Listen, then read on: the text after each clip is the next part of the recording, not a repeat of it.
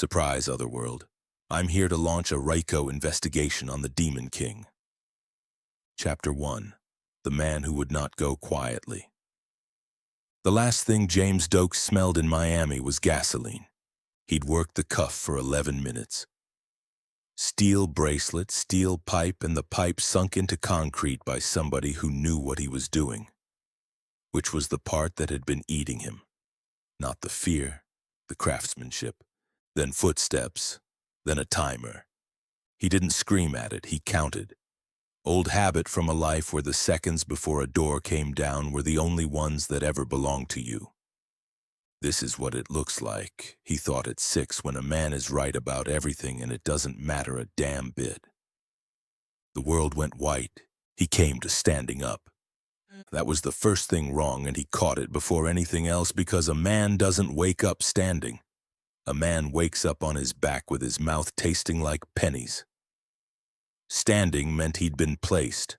Doakes didn't move for a 10 count. He let his eyes work. Dark but not honest dark. Honest dark has grain to it, edges where your eyes start inventing things. This had none.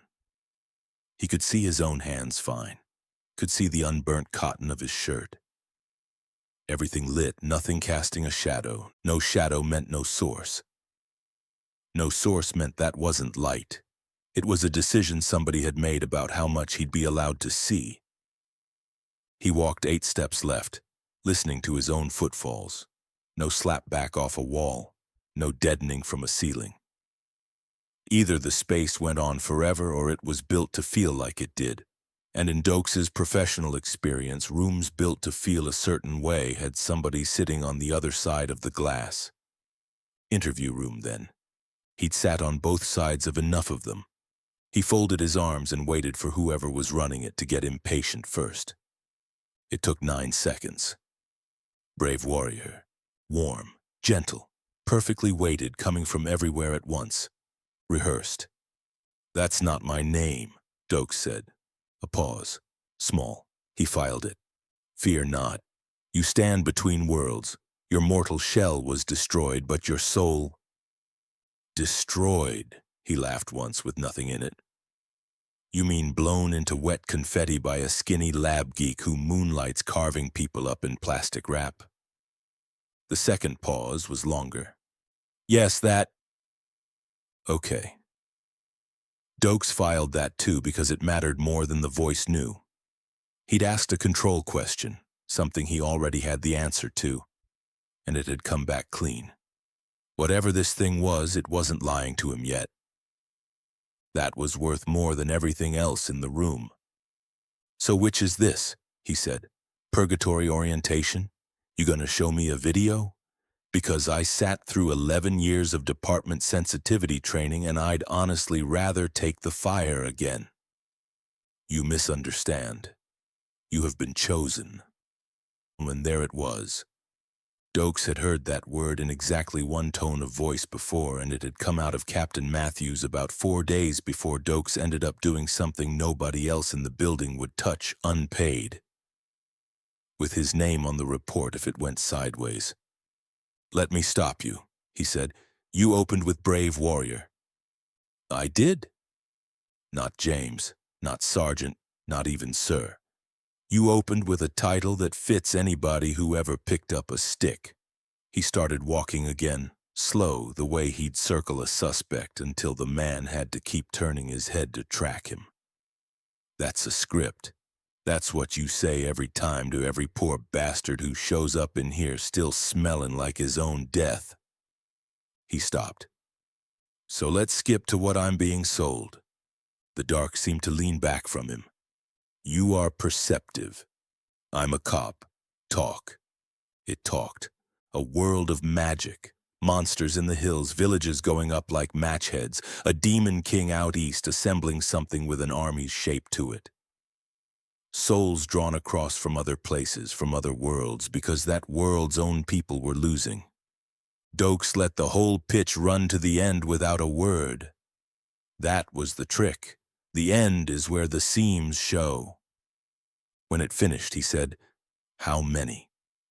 "I do not follow." "You said souls." Plural.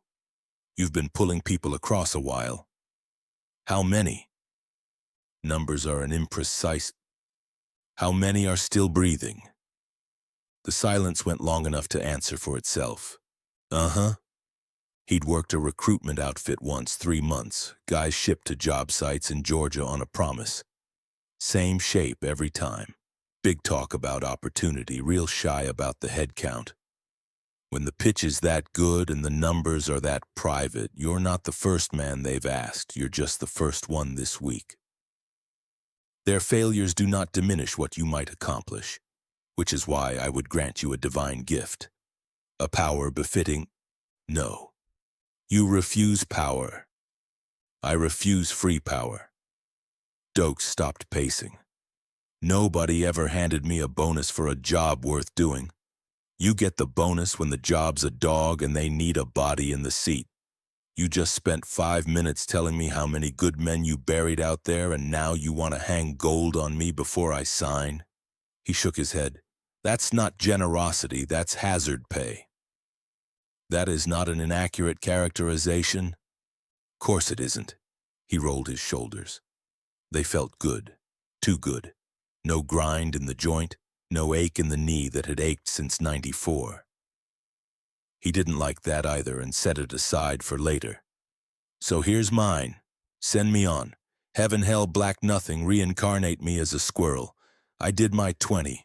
I got blown up over it. I'm out. Your ledger is complicated. Everybody's is. Yours has entries in a language I do not enjoy reading aloud. Then don't. The dark dimmed. When it came back up, it had the suggestion of a horizon in it, a sky with no stars. If I send you onward, it ends. Completely. No returning, no further chances. And no justice for the man who used your death as a signature. Doakes went very still. Say that again. Dexter Morgan is still killing, Sergeant Doakes. Your city is still bleeding. You were right about him. You will be the last person who ever is. And right there, Doakes had him. Sergeant, he said quietly. Yes. You've had my name this whole time. He took 2 steps toward nothing in particular, and his voice dropped into the register he used when a man across the table had just handed him something he hadn't meant to. Whole conversation, I'm brave warrior, I'm hunter of evil, generic, interchangeable, then you need me to sit down and sign, and now I've got a rank. Nothing.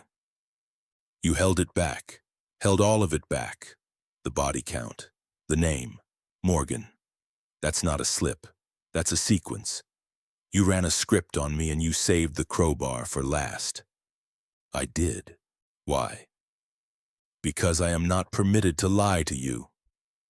The warmth went out of it and something tired came in instead. So the only thing I am permitted to do is choose the order. Doakes laughed. It surprised him coming out. It was almost respect. Middle management, he said, I maintain balance. You've got a quota and a bad territory, and your last 6 hires came back in bags. Don't dress it up. He rubbed a hand down his face. But you just made a mistake, Chief. Have I? You told me how bad you need me. The horizon flickered. Doakes let the silence sit because letting it sit was the entire job. Fine, I'll take your case.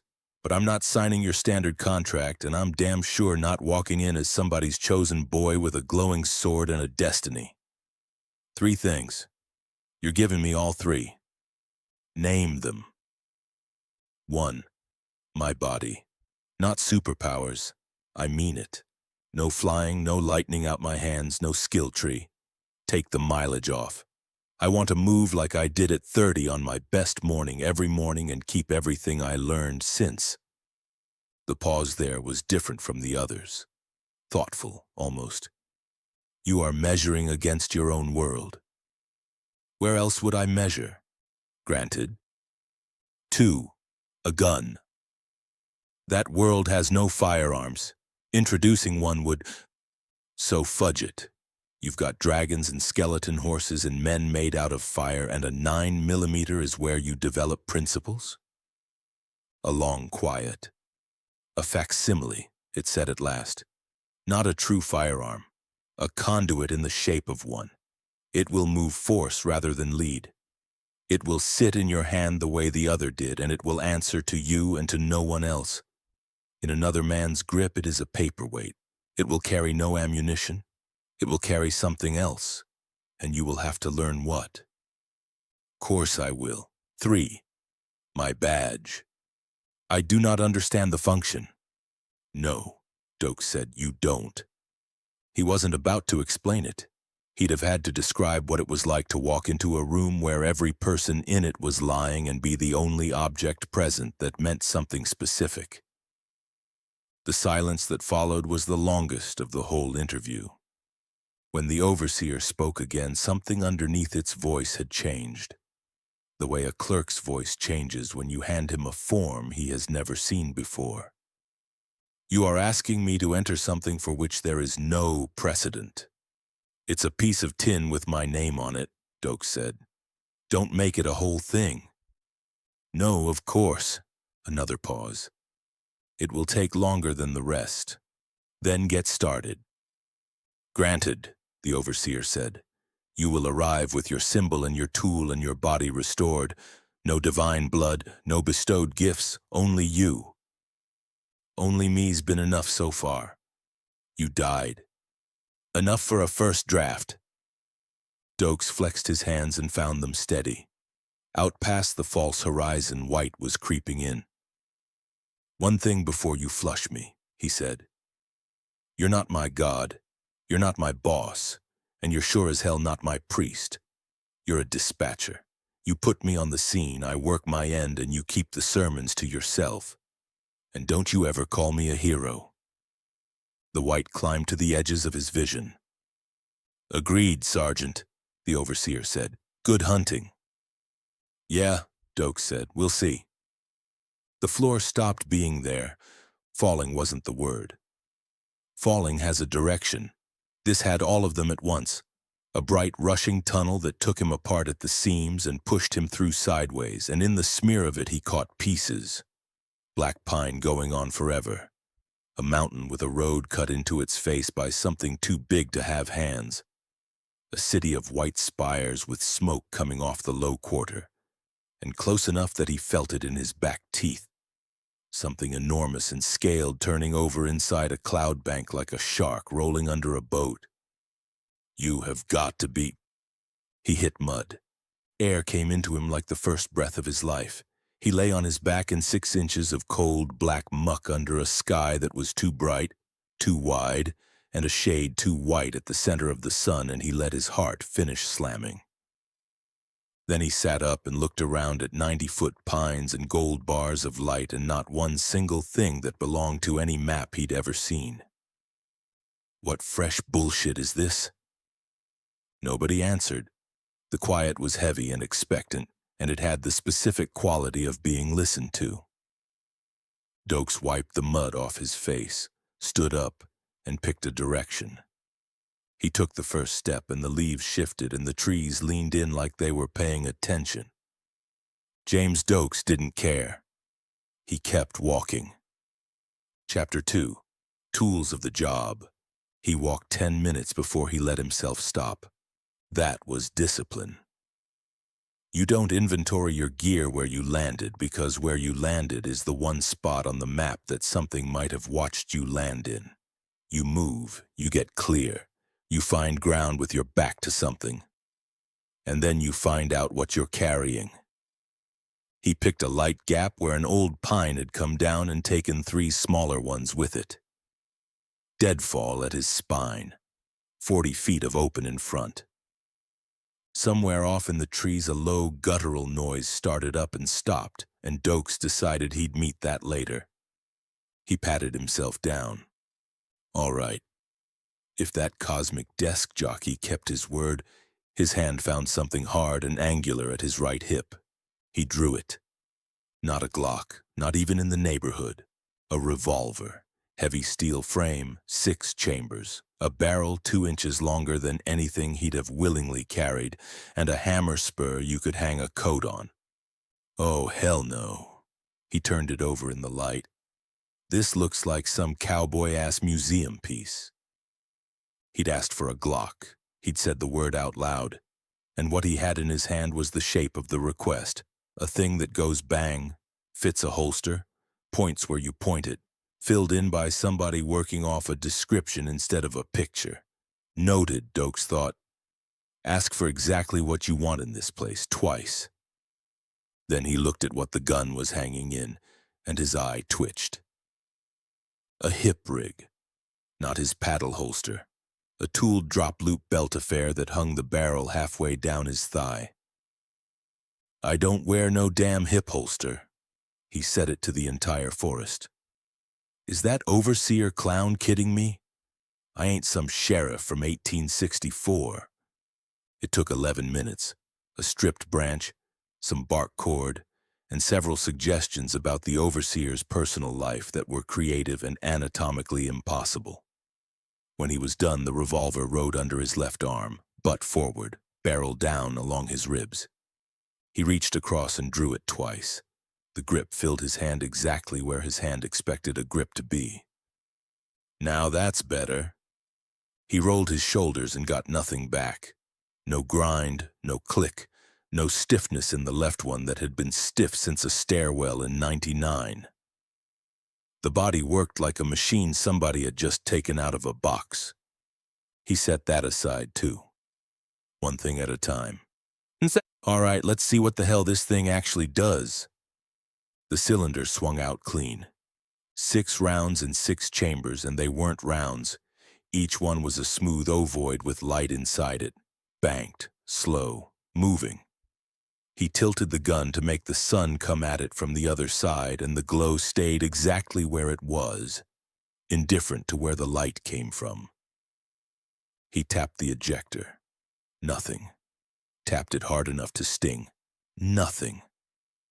Turned the whole thing upside down and shook it like a ketchup bottle, and the 6 of them sat in their chambers like teeth in a jaw.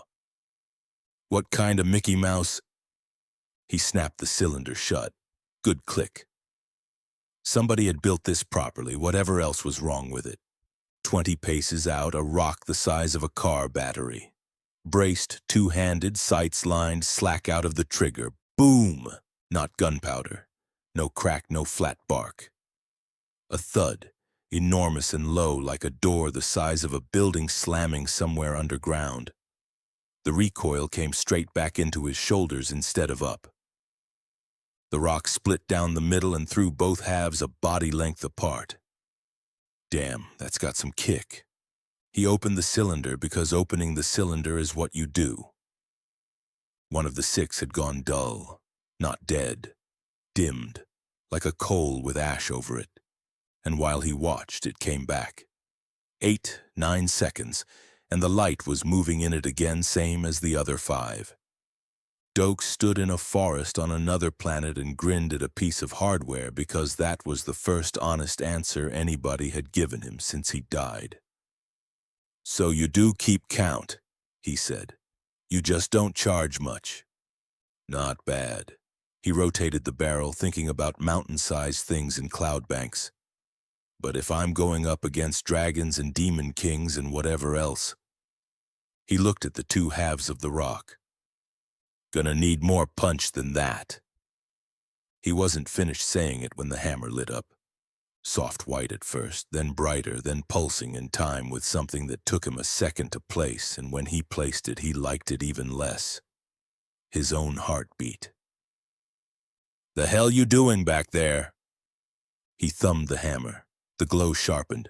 Oh boy, this is some bullshit. He fanned it. Krakoom! No flame, no smoke. Nothing left the barrel that he could see. What hit the rock was an invisible hammer the size of a car, and the rock stopped being a rock and became a cloud of white dust that drifted off through the gold bars of light. He fanned it again. A young tree turned into confetti. Once more, a stump left a crater.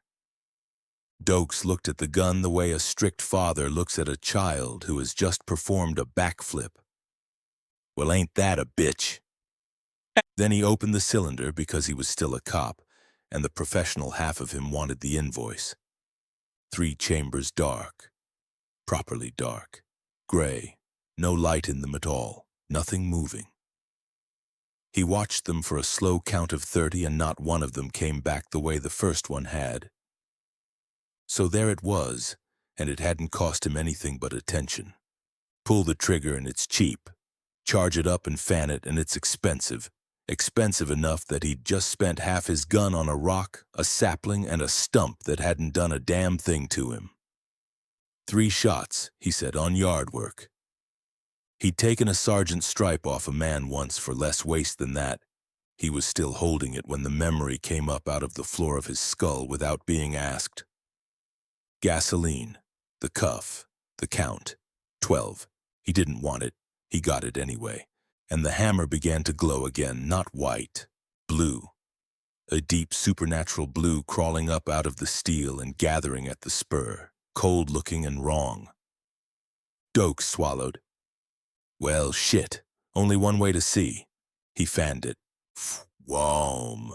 A jet of blue fire came out of the barrel and scorched a line 30 feet across the forest floor. Leaves went up in a sheet. Bark blistered. A sapling stopped being a sapling in under 2 seconds. The flame didn't flicker, didn't bow to the wind. It burned like a welding torch made out of somebody's temper. Jesus! He got his jacket off and beat the leading edge down, kicked a break in the litter to bare dirt and smothered the rest with wet black soil from under the deadfall. 90 seconds, both palms blistered and a 20-foot scar smoking in front of him. He stood there breathing and did the arithmetic because that's what he was for. First shot, he'd been a cop on a range. Rock, sight picture, nothing else in his head. Got a hammer. That shot, he'd been in a shack in Miami with the smell of gas in his nose. Got the fire. Same weapon, same grip, same trigger. The only thing that changed was what was behind his eyes. Doakes turned the revolver over in his blistered hands. You rid me, he said. Not the gun does what I want. He wanted to be exact about that because a stupid man would run straight at that conclusion and get himself killed inside a week. He hadn't wanted a flamethrower. He'd wanted to shoot a tree. The thing had reached into the worst 4 seconds of his life and thrown them out the barrel at 30 feet. The gun did what he was, which meant it could be lied to. And anything that can be lied to can be aimed by somebody who knows what to put in front of you. I'll be damned, he said. This magic shit really ain't too bad. He holstered it under his arm anyway. He patted himself down again and found something flat and metal in his front pocket. The badge came out worn, scratched and familiar. 20 years of the same thumb had polished one corner down to a shine. MIA Metro Police, Sergeant J. Doakes. Something behind his sternum settled. He didn't examine it. Good. That's what I'm talking about. He went to pin it to the harness strap. Ping! Doakes was 4 feet sideways with the revolver up before the sound finished. A pane of pale blue light hung in the air where he'd been standing. Transparent, softly lit. Script scrolling up it like a clipboard somebody had left floating at chest height. He kept the gun on it and read.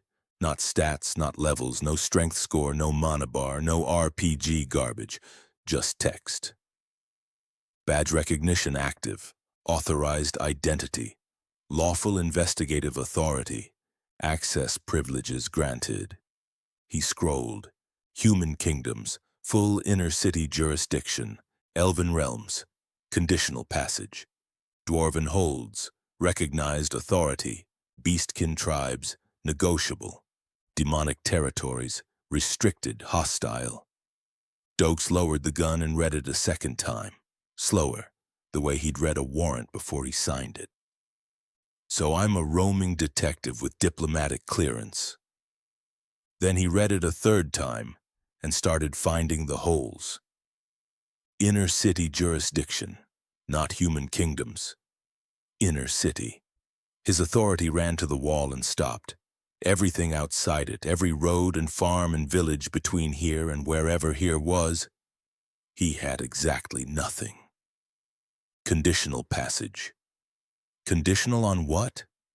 It didn't say, which meant somebody got to decide, which meant somebody could revoke. Negotiable.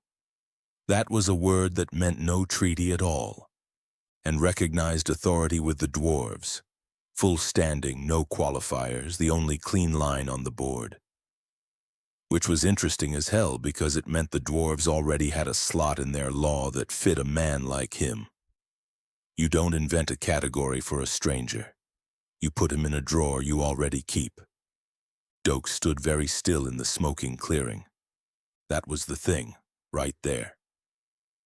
This list wasn't a gift. Nobody hands out 5 different arrangements with 5 different sets of terms as a present. This was a summary of existing treaties, a map of who had signed what with whom, drawn up long before he ever got shipped here. Which raised the question the screen had been careful not to answer.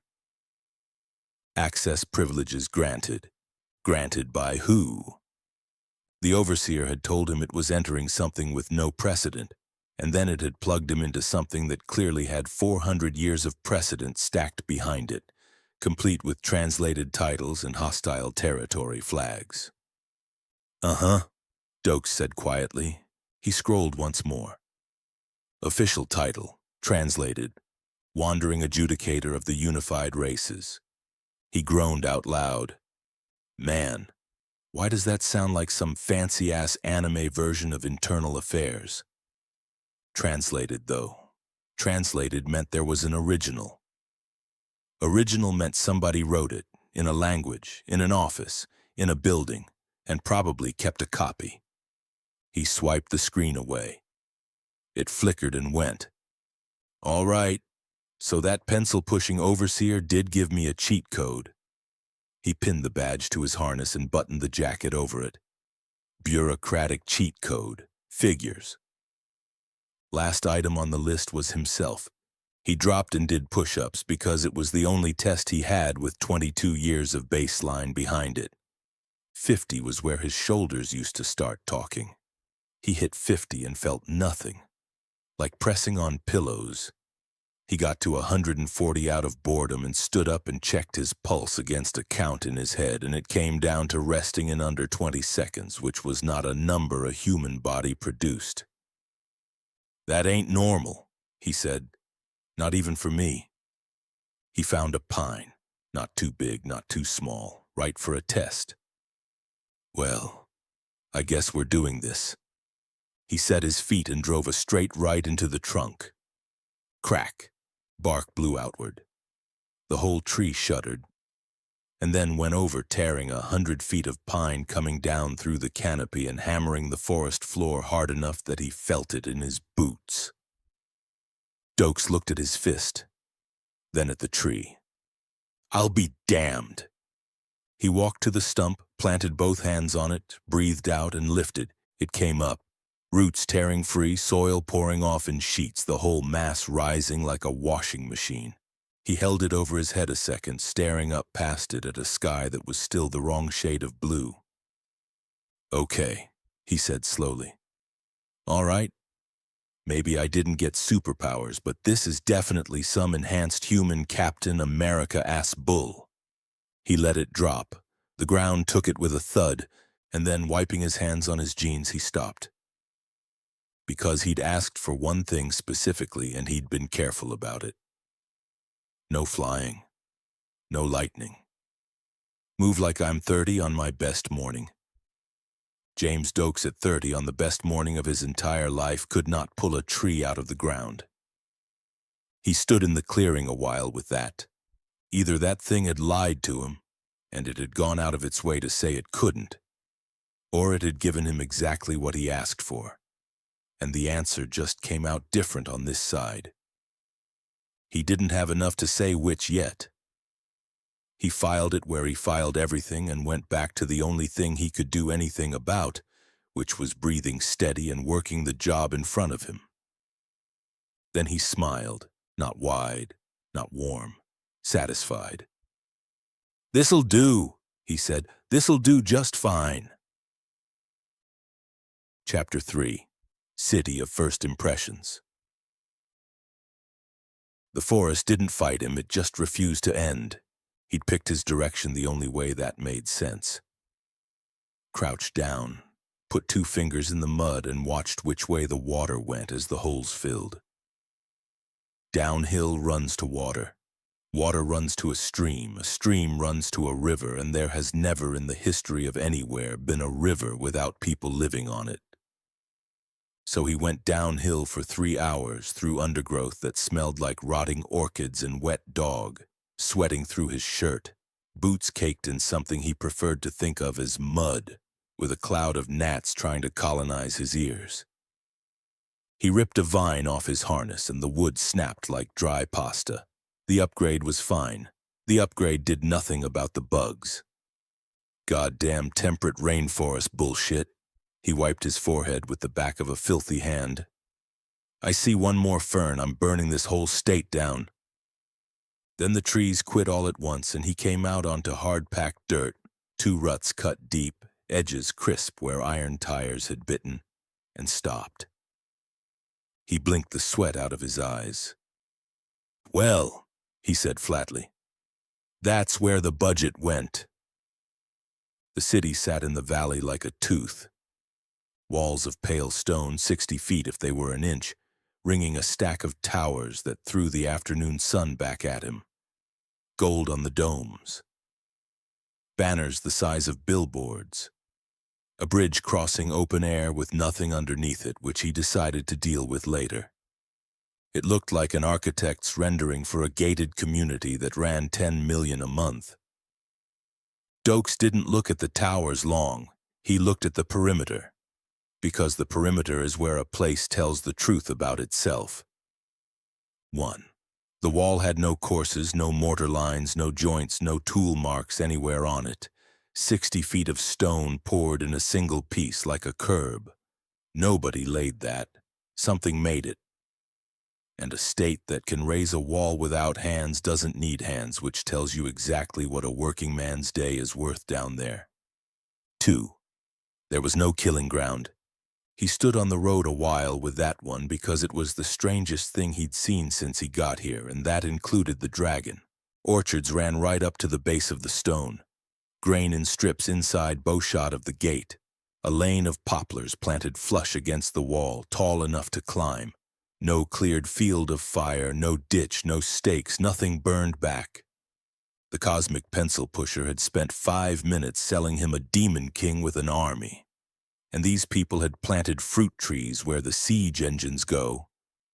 Whatever was happening out east, nobody in this valley had believed in it for a very long time. 3. The Barnacles. Outside the pretty white wall, a shanty town crusted against the stone 1/2 mile deep.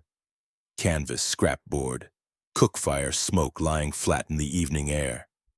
Thousands of people camped in the mud under towers with mage lights burning in every window. Beaux-Arts downtown, Doakes said. Favela on the fence line. Classic. A wall that keeps the enemy out has open ground in front of it. A wall with a slum growing on it isn't keeping enemies out at all. It's keeping citizens out. He straightened the harness under his jacket, felt the revolver settle against his ribs, checked that the badge was riding where a man could see it, and started walking. The gate was a choke point, and it was choking. A marble arch funneled everything into one tunnel. The line ran back a 1/4 mile, wagons, families sitting on their bundles, a merchant sweating through velvet, a man with 4 goats and no plan. It wasn't moving. Doakes walked the flank of it and let the line talk, the way lines do. Change the seal on Tuesday, a dwarf was saying, thumbing a sheaf of parchment. Ours is 3rd quarter. They'll turn us back. Then pay the surtax. With what, Mara? Doakes filed surtax and kept moving, and then stopped walking because something had just gone sideways in his head. The dwarf's mouth wasn't making those shapes. He watched for a 10 count to be sure. The man's lips were moving to one rhythm and the words were arriving in English on a slightly different one, the way a badly dubbed movie sits half a beat off. It wasn't that everyone here happened to speak like a guy from Hialeah. It was that something in the middle was doing the work. So it wired my ears. He turned that over. Didn't ask for it. Didn't get told about it. Which meant that thing in the dark had installed something in his head without mentioning it, and had been perfectly happy for him to walk around not knowing. He'd think about that later. He put it on the pile.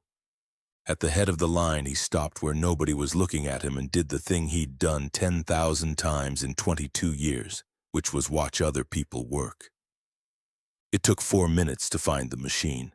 Every guard on the gate wore a gray pebble on a thong at the throat, outside the gorget, and every time a traveler pushed papers across, the guard's hand came up and closed on it. Every time. Not thinking about it, the way a cop's hand goes to his radio, 3 travelers went through. Gray, gray, gray. On the 4th, a woman with a sealed letter. The stone lit a dull amber for about 2 seconds. The guard's whole posture changed, and she got walked to a side door instead of the tunnel. Good to know, Doakes thought. Now I know I'm walking through a metal detector. Then the line stopped entirely, and he found out what the actual bottleneck was. 8 robed figures in gold masks came down the cleared center lane at a pace that could only be called leisurely, with a man swinging an incense burner out front like he was paid by the ounce. Priority Clearance Guild of Antiquities. A guard in full plate put a hand in the chest of a tired man near the front and shoved him back into the dirt. Hold the line. No entry until the procession clears. We've been out here 3 days, somebody shouted from the back. Complaint noted, the guard droned. Further disruption will result in revocation. Doakes felt the old itch come up in his jaw. Same one he used to get watching a squad car sit in a handicapped space with 2 guys inside eating. Unfucking believable, he said. He stepped out of the crowd and walked at the gate. Hold! The guard came around with the halberd dropping level. The gate is closed until the conclave. Doakes didn't slow down and didn't raise his voice. He unpinned the badge and held it up. The sun hit the metal, and something else hit it too. A second shape rising up out of the engraving, sitting over MIA Metro Police like a watermark held to a light, visible to anybody in that gate looking with the eyes these people used for such things. The gray stone at the guard's throat went white, not amber. White, hot enough to throw a shadow up under his helmet. The man didn't freeze, he flinched. The specific full-body flinch of somebody who has just realized he leveled a weapon at a federal agent. Vi Versal Athrin. The halberd point hit the stone with a clatter. He snapped into a posture that looked painful. I did not register your approach, sir. My logs will show. I was following standard prioritization protocol. The mandate requires. Save the report. Doakes walked into his space and stood there. He hadn't gotten any taller. He didn't need to. Something came off him now that made a full-plate guardsman find somewhere else to look.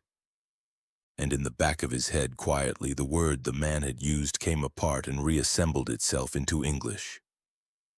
Contracted arbiter. Doakes turned that over exactly once and didn't like the taste of it. Appointed, sworn, elected. Those were words for a judge. Contracted was a word for a man somebody was paying. You got 1,000 people stacked in the dirt for 3 days, he said, while 8 guys in party masks take a stroll. That efficient to you? The guild holds a Tier 2 transit mandate, sir. I cannot. Open the lane. He didn't ask. The guard looked at the procession, looked at the burning white stone in his fist, looked at the quarter-mile of witnesses. Fear got there faster than duty ever had. Clear the lane, his voice cracked in the middle. Move, make way for the adjudicator, open the secondary gate. The other guards scrambled. Timber groaned. The line came apart and surged into the tunnel, wagons and goats and exhausted people flooding through, and the gold masks stopped dead in the middle of the road, looking exactly as offended as Doakes had hoped. He pinned the badge back on and walked past without looking at anybody. "Where's the conclave?" "Center district, sir," the guard said to his back. "The Dome of Accord. You can't miss it. You can't miss it." Doakes had asked one question and gotten a direction and a name, and behind him a man was already writing something down. 20 minutes, maybe less, before that log went up the hill. Inside, the city went quiet. Not peaceful. Quiet the way money is quiet. Seamless paving. Nothing in the gutters, no beggars anywhere. And that last one was the tell, because he'd just walked past 10,000 of them camped outside. Somebody swept this place on a schedule. Good clothes, bad eyes. Conversations dropped when a patrol of armored knights went past and came back 2 beats later at a different volume. He followed the skyline to the center and came out into a plaza in front of a domed building that looked like the capital had gotten drunk with a cathedral. The steps weren't empty. A crowd of them, working tunics, elves and humans both, kneeling on the marble. Not shouting, not moving. Every one of them holding up a strip of white cloth. Doakes put a shoulder against a pillar and read it. Kneeling. Nobody kneels in a spontaneous riot. Kneeling is a decision somebody makes in a room beforehand, because it leaves you visibly unarmed, and it makes the other side do all the moving. And the cloths were identical, and same width, same length, torn off one bolt. So there was an organization. Organizations have people who run them. People who run them can be found and talked to. Facing them stood a line of up-armored soldiers with blank faceplates, and behind those 3 hooded men with their hands lit a soft humming yellow. A man in a velvet sash came out through the great doors, and when he spoke, it came off the walls at 4 times human volume without him raising his voice at all. Petition for Lexia is denied. The conclave finds that wage restructuring would destabilize the grain market. Current rates remain protected under the Stability Act. A pause. Learn to read the heavenly bodies. A murmur went through the kneeling crowd. Doakes filed that last line without understanding it. Heavenly bodies said to hungry people about their pay, in the tone a man uses when he's enjoying himself. A woman in the front row stood up.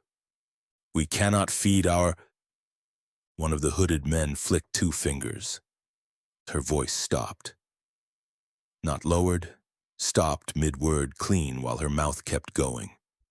Her hand went to her own throat and her face came apart and she screamed. And the plaza stayed perfectly silent. Doakes' hand had already gone to the grip under his arm. He made himself take it off. Not because he couldn't. That was the thing, and he knew it standing right there. This morning he'd pulled a 100-foot pine out of the ground with his hands, and there were many 40 men in this plaza. He was fairly confident he could go through them, which was exactly the reason not to, because what he'd just watched was a proceeding.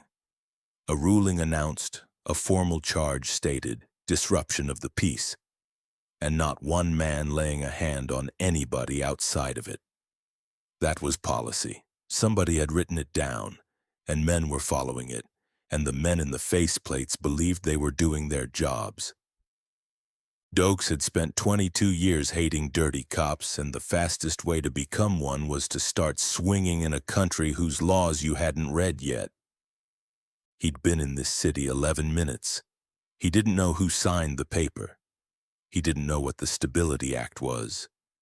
He didn't know whether the badge on his chest gave him standing to stop this or made him a man impersonating an office. Find out first, then you can be terrible about it. He took his hand off the gun. It cost him something. Disruption of the peace, the amplified voice said unhurried. Remove the agitator, process the rest. The plaza is required for the evening session. 2 faceplates came out and took her by the arms. They didn't hit her, didn't even hurry. They walked her down the steps, still silently screaming, while the rest of the crowd studied the marble in front of their own knees. Doakes memorized everything because right then it was all he was good for. The hooded man who'd done it, heavy-set, left-handed, a burn scar up the back of that hand. He didn't watch her go. He looked bored. He'd done it before and often, and from 40 feet, which meant it was cheap for them, and Doakes was never going to forget it. Velvet sash, going back in through the east door, not the main one. Staff entrance. He worked here. And the wagon at the foot of the steps. Doakes looked at that longest. Covered, iron-tired, no windows, a hasp and a good lock on the outside, and a bench bolted along the inside wall. Not a farm cart somebody had thrown a tarp over.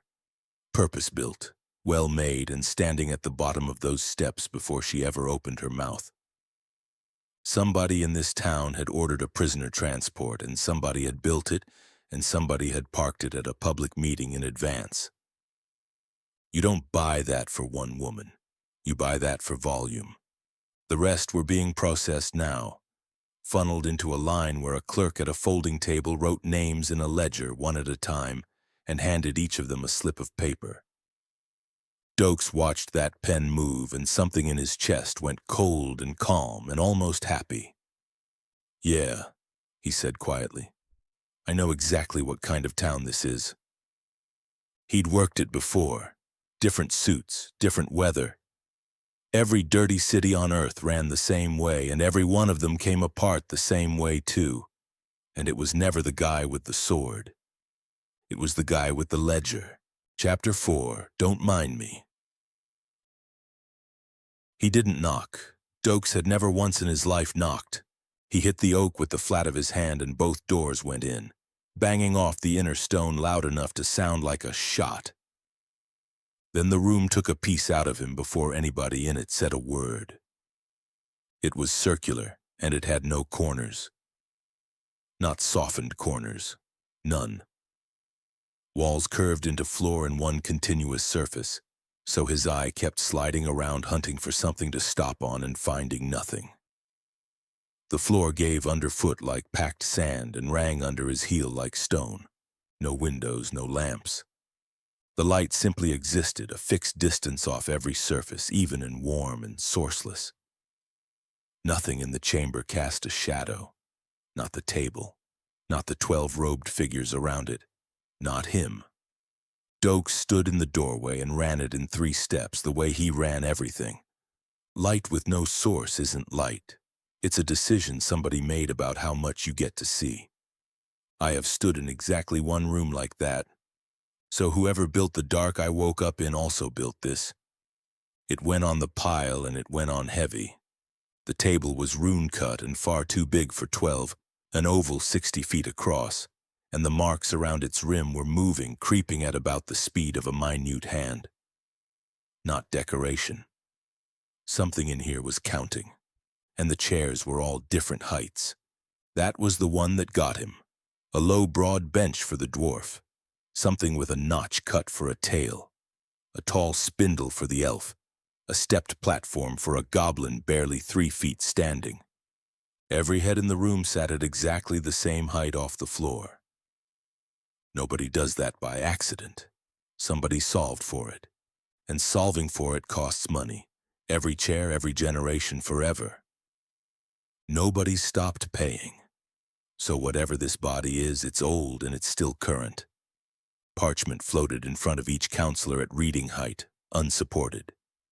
When the thin woman with spectacles leaned back, hers leaned with her. The air smelled like hot dust and something electrical, and under everything sat a hum at a pitch that bothered his back teeth. 12 heads snapped toward the door. Doakes finished his sweep, one exit, no windows, gallery above with a rail, and walked in like he'd been paying rent on the place for years. "Don't stop on account of me." A heavy man at the head of the table got up so fast his chair rocked. His eyes went straight to the badge. "The adjudicator. By the light you've come. We feared the runners lost the road." Runners. So they'd been expecting somebody, and it wasn't the gate log that got here first. Doakes walked over, put his knuckles on the wood, and looked at all 12 of them the way he'd looked at Morgan across a lab bench. "Yeah, I'm here now, and I could hear you people from the hallway." A thin woman adjusted her spectacles. "We were merely debating allocation of the war funds, adjudicator. We hadn't expected the inspection to begin so abruptly. That's the point of an inspection. I tell you I'm coming, you got time to hide the bodies." He straightened. "Sit down." She sat. He started around the perimeter with his hands behind his back and let his eyes cross the floating pages. The world came apart. The characters moved.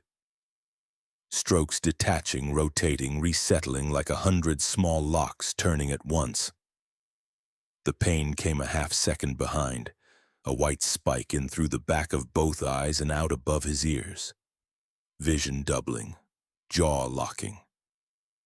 He got a hand on an empty chair and stood there breathing through his nose while something in his skull was rewired without his permission, and he did not make a sound, because 12 people were behind him and one of them was already suspicious. 4 seconds. Then he was looking at English, capital city Orem, zoning disputes, guild territory challenges, ledgers, tax evasion, legalized. He let his heart come down and moved on. The second page resolved in under a second with no pain at all. Twice now. Ears at the gate, eyes here. Installed without a word by an outfit that had looked him in the face and said no bestowed gifts, only you. Not lies, just things it hadn't brought up. And then walking, he worked the other thing. Somebody typed legalized in the file, where 12 people read it. You don't write a word like that down unless nobody in the room needs it softened. So this isn't a conspiracy, it's a policy. He needed them to stop looking at him. "Don't mind me." He waved a hand. "Passive observation audit, standard procedure." A beast-folk woman with slit pupils tilted her head. "Passive audit? That is not standard. Ordinarily, the adjudicator comes to settle the dispute in favor of the highest." She cleared her throat. "The most deserving claim." Doakes stopped. She started the word bitter and swapped it mid-air in front of 11 colleagues. And not one of them blinked. "So it's not a secret, it's just impolite in front of company." He turned around slow. "Kill that noise," he said quietly. "I'm here to watch you work. You stop working to look at me, that's a demerit. You ask me questions, that's a demerit." He stopped in front of a goblin scribe who had gone the color of old cheese. "You breathe too loud, believe it or not. Demerit." Nobody laughed, and as the table forced itself back to work, Doakes caught the last piece of the room. Every one of them tapped the wood twice with 2 fingers before speaking. The dwarf did it. The elf did it. The goblin did it before whispering to himself. Not one of them looked at their own hand while they did it. A gesture that automatic is a gesture nobody remembers the reason for, which means the reason is older than everybody sitting here. An elderly elf rose. He looked expensive. "Who are you precisely?" "I have had dealings with 12 of the 20 high adjudicators. This is highly irregular. We expected Versal Athrin Veridin. The High Compact permits only 1 adjudicator within a province under jurisdiction." A pause. "Are you his proxy?" "Versal Athrin." "Second time today. This time it came apart without hurting. Contracted arbiter. Appointed, sworn, elected, those are words for a judge. Contracted is a word for a man somebody pays." Doakes dropped his voice into the register that had ended 1,000 conversations. "You quoting the rulebook at me, Gandalf?" The elf paled. No. I know the rules," Doakes lied, smooth as poured concrete. "I'm advance team, prep work. Veridon's on his way. Till he walks through that door, jurisdiction's mine. Problem?" No, of course not."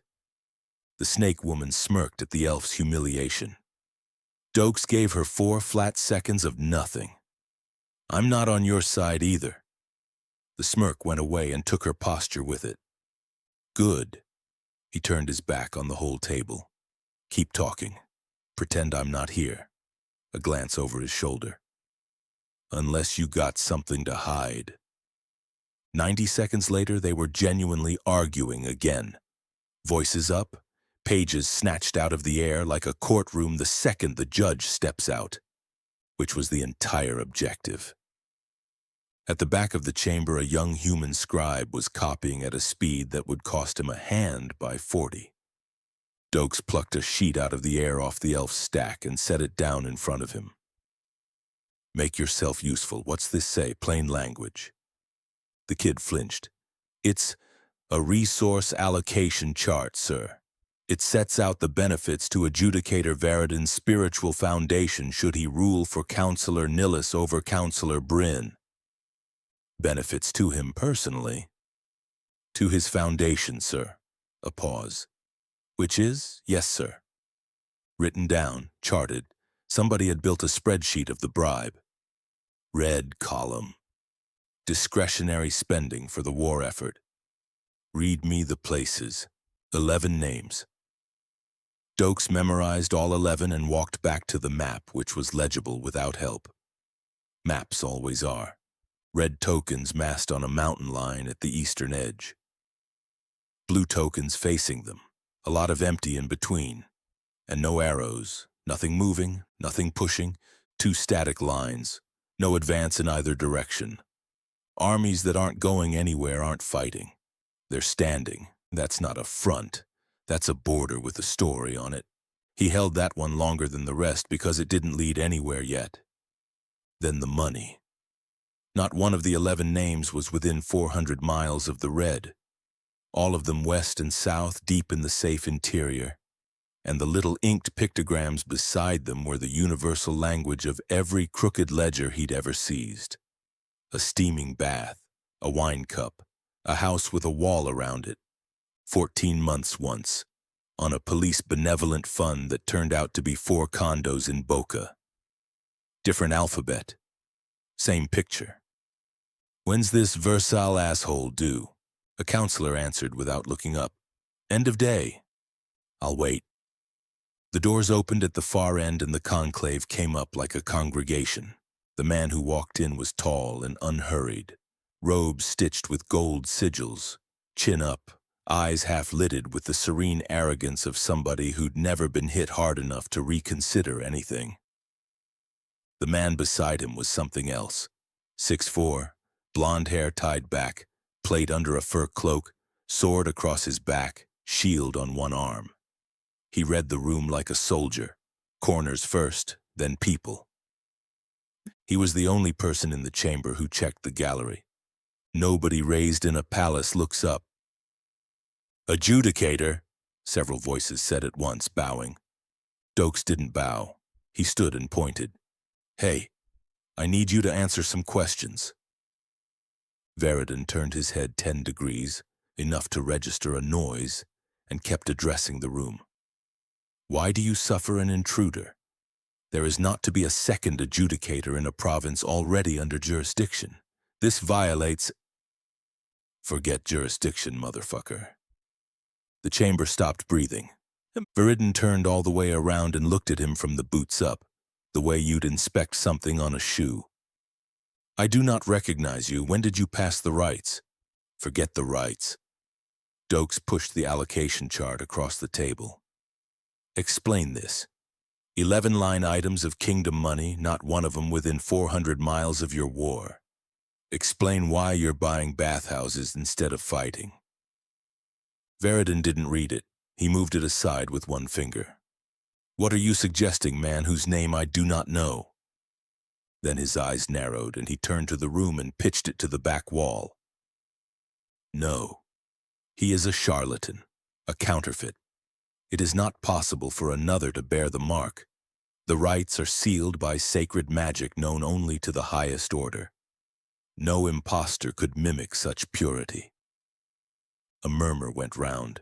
Somebody said the purity field alone would have exposed him. Nah, Doakes said. Don't answer that one, he's deflecting. But behind his face something had gone very quiet. A man bluffing about a rival's paperwork says irregular. He says unverified. He says pending. This one said impossible. Twice. In front of everybody who could ruin him for being wrong. He's not lying. He's right. And the room disagrees with him and he can't explain why. Neither can I.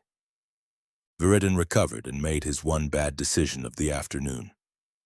They need not understand my spending, they need only know it purchased the hero. Doakes blinked. The what? Summoned from another realm, the chosen champion destined to strike down the Demon King. I have overseen his training, his provisioning, his spiritual attunement. A small, graceful gesture. Every coin in that service. That's not an answer. That's a receipt with no store on it. Viridin's jaw creaked. If you are truly an adjudicator, then you will stand against the hero. He flicked 2 fingers without breaking eye contact. The big man stepped out and unslung the shield in one motion, boots hitting the floor like dropped anvils. He wasn't eager. That was the thing Doakes noticed. He was obedient, and he was looking at Doakes the way a man looks at a drill. Doakes rolled his neck. Bring it on, motherfucker. He stepped in and put a straight right into the center of the boss. Thud. Nothing. No give, no dent, no ring. And he'd pulled a pine out of the ground that morning. Then the shield came back at him. It was less like being hit than being deleted.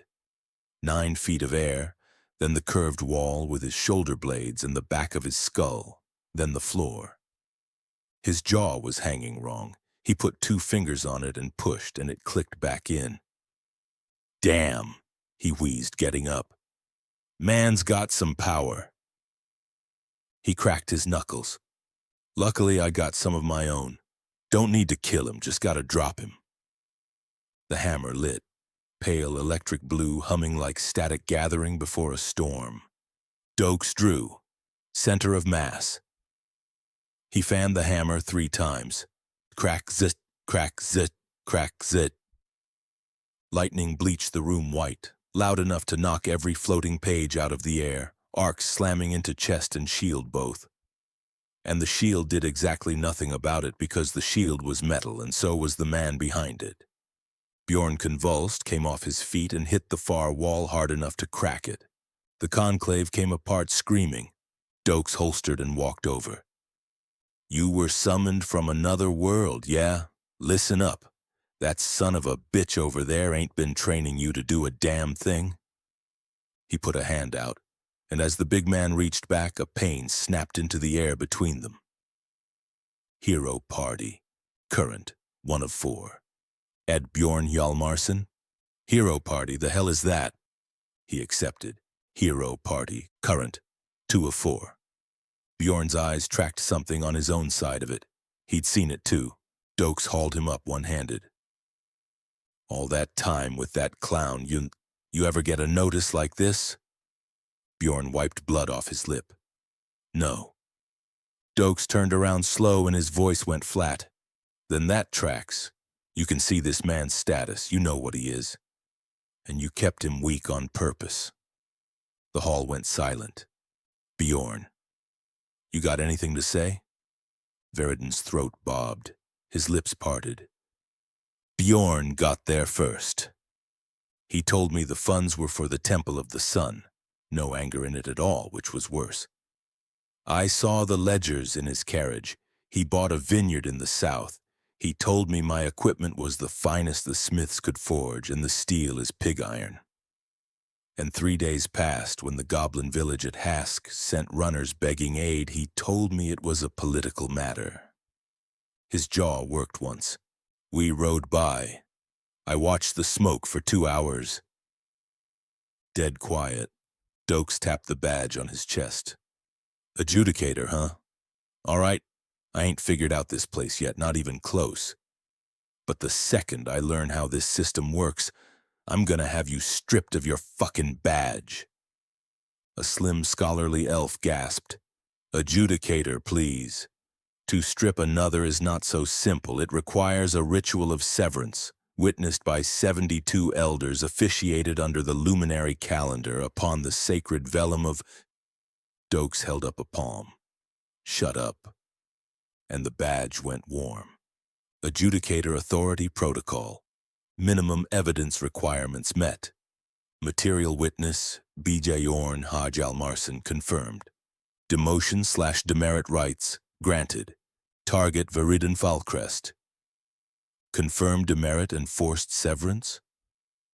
Doakes read it twice. "Oh," he said, "well, that's convenient."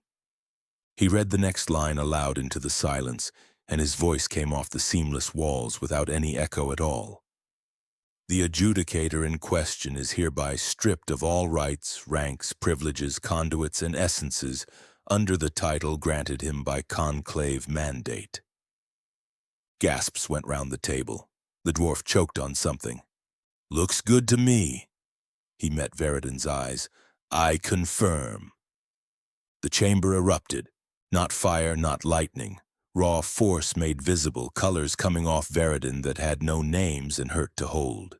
The sigils on his robes cracked across like porcelain. A soundless pressure wave lifted every loose page at once, and for a second the air was full of paper hanging motionless. Viridan screamed with no sound coming out. Half of it crossed the room into Doakes. It went into his chest like adrenaline injected straight into bone. And for one bad, bright second he could feel the whole building, every stone, every person, and something enormous and filed out past the walls. A weight of accumulated authority sitting somewhere he couldn't point to. Then it was gone and he was standing in a room again. The other half went into Bjorn, who staggered and came up straighter, the blue in his eyes brightening 2 full shades. Viridan dropped like a puppet with the strings cut. His robes had gone colorless. Whatever had propped that man up his whole adult life wasn't in him anymore. 12 counselors stared like a star had come through the ceiling. Doakes didn't appear to notice the magnitude of it. He jerked his head at Bjorn. "Come on." Bjorn hesitated, looking at his former patron on the floor. "I said, come on, we're gone before these people get a handle on things." Doakes was already walking. "I got a job. You obviously got a job. And I like getting my shit done early." "Yes, sir." "Don't call me sir." He shouldered the doors. "Keep up. We talk outside, away from all these listening ears." Behind them, the conclave stayed frozen. Doakes didn't care. He pushed out into the sunlight with a confused Scandinavian thunder god 3 steps behind him, waiting to be told where the car was. Chapter 5. The Currency of Violence. James Doakes didn't like castles. Castles had too many guards, too many exits, and too many people smiling at you while hiding daggers in their sleeves. But he didn't trust the common folk either. He settled for the slums. The slums were honest. In the slums, if someone looked at you like they wanted to kill you, they usually tried to do it within 5 minutes. Doakes respected that kind of consistency. He led Bjorn away from the marble towers and gold leaf bridges, descending into the lower districts where the streets turned from cobblestone to packed dirt, and the smell of roasting meat was replaced by the smell of wet dog and stale ale. "Where are we going?" Bjorn asked, his hand resting instinctively on his sword hilt as a group of hooded figures watched them pass. "Somewhere cheap," Doakes muttered, adjusting his shoulder rig under his jacket. "And somewhere nobody from that fancy pants conclave is gonna want to get their robes dirty looking for us." He stopped in front of a building that looked like it was held together by termite spit and bad intentions. A wooden sign hung crooked above the door. "The Rusted Spur." "This looks like a place you catch a disease just by walking in," Doakes noted with approval. "Perfect." He turned to the towering Viking. "Hey." Did that crook Veridin give you any walking around money while you were playing bodyguard? Bjorn nodded and reached into a pouch at his belt. He pulled out a handful of coins and held them out. Doakes stared at his hand. It was a mess. There were square gold coins with holes in the center, crescent-shaped silver pieces, heavy iron octagons, and small copper chips that looked like broken buttons. "The hell is this?" Doakes asked. "Currency," Bjorn said helpfully. "I know it's money, genius. I mean, why does it look like a scrap metal yard exploded in your pocket?" Bjorn used a thick finger to separate them. "These are imperial solars," he explained, pointing to the gold. "They are the standard for trade in the high capital, but these are lunar crescents from the elven duchies. One solar is worth 12 crescents, but only during the waxing moon. During the waning moon, the exchange rate drops to 8, unless you are trading for steel, in which case the dwarven iron hex takes precedence." Doakes blinked. "Excuse me?" "The iron hex," Bjorn continued, picking up the heavy octagon.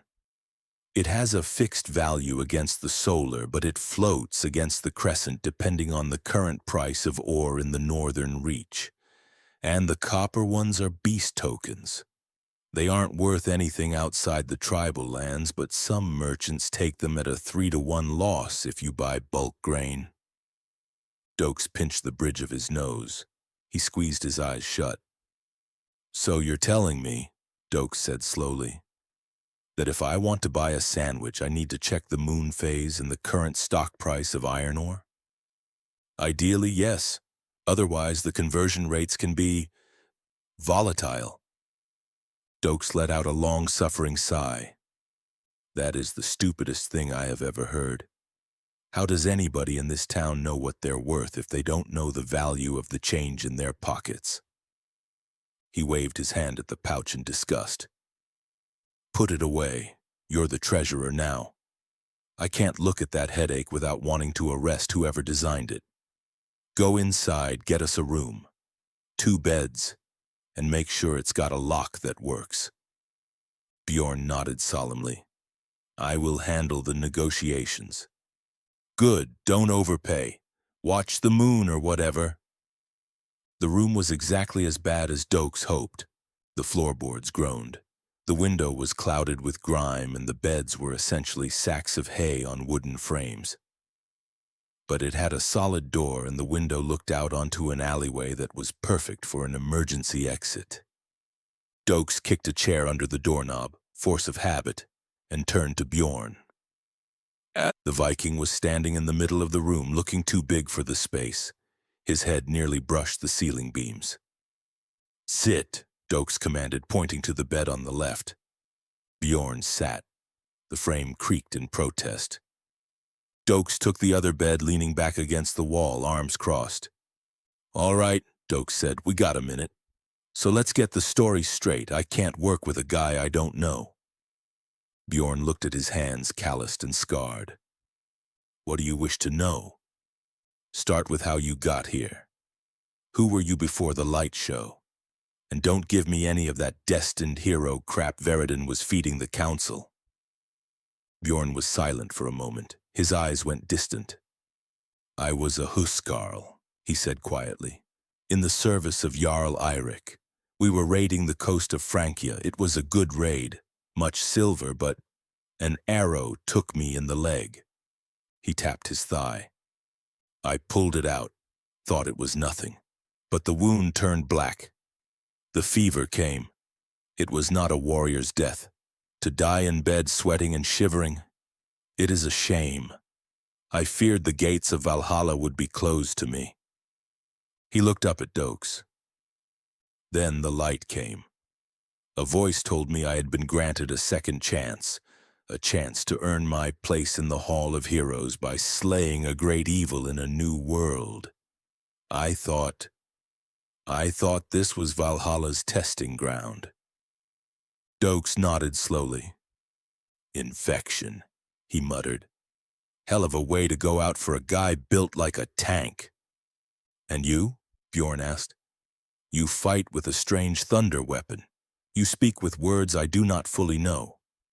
How did you die? Explosion, Doakes said flatly. A cabin in the woods. I was chasing a monster.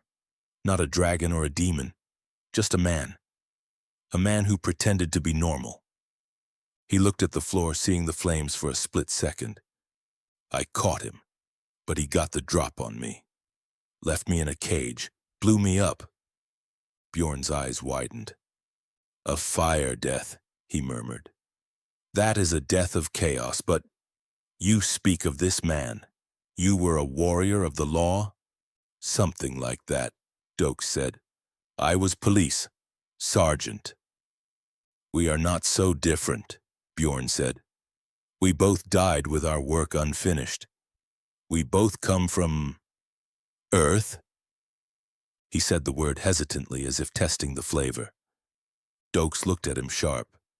Yeah, Earth, America, Miami. I do not know these tribes, Bjorn said. I am of the Northmen, from the fjords. Doakes stared at him. He did the math in his head. Frankia raids, huskarls, jarls. Bjorn, Doakes said. What year was it when you died? It was the third winter of King Harold's reign, Bjorn said proudly. Doakes exhaled. Buddy, I got some bad news. Bjorn leaned forward. What is it? Has the Jarl fallen? Your Jarl has been dead for about 1,000 years, Doakes said. You've been pulled through time, not just space. Bjorn went very still. 1,000 years? Give or take. People don't raid the coast of Frankia anymore. They go there on vacation to eat cheese and drink wine. Bjorn looked devastated. And my people? The Northmen? Do they still rule the seas? Doakes hesitated.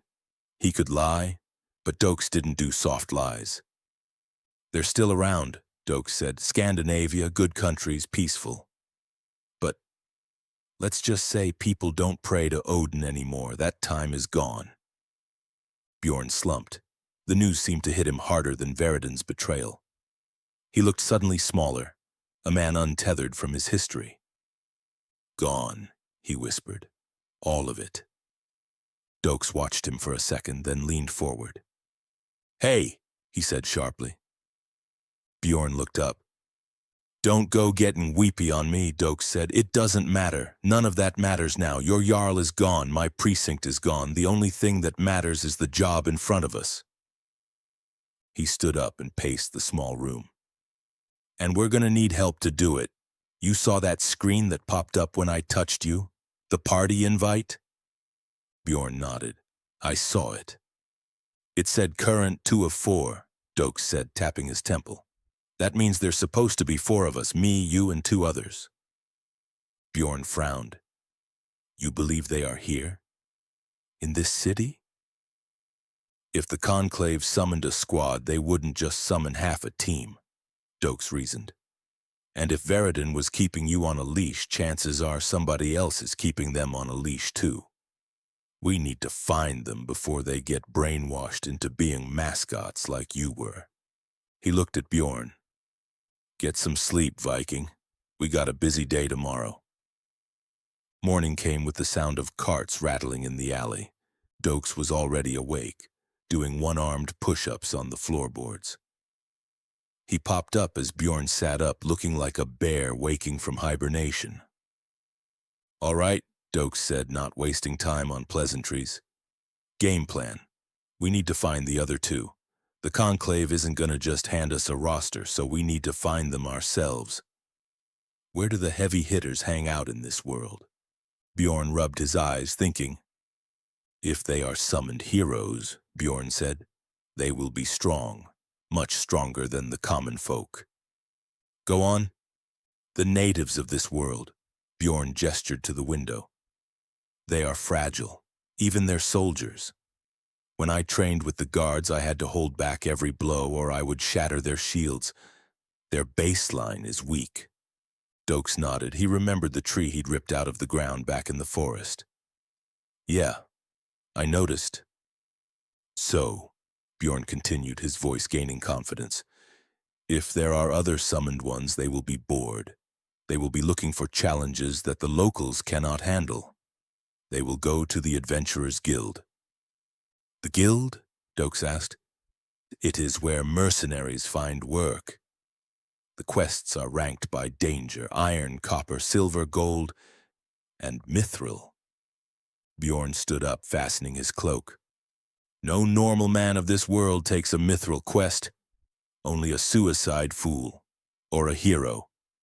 If we look for the quests that no one else dares to take, we will find the others. Doakes grinned. It was a shark-like predatory grin. Now we're talking, Doakes said. That's a good line of thinking, Viking. Let's go find us a suicide mission. Chapter 6, The Shiny Veneer. The walk out of the slums was a line Doakes had crossed 1,000 times in Miami. One block the sidewalks cracked and it smells like old beer and giving up. The next block it's brick pavers and jasmine and expensive denial. Here the line was 9 feet wide and you could stand on it.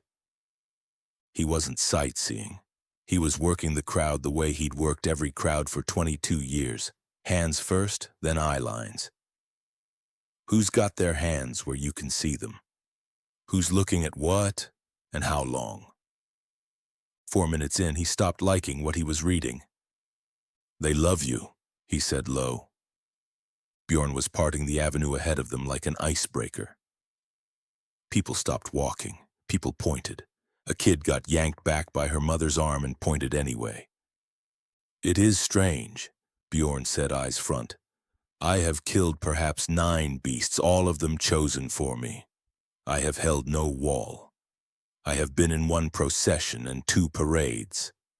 A pause. They look at me as though I have already saved them. That's the job. You're not a soldier. You're a mascot. Doakes watched a merchant bow so deep his forehead nearly hit his own stall. Veridin put you on a pole and lit you up and told everybody, here's your savior. Keeps them calm. Keeps them paying that surtax at the gate. If they knew their savior was on a leash with a bag over his head, they might start asking what the money's for. A knot of young women threw flower petals in Bjorn's path. He looked down at them like a man who badly did not want to step on anything. Just wave, don't stop. But the crowd wasn't doing the same thing for Doakes. They parted for Bjorn with their faces open. They parted for Doakes like he was a live wire dragging down the middle of the street. A nobleman in a velvet doublet stopped mid-laugh, went the color of dishwater, and hauled his companion into an alley by the sleeve. A money changer swept his whole table into a lockbox and sat on it. A carriage driver pulled his team so hard to the far side of the avenue he clipped a fruit cart and didn't stop to argue. Like walking through a room full of outstanding warrants, Doakes muttered. Then he made himself quit enjoying it and start counting, because they weren't all doing it. The nobleman ran. The money changer ran. 2 silk-robed elves went rigid and studied a doorframe. But the woman hauling a yoke of water buckets just stepped aside and kept going. The bricklayers up on the scaffold looked down and one of them nudged the other. And a one-legged man begging behind the fountain, the only beggar he'd seen inside these walls, tucked where the patrols didn't sweep, looked straight at him and didn't flinch at all. He straightened up. He watched Doakes come and his face did something complicated and terrible, and Doakes recognized it instantly and wished he hadn't. It was the look people gave him at scenes. 3 a.m, neighbors out on the landing. Somebody finally came. You are doing it again, Bjorn rumbled. Doing what? The face and the pressure. You are letting it spill. I'm walking, man, walking and looking, and half this street's acting like I got a warrant in my pocket. It is the badge, Bjorn said. And your weight. You have not learned to hold it in. Doakes stopped dead in the avenue. A clean circle of empty stone opened around them inside 2 seconds. My what? He didn't take Bjorn's word for it. He never had taken anybody's word for anything.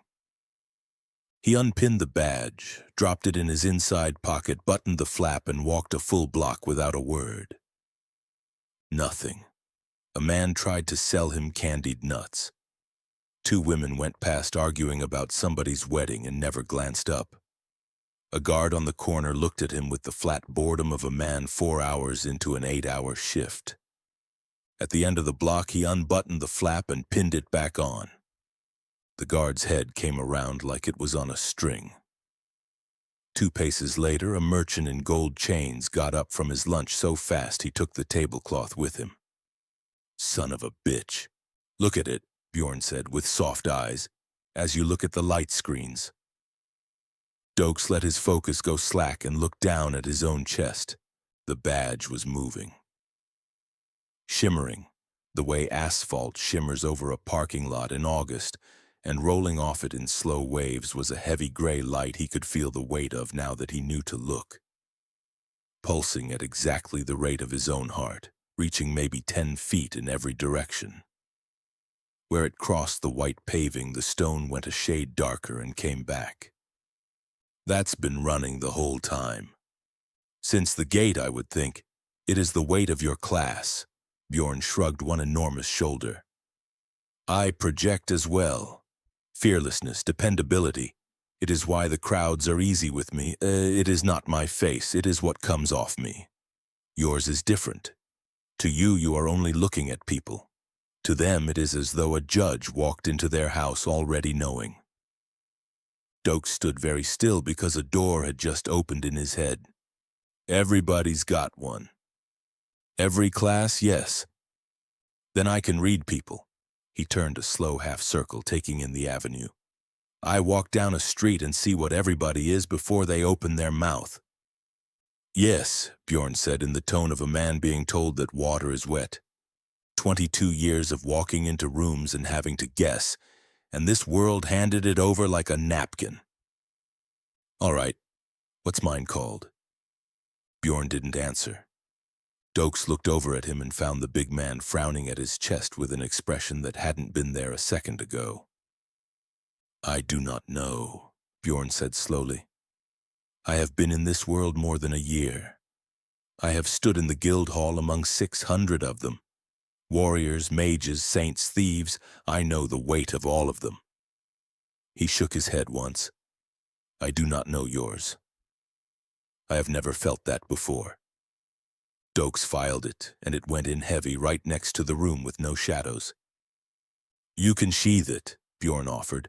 Picture it drawing back, it takes practice. Nah, it draws attention. Think about what I just watched. Doakes started walking again. Rich guy runs. Money man locks his box. Carriage crosses the street. But the woman with the water buckets don't care. Bricklayers thought it was funny. Beggar behind the fountain damn near came to attention. Yes, same light, same 10 feet. 2 completely different answers, and it sorts perfect by who's got a coat and who don't. His jaw worked once. That thing's not making people scared of me. It's asking a question, and half this city's got an answer they don't want to give. He adjusted his jacket so the badge caught the sun. Let 'em run. Scared men move. Guilty men move stupid. Saves me having to ask. Guilds this way? The Adventurers Guild wasn't hard to find because it was the ugliest expensive thing in the district. Polished obsidian and gold-veined marble. 2 enormous statues muscled in ways no living thing has ever been muscled. Doors 3 stories high and inlaid with mother of pearl. Doakes stood in front of it with his hands on his hips. Look at this monstrosity. The Grand Chapter House, Bjorn said with real reverence. The heart of the guild. It's a casino pretending to be a church. Inside was worse. Painted storm sky ceiling, crystal chandeliers throwing light so flattering it was practically retouching, and 600 people who looked like action figures still sealed in the packaging. Mirror-polished plate with not one scratch on it. A woman in white silk that wouldn't have survived 400 yards of the forest he'd walked out of. Oversized weapons. decorative spikes, cloaks with trains. Nobody dirty, nobody limping, nobody with a bad night behind their eyes. "Does anybody actually work in this bitch?" Doakes said, not especially quietly. "They are gold and platinum tier," Bjorn said, confused. "Look at that guy's shoulder straps. Armor wears at the straps first, always. I wore a vest 11 years. That's never been on a full day." Then he remembered he had a better tool than his eyes now and let his focus go soft and looked at the room properly. And stopped. Bjorn came off him like a bonfire. Two clerks at the desk had a faint, steady glow, something patient and administrative. Even the boy sweeping the floor by the pillars had a low, warm shimmer of something. 600 adventurers in mirror plate, and the hall was dark. A flicker here and there. One man near the stairs had a thin, real heat to him and looked embarrassed to be standing where he was. Everybody else, nothing. Nothing at all. Just very good clothing standing upright. "Bjorn," Doakes kept his voice down. "The gold and platinum tiers. What's ranking based on?" "Contracts completed, contribution standing." "Yeah." He looked out over a room full of expensively dressed nobody. "Whatever they're ranking, it ain't danger, and it damn sure ain't class. That's a scoreboard measuring something else." Third time this week. He was starting to see the shape of this town. The desk at the far end was 40 feet of mahogany staffed like a bank. Doakes went to the nearest clerk, pink hair, a smile that appeared to have been installed rather than developed. "Welcome to the Grand Chapter House. Are you registering? We have a special on introductory portraits." "No portraits. I want the job board, the real one." "Oh, the quest matrix. It's just..." And she explained the quest matrix at him anyway. Green tiles were in city gathering. Blue were escort, cross-referenced against the merchant schedule. Red were combat, which required a Form 12B filed with the safety committee certifying that his gear met the guild's aesthetic and safety standards. "Aesthetic standards," Doakes repeated. "We can't have adventurers representing the guild looking untidy." Her eyes went over his burnt sleeve, his bark cord harness, his boots. "Yellow tiles?" "Pending review. Open, but the rewards are being renegotiated by the Merchant Council." "And if a job's taken?" "A squire places an in-progress ribbon on the tile. They do rounds at noon and sunset, so the board isn't always current to the minute." Doakes turned to Bjorn. "They reinvented the DMV," he said. "Whole other universe. Dragons, floating bridges. And these people sat down and independently invented the Department of Motor Vehicles." He turned back and dropped his voice. "Sweetheart, I don't want a tile. I want the book with the black jobs in it, the ones that kill people." The smile came off. "The mithril class, the subledger. We don't display those. It upsets the atmosphere. Most are simply archived." "Show me." She hauled up a black binder with a finger's depth of dust along the top edge. It hit the mahogany like a body.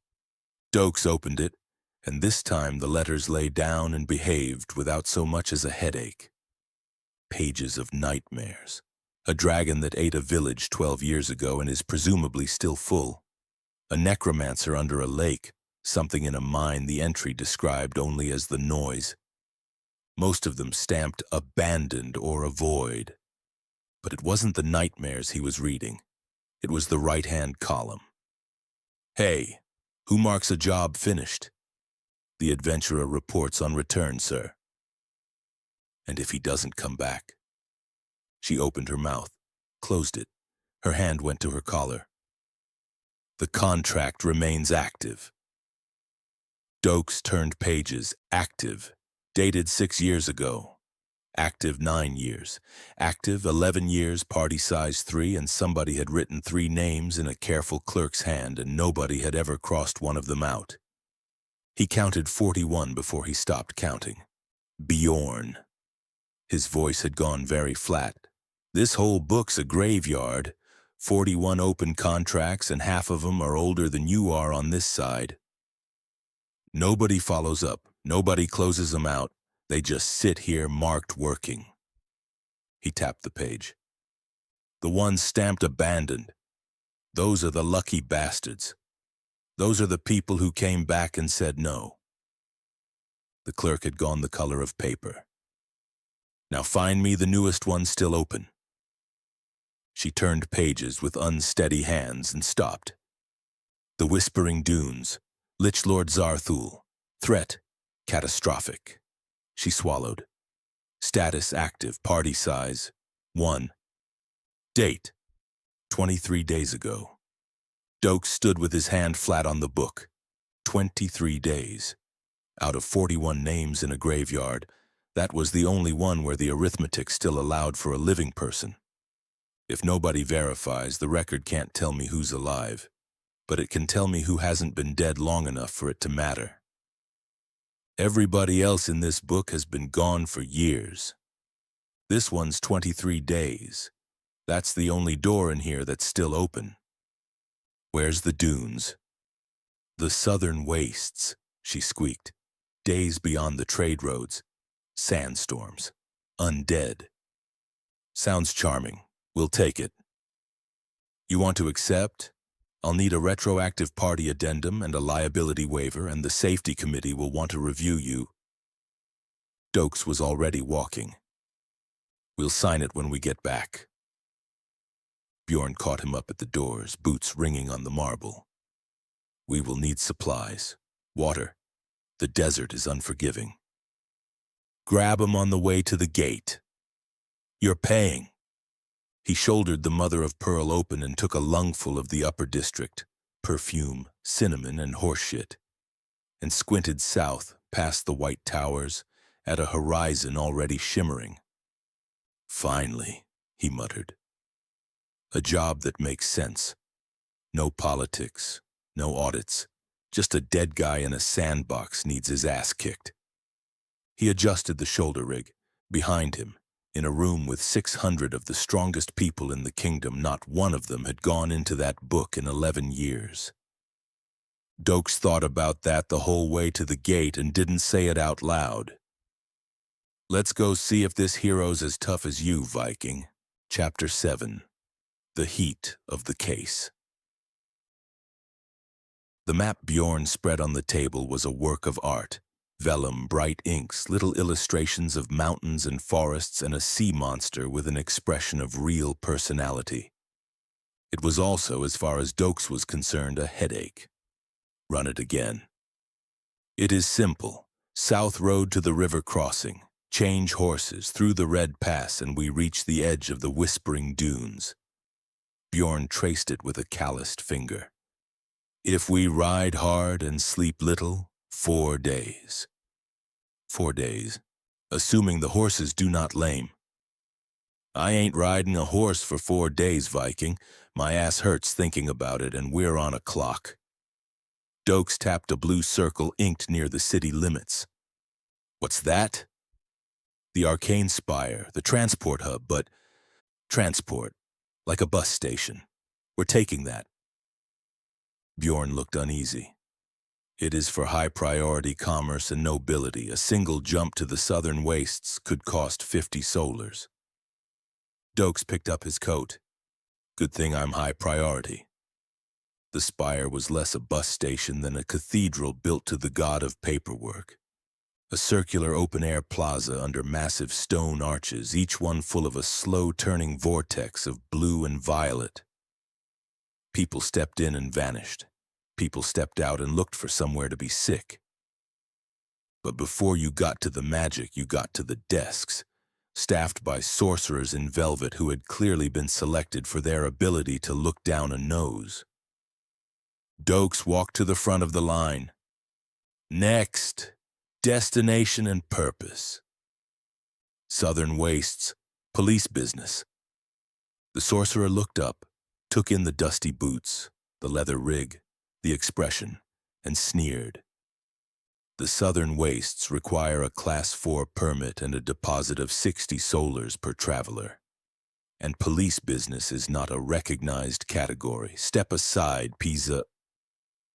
Doakes leaned over the desk and the badge flared. Just a little. A low-gray pulse of pure irritation. Listen, Houdini, I'm the adjudicator. I'm in a hurry and you can open that gate, or I can start auditing your logs. He let it sit exactly 1 second. Nice robe, by the way.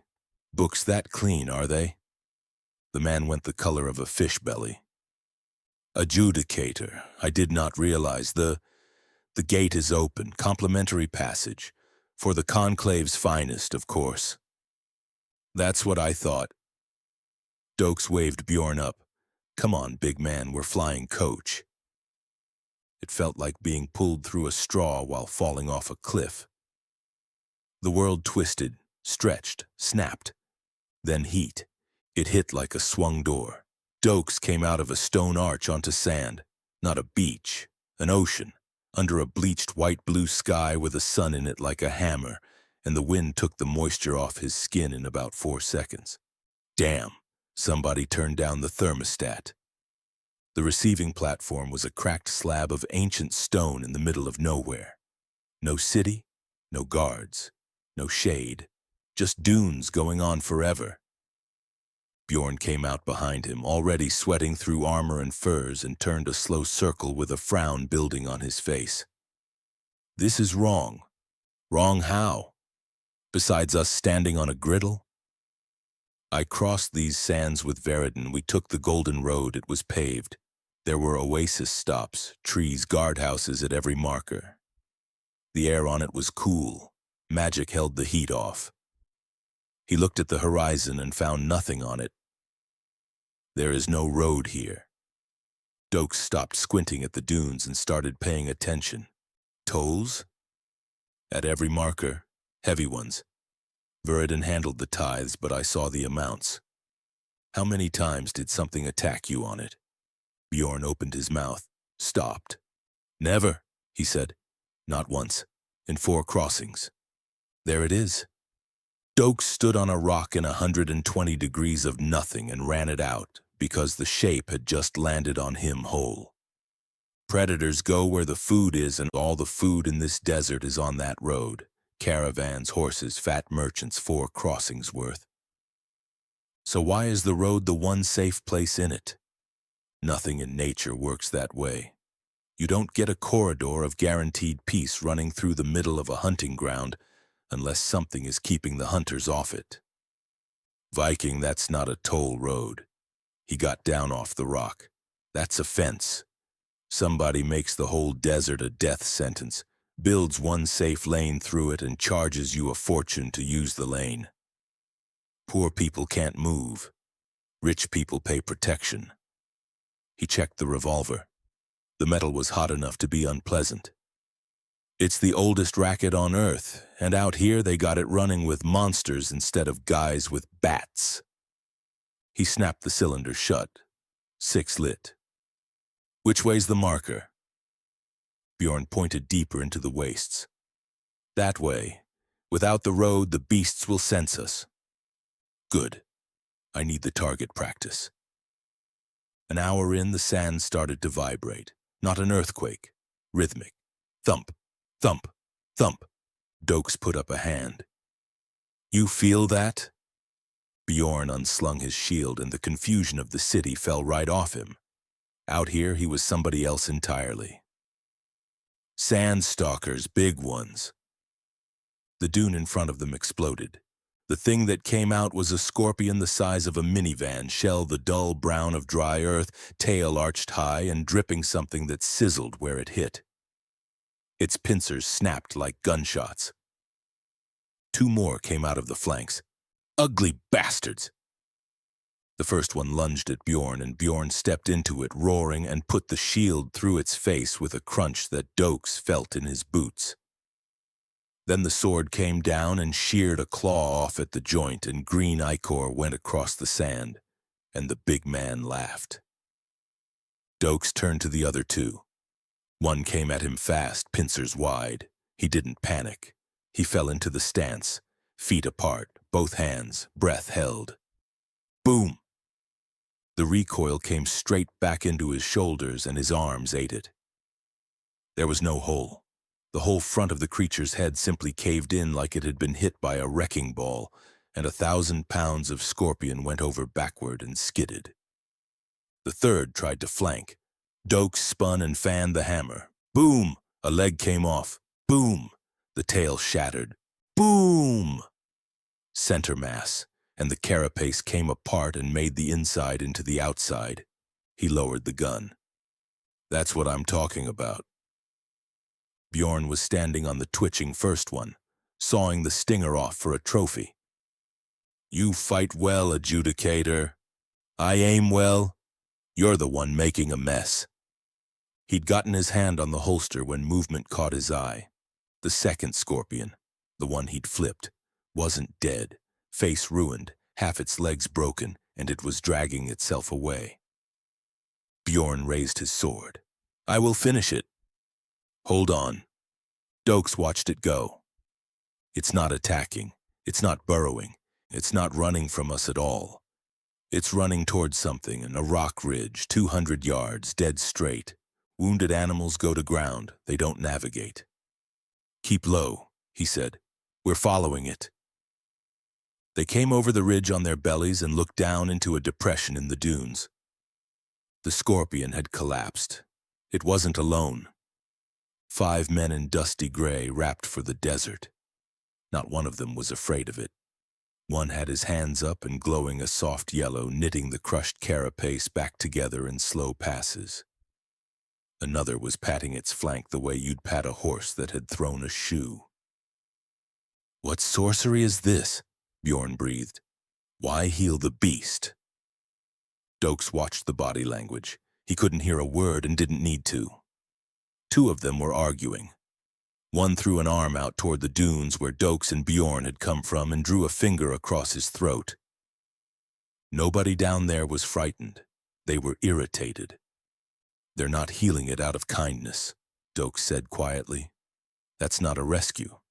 That's a guy fixing a piece of equipment that came back from the shop broke. And the last piece dropped into the slot. They could kill it and get another.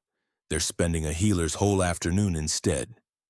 So the animal's expensive, or the carcass is a problem.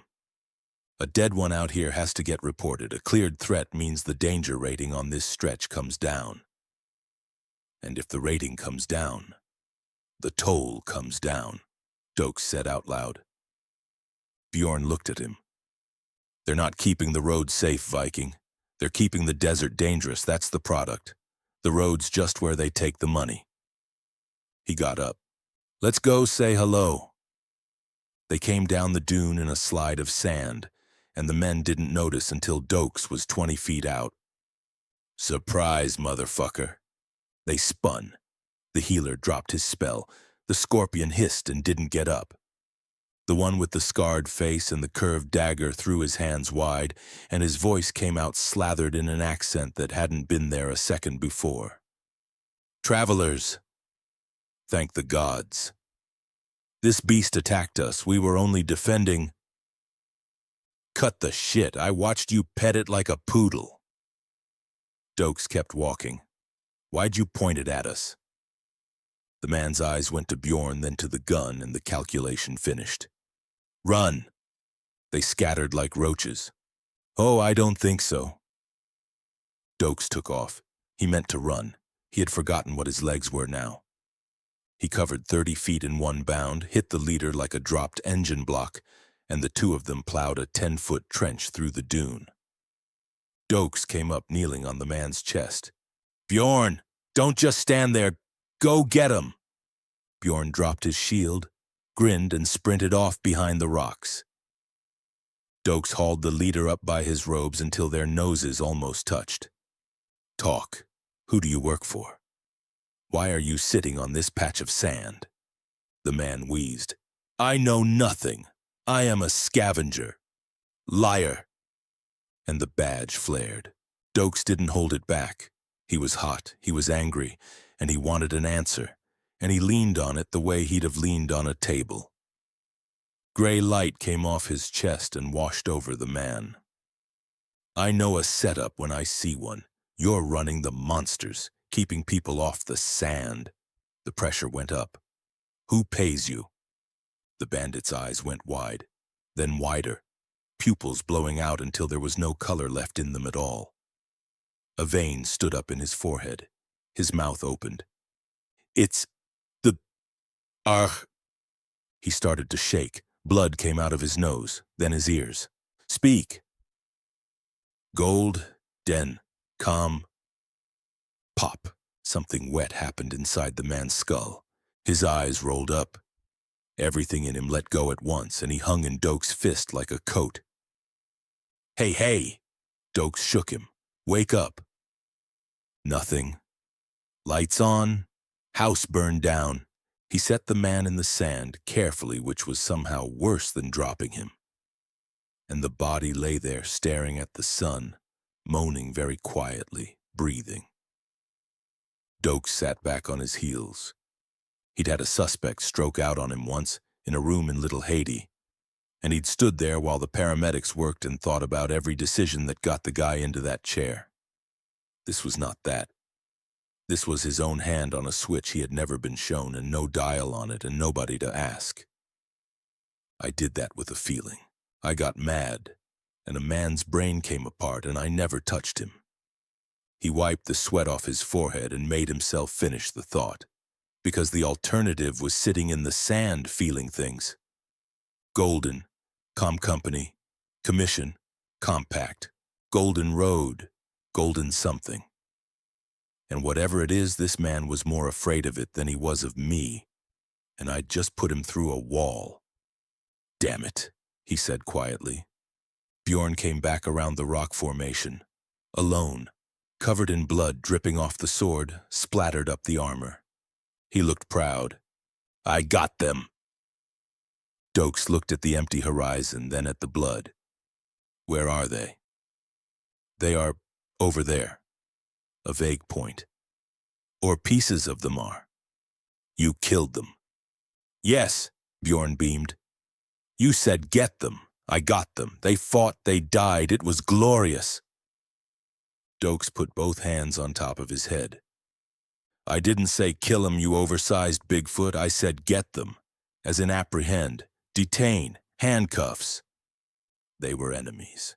Enemies run, warriors kill. We are police, he whacked the badge with 2 fingers. Well, I am. You're the deputy. We need information, Bjorn. You cannot interrogate a torso. Bjorn looked down at the drooling man in the sand. You did not leave much of this one to interrogate either, he pointed out. Doakes opened his mouth, closed it. Touché. He blew out a breath. Fine, we both screwed this up. New rules. If I say get, you tackle. If I say stop, you break a leg. Nobody dies unless I say kill. Clear? Bjorn nodded slowly, working through it like a man memorizing a hymn. Tackle. Break leg. No kill. A pause. Understood. Good. And I gotta learn to dial mine back before I turn somebody else into an egg. He looked south. Move. The lich is close. They came over the last dune an hour later and lay down on the ridge. Below them was a valley of bones. The sand had gone gray, littered with the skeletons of big animals and unlucky people. In the middle of it stood a jagged obsidian tower, pulsing a sick green.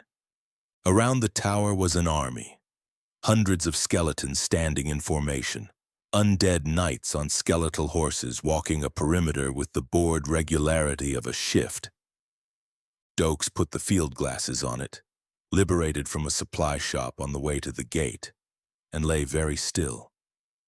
That's a lot of hostiles. We can take them, Bjorn said, hand twitching. If we break the center...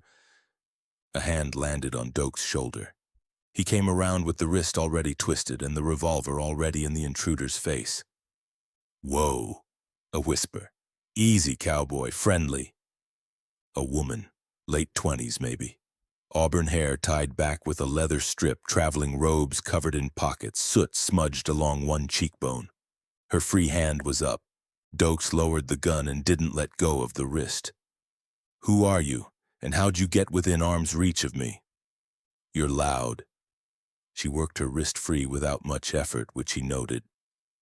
"I heard you two arguing about police brutality 3 dunes back." She crawled up beside them and looked down at the skeleton army with the mild interest of a woman checking a bus timetable.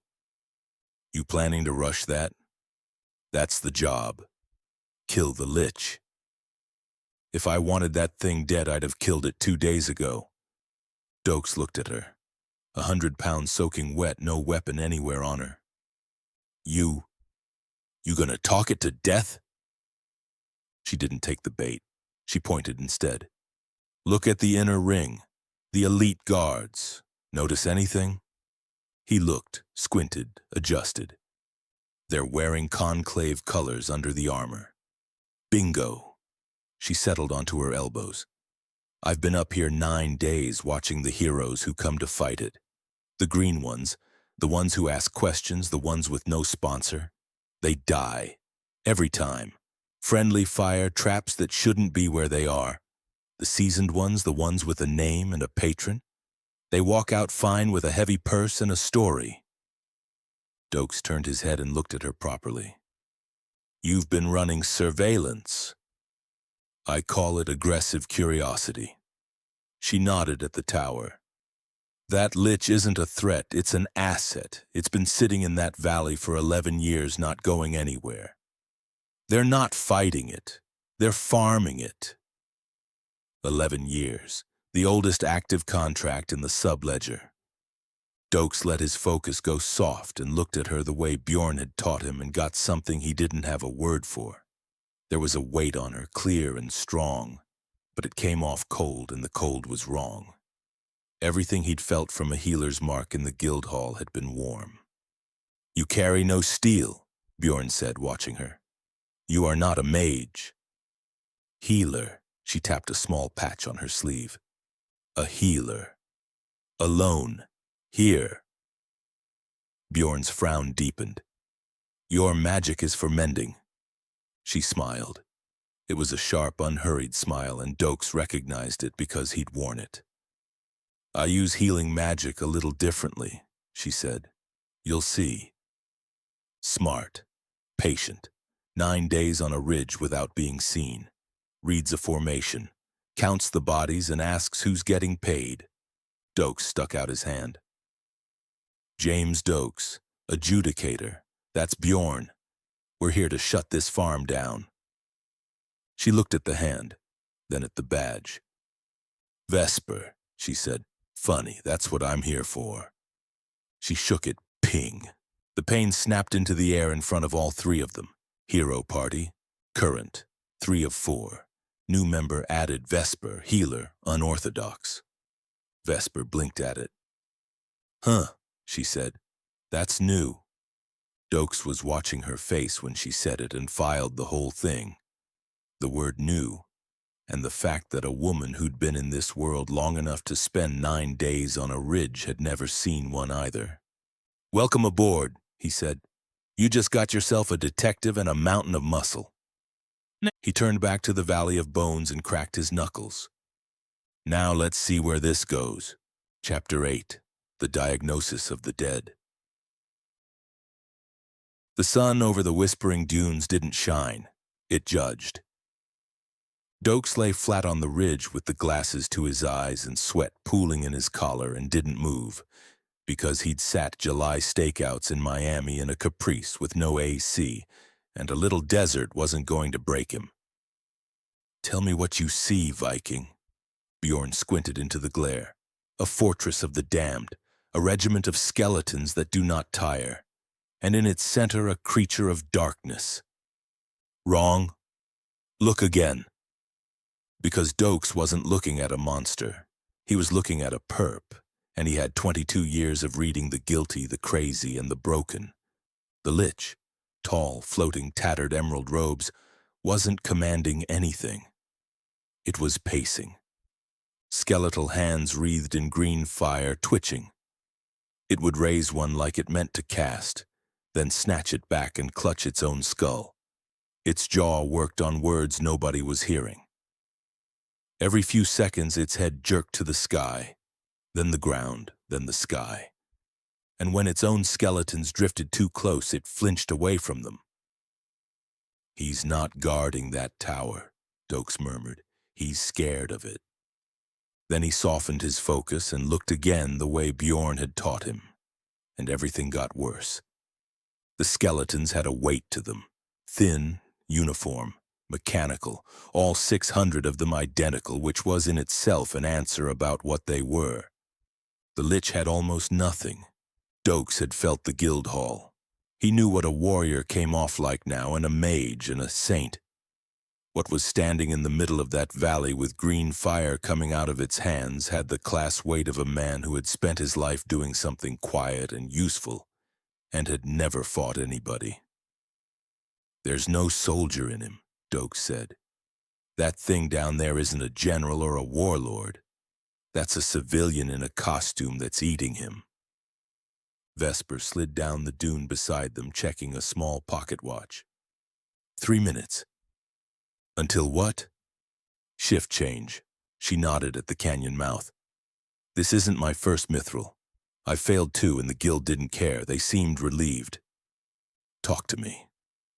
"The Lich burns necrotic energy, keeping those skeletons standing.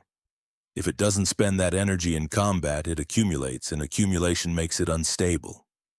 She said it the way a doctor reads a chart.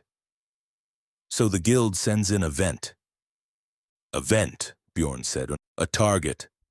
Party goes in, stirs the pot. The Lich dumps its excess, attacking them. The horde gets its recharge. Everybody who matters goes home." "You think that's inefficiency?" Vesper shrugged. "Containment has a budget line. Kill the thing and you lose the line. Never attribute to malice what stupidity explains," Bjorn offered. "Yeah, I used to believe that too." Doakes put the glasses back up. "Then I made sergeant. Because it didn't hold, and he could feel where it didn't. Stupidity is inconsistent. This is on a schedule. She's got a pocket watch. Somebody knows to the minute when this thing needs bleeding, which means somebody's tracking its charge state. You don't monitor a problem that closely unless you're maintaining it." He thought about a wounded scorpion getting knitted back together instead of put down, and a toll priced off a danger rating. Same shop, same product. They're not failing to kill it. It's the anchor. Kill the Lich. And the southern wastes stop being catastrophic. The rating drops. The tolls on the Golden Road come off, and whoever bills the treasury for containment of a threat they've been containing for 11 years loses 2 revenues on the same afternoon. "It's not a monster," Doakes said. "It's a utility." "Here they come," Vesper said. 5 figures came out of the heat haze at the canyon floor. "Assessment." "Standard formation," Bjorn said. 2 vanguard, 3 behind, but the spacing is poor. Not poor, calculated. The 2 in front were kids, 18 maybe, mismatched leather and hand-me-down mail, shields held too high, heads swiveling back every 4 steps.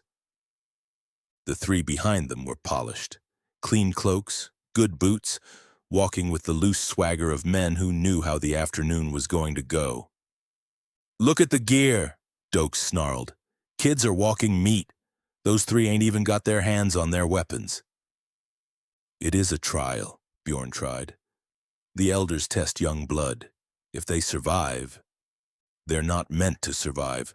Doakes tracked the veterans and felt his jaw set. "Watch the terrain. Vets are hugging the choke point. That's not a formation, Viking. That's an exit. They're gonna feed those kids in and write a report about it." One of the boys stumbled in the sand. The 3 men behind him stopped walking and let the gap open. "That's a waste of viable material," Vesper said. "Those 2 have potential. Throwing them away is just bad management." Doakes felt the old heat come up under his sternum. 22 years of it. Bullies, and the weak used as currency. He came up off the sand. "Wait." Vesper had a hand on his arm. I need the discharge pattern first. If we go in before I know the frequency, I ain't watching two kids die for your data. Doakes, Bjorn, with me. Bjorn was already up, sword ringing out of the sheath. For glory! For justice, Doakes said and drew. They hit the valley floor like something dropped from orbit. Doakes didn't run so much as launch, 30 feet astride, sand going up behind him in geysers. He went over the rookies' heads and landed square in the skeletal front rank. Move! He fanned the hammer. Kadoom, kadoom, kadoom. 3 shots, 3 white blooms of kinetic force. The skeletons didn't break. They powdered. Rib cages went to dust, skulls spun up into the air like flipped coins, and a 10-foot circle opened around him. Bjorn came down a second later and started a whirlwind. He caught a skeletal horse mid-charge with his shoulder, snapped its spine and cleaved the rider before the bones hit the ground. Back, you cowards! He bellowed at the veterans. Back! The 3 veterans didn't move, and they didn't look relieved. They looked furious. The one with a scar through a neat goatee stepped forward with his hand drifting to a jeweled mace, ignoring the skeletons already clicking themselves back together at the perimeter. What is this? Is this the replacement crew? I told the guildmaster we had the containment schedule in hand. Doakes pistol-whipped a skeleton reaching for his flank and turned. Replacement crew? I'm the audit. The man's eyes went wide, not with recognition, with paranoia. He leaned to his companion and hissed, and Doakes' ears caught every word of it. I told you we were behind schedule. The compact sent cleaners. They're scrubbing the operation. Doakes went very still. Compact. Golden. Calm. A man died in the sand rather than finish that word. Say that again, Doakes said. The compact. Elaborate. The veteran looked at him properly for the first time. At the burnt sleeve, the leather rig, the badge that meant nothing to him. You're not with Reclamation. I asked you a question. The revolver came up. What compact? I said nothing. We are independent contractors. You are interfering with sanctioned containment protocols. I'm about to sanction my boot up your... A low hum came up through the valley floor and swallowed the rest of it. The dust of the shattered skeletons began to move. Bone fragments skittered across the sand like filings finding a magnet. The veteran's head snapped toward the tower. You fool! He screamed. He's fully charged! He turned to run and found the choke point behind him had closed into a wall of bone and rusted steel. And then the lich screamed. It wasn't a war cry, it was a plea. More have come!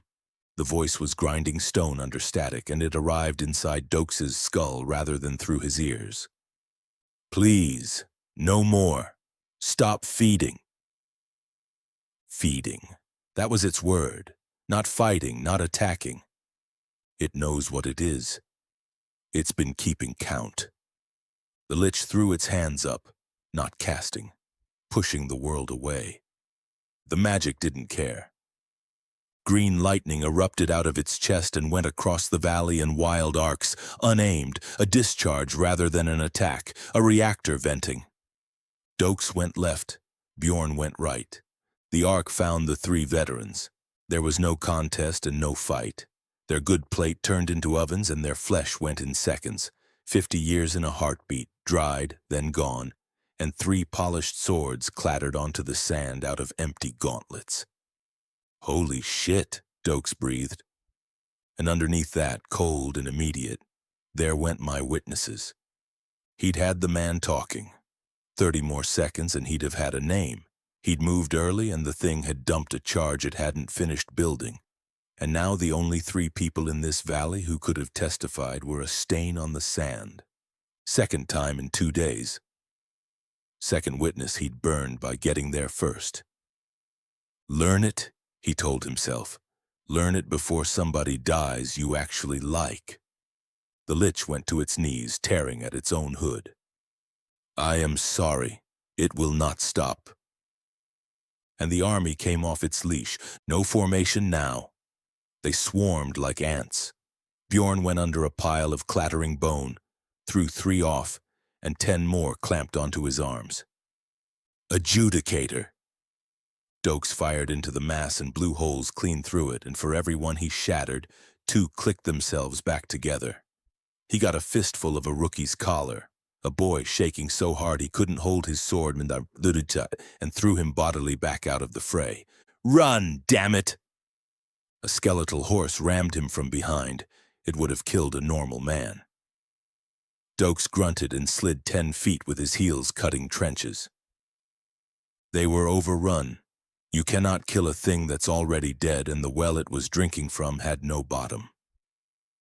Vesper, he crushed a skull with the gun butt. You got a plan, now's the time. A shadow came down between him and the horde. She had no staff. She had a small silver scalpel in one hand and a pouch of dried herbs in the other, and she looked absolutely furious. I told you to wait. You went in before the diagnosis was finished. She drove the scalpel into the sand. Protect me. 30 seconds. Don't let them touch me. Protect you? Lady, we're barely... What, you gonna heal him to death? I'm going to change the prognosis. Do it. She closed her eyes and started to chant, and it wasn't the flowing elven singing he'd heard in the city. It was clipped, rhythmic, and sounded uncomfortably like a lecture being read at speed. Cellular stasis interrupted. Introduction of foreign biological agent. Catalyst, localized necrosis. Vector, airborne. The light coming off her wasn't gold. It was a bruised, sickly purple. Bjorn tore free and fought his way to her side, bleeding from a dozen places. She works dark magic. Does she aid the enemy? Shut up and shoot. The Lich's head came around, green eyes fixing on her. No, do not unmake the binding. A spear of green light formed in its hand. Bjorn, the Lich! Bjorn charged and tackled it as the bolt launched, and the shot went wide into the rocks. The 2 of them rolled through the sand, and the Lich didn't fight like a warrior. It thrashed like a drowning man, magic lashing out in panicked bursts that threw Bjorn back again and again. It hurts, the promise. It hurts. Doakes stood over Vesper and worked. He shot legs. He shot hips. He built a wall of kinetic force and knocked the wave flat every time it got within 10 feet of her.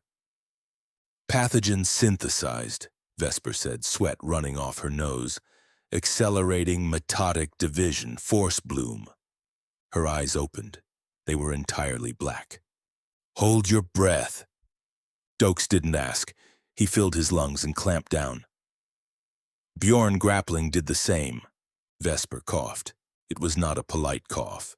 It was a wet, hacking sound that echoed off the canyon walls like something much larger had made it. And out of her mouth came a cloud of pinkish-red mist that ignored the wind entirely and expanded outward like a shock wave. It washed over the horde. It washed over the Lich. For 1 second, nothing. Then squelch, pop, tear, the sound of wet meat thrown against a wall 600 times over.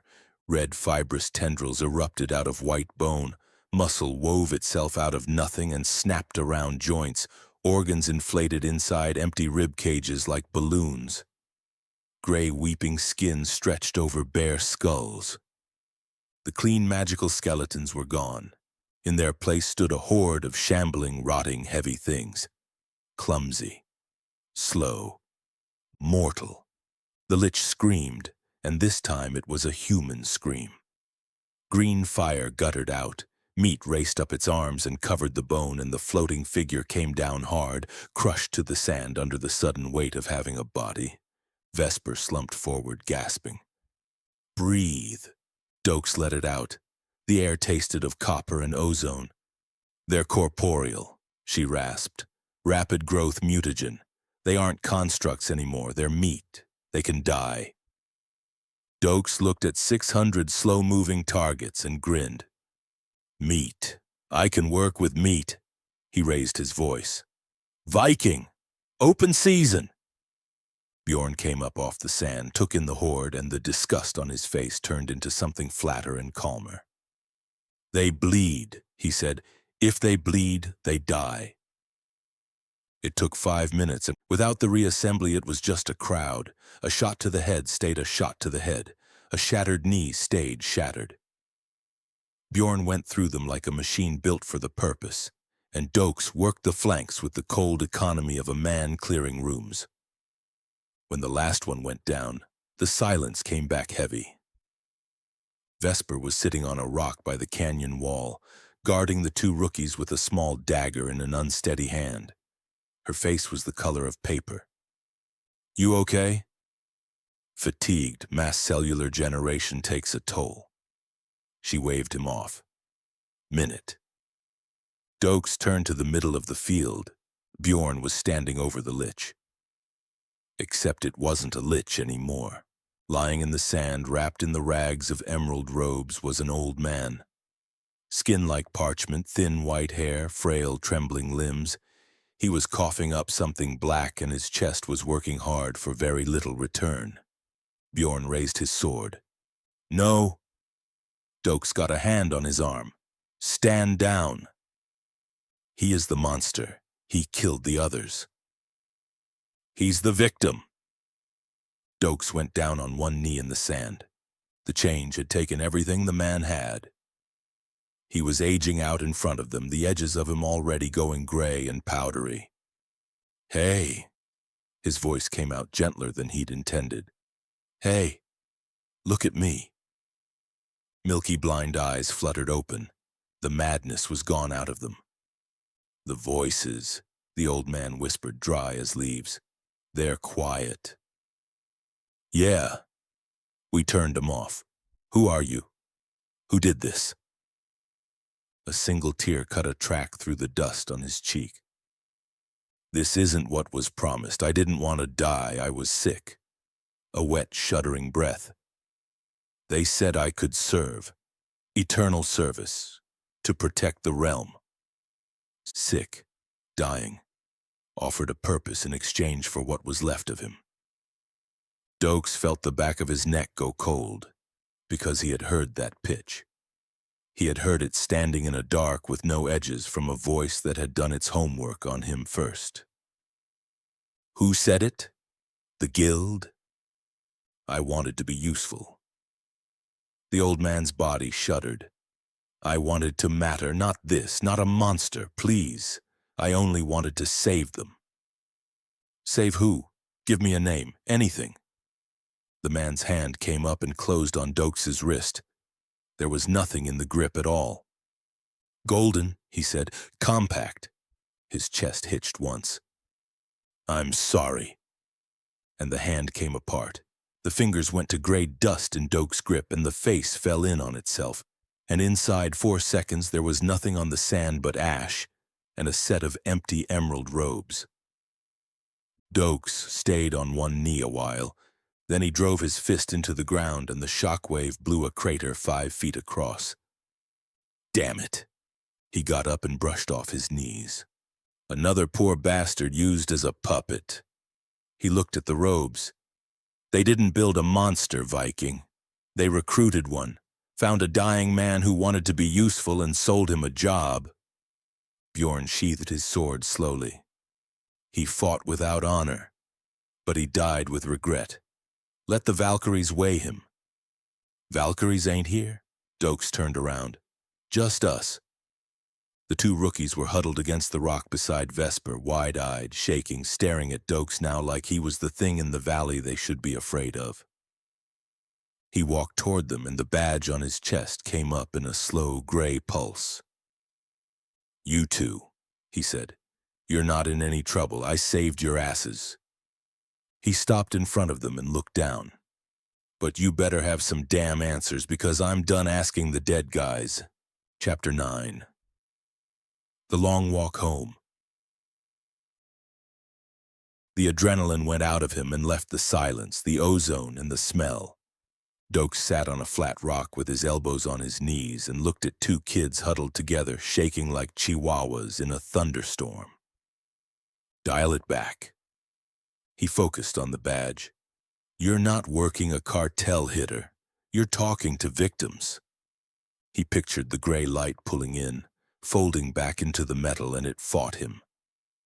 That was the thing nobody had warned him about. The badge didn't want to come down. It ran on his own suspicion, and it liked being fed. But the air lightened. The weight came off. The boys stopped shivering quite so hard. "All right," he said, and his voice came out his own. "Let's try again. Names." T. Taryn, a farmhand who'd been handed a sword too heavy for him. Jace, nursing a bruised arm. "Okay. Taryn, Jace, how'd two kids in garage sale armor end up out here feeding a lich?" "It was the recruitment, sir. The conclave criers." "Say more." "We're from the outer fiefdoms," Jace said to his own boots. "Harvest was bad. Then the tithe went up again. The criers came to the square and said the capital needed brave men, that if we volunteered for the vanguard, our families would be exempt from the grain tithe. For a year." "A year," Doakes repeated. "It was the only way to keep the farm." Taryn's eyes were wet. "They gave us the armor. Said after training we were ready. Said we were chosen for our bravery." Doakes kept his face still and asked the question that mattered. "How long between the tithe going up and the criers showing up?" Taryn blinked. "Sir, the tax hike and the recruiters, how many days apart?" The boy thought about it. 9 days, 10, same moon. There it is. Raise the tithe. Wait a week and a half for the panic to set in. Then walk into the square holding the only exit. That's not opportunism. Opportunism is finding people desperate. This is manufacturing the desperation first, and the term was the tell. A year. Not permanent relief, not a pension, not a widow's settlement. 12 months, after which the same village sits under the same tithe with 2 fewer sons and another crier already on the road. "It's a harvest," Doakes said. "They're not recruiting soldiers. They're working a village on a rotation, and the crop is boys."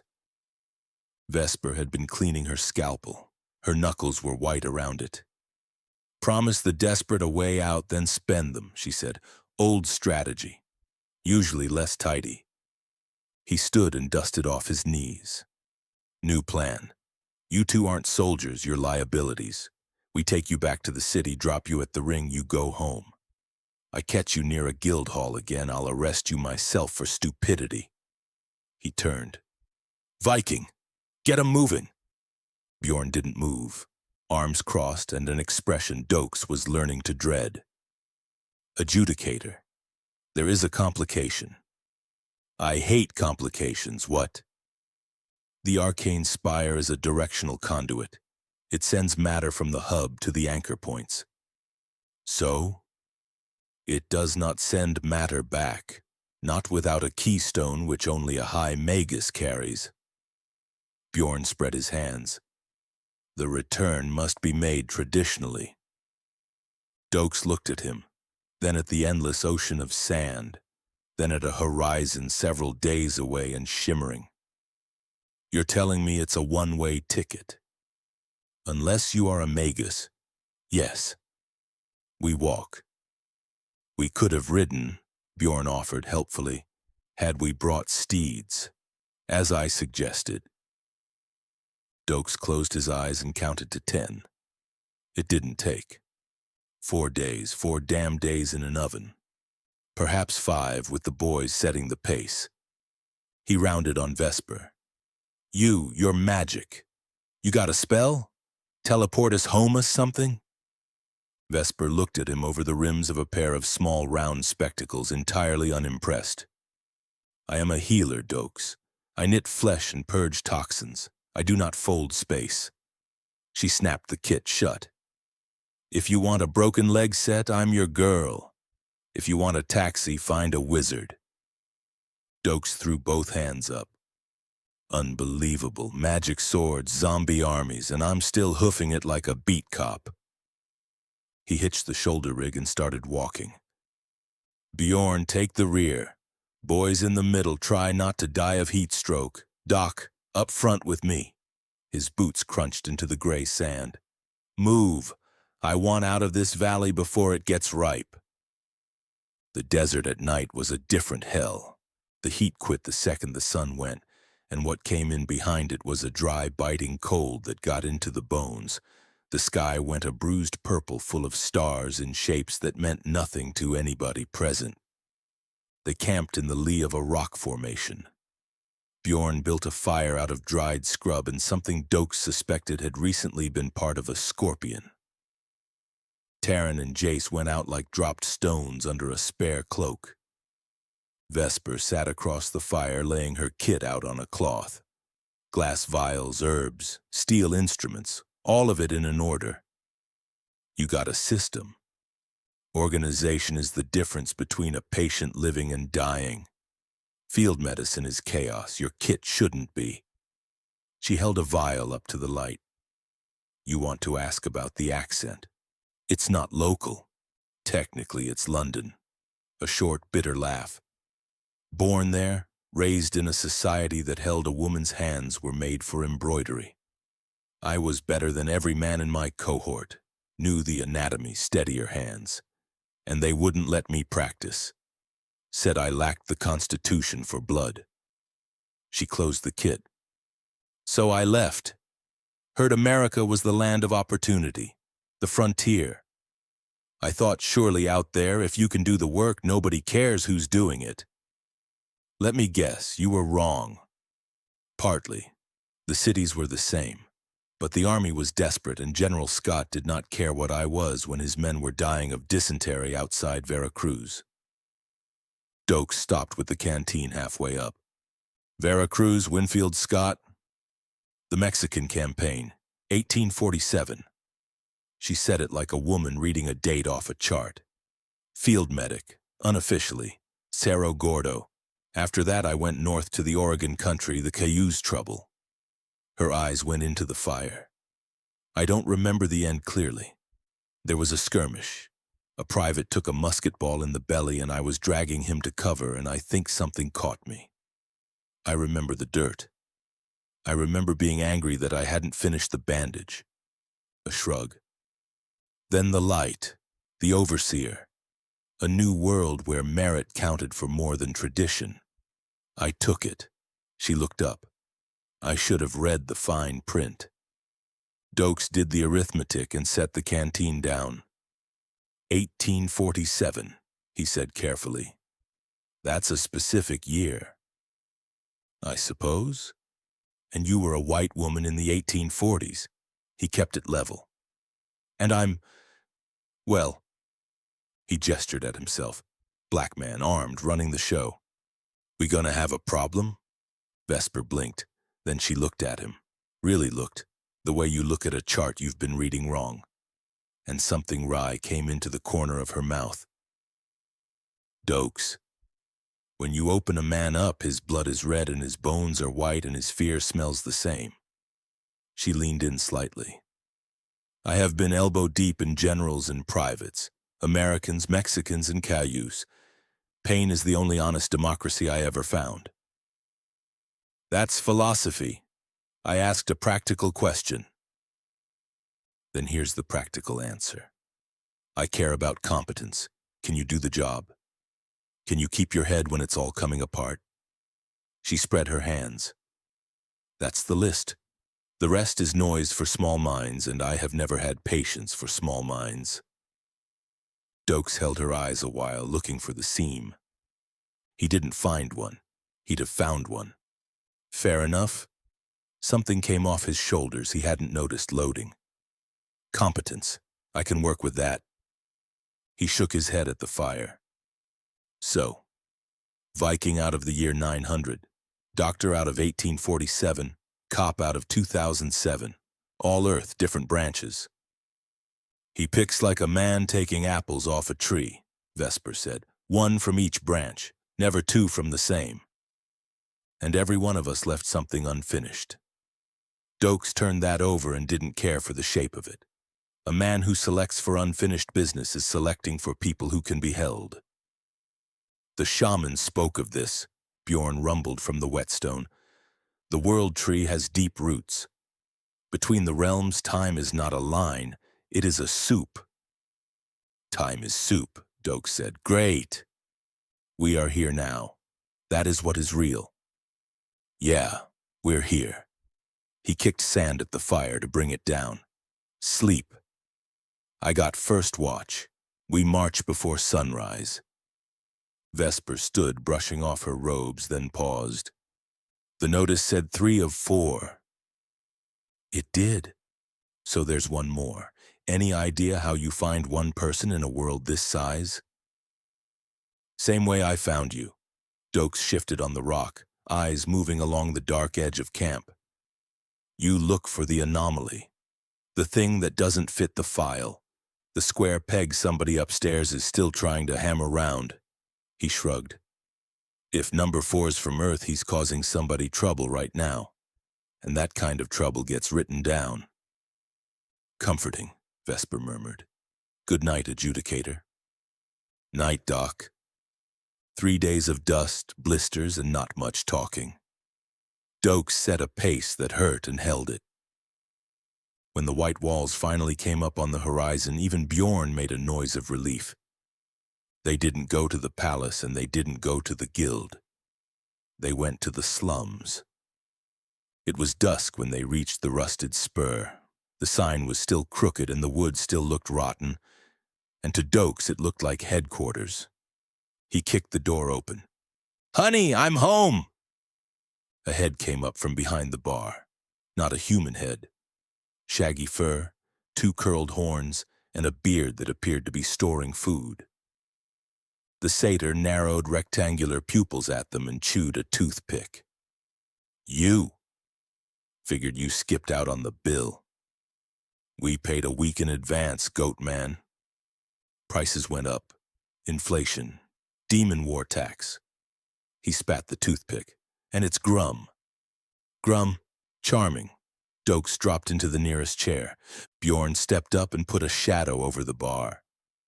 We have returned, Master Grum. We require the facilities, and ale. Much ale. Grum looked at the 2 boys hovering by the door. Who are the runts? I ain't running an orphanage. Temporary. Gone in the morning. Doakes leaned back. We're gonna be here a while. We want this place as a base. Clean sheets, hot water, privacy. I ain't your maid. This is an establishment of... This is a dump. And going by the dust on these tables, we're the only customers you've had in a month. Grum bristled. It's the economy. They shut the southern trade roads on account of the Lich. Nobody travels for pleasure anymore. It's all military convoys and nobles on the teleporters. Small business gets squeezed. Doakes went very still. Then he smiled, and it wasn't a nice smile. Say that again. Roads are shut because of the Lich. 11 years. Uh-huh. He filed it with a flag on it because he'd just been handed something better than a witness. He'd been handed a test. The Lich is dust. I made it dust personally 4 days ago. So the stated reason for that closure no longer exists. If those roads open inside a month, the closure was about the Lich, and I'm a man who sees conspiracies in bad weather. If they stay shut, then the Lich was never the reason. It was the excuse. And an excuse doesn't die when the monster does, and he'd wait and see. He was good at waiting. You like money, Grum? I like survival. Close enough. He reached into a pocket, technically the pocket of a bandit in the Whispering Dunes, and put a handful of gold and silver on the table. That covers the inflation and the privacy. We're the only people in this city willing to pay for this dump. You keep it clean. You keep your mouth shut about who comes and goes, and you got loyal customers. Grum picked up a solar, bit it, and grunted. You want food with that? I want coffee. Coffee? Coffee. Doakes made a shape with his hands. Hot bean juice. Black. Bitter. Wakes you up. Makes you hate people less. Grum scratched the beard. Ah, calf. Dwarves drink it. Tastes like mud and anger. That's the stuff. Get me a lot of it. Grum pocketed the coins and a slow, toothy grin came up. He spat in one hairy palm and held it out. Doakes looked at the hand. He looked at Vesper, who looked appalled. He shook it anyway. Upstairs, the room was small with 5 people in it. Vesper was checking the boys for dehydration. Bjorn was cleaning his sword and humming something in a minor key. Doakes stood at the window looking down at the alley and past it at the spires of the high city burning with mage light. They looked beautiful. They looked perfect. Boys go home tomorrow, he said. We find a caravan and pay their passage. Get 'em clear of the conclave. And then, Vesper asked, then we find number 4. Then we start asking real questions. He touched the badge. He wanted to be straight with himself about the big picture because a man who gets sloppy about the big picture ends up chasing his own tail. There was a demon king. There'd been a dragon in the clouds the day he fell through the sky. There was an army massed on a mountain line 400 miles east, and there'd been a lich in a valley that had killed people for 11 years, and he'd watched it burn 3 men down to their boots. Less than 2 weeks in this world, and he'd seen enough to know the monsters were real. He turned it over one more time. Then how come there's orchards growing right up against the wall? He'd noticed it his first day and never done anything with it. A city at war doesn't plant fruit trees in its field of fire. Because the war's 400 miles off and these people are fat and comfortable, he decided. Same as Miami never boarded up for a hurricane till it was 2 days out. It fit. It was a perfectly good answer. He let it go, and it went back on the pile with everything else he hadn't solved yet. Because that wasn't his case. His case was a sick old man talked into eternal service. 2 farm kids bought for a year of tax relief. A goat behind a bar going broke because somebody kept a road shut. Whatever the hell a golden compact was. The Demon King's real, he said. I believe in him. Fine. That's a war, and war's got soldiers, and God bless every poor bastard standing on that line. He watched the beautiful lights on the beautiful towers. But somebody in that pretty city is making money off him. And I have never once in my life met a man getting rich off a fire who wasn't also carrying matches. He turned from the window. Monsters are the easy part. It's the management I'm worried about. Chapter 10. The Law of the Jungle. Morning light through the grimy windows of the rusted spur did nothing for the situation. Bjorn stood by the table looking like a kicked puppy the size of a mountain. He'd gone out at dawn to arrange transport for Taryn and Jace and come back with dust on his boots and nothing else. It is difficult, he admitted, rubbing his neck. The reputable caravans demand fees that would bankrupt a small barony. Insurance against banditry. Insurance against magical storm. Insurance against unforeseen destiny. Unforeseen destiny. Doakes leaned back. That's a racket if I ever heard one. And the independents? Vesper asked, not looking up from her journal. Bjorn grimaced. Thieves. I spoke with a caravan master by the south gate who smiled too much. My contact says they take the coin, drive the passengers 10 miles and put them in a ditch. Those who complain are sold onto the Iron Duchy. Doakes let out a breath through his nose. Is there one person in this city not on the take? No, said a gravelly voice. Grum clumped over and slammed a mug down. The liquid in it was black, thick, and smelled like a house fire. Everybody's gotta eat, adjudicator. Calf. First cup's free, next one's a copper. Doakes eyed it, lifted it, and took a hesitant sip. It was awful. It was sludge. It tasted like mud, and battery acid had a disagreement. Not bad, he muttered and took another. Whatever was in it hit like a hammer. The fog burned off and the gears started turning, and he looked over at the two boys in the corner trying to be furniture.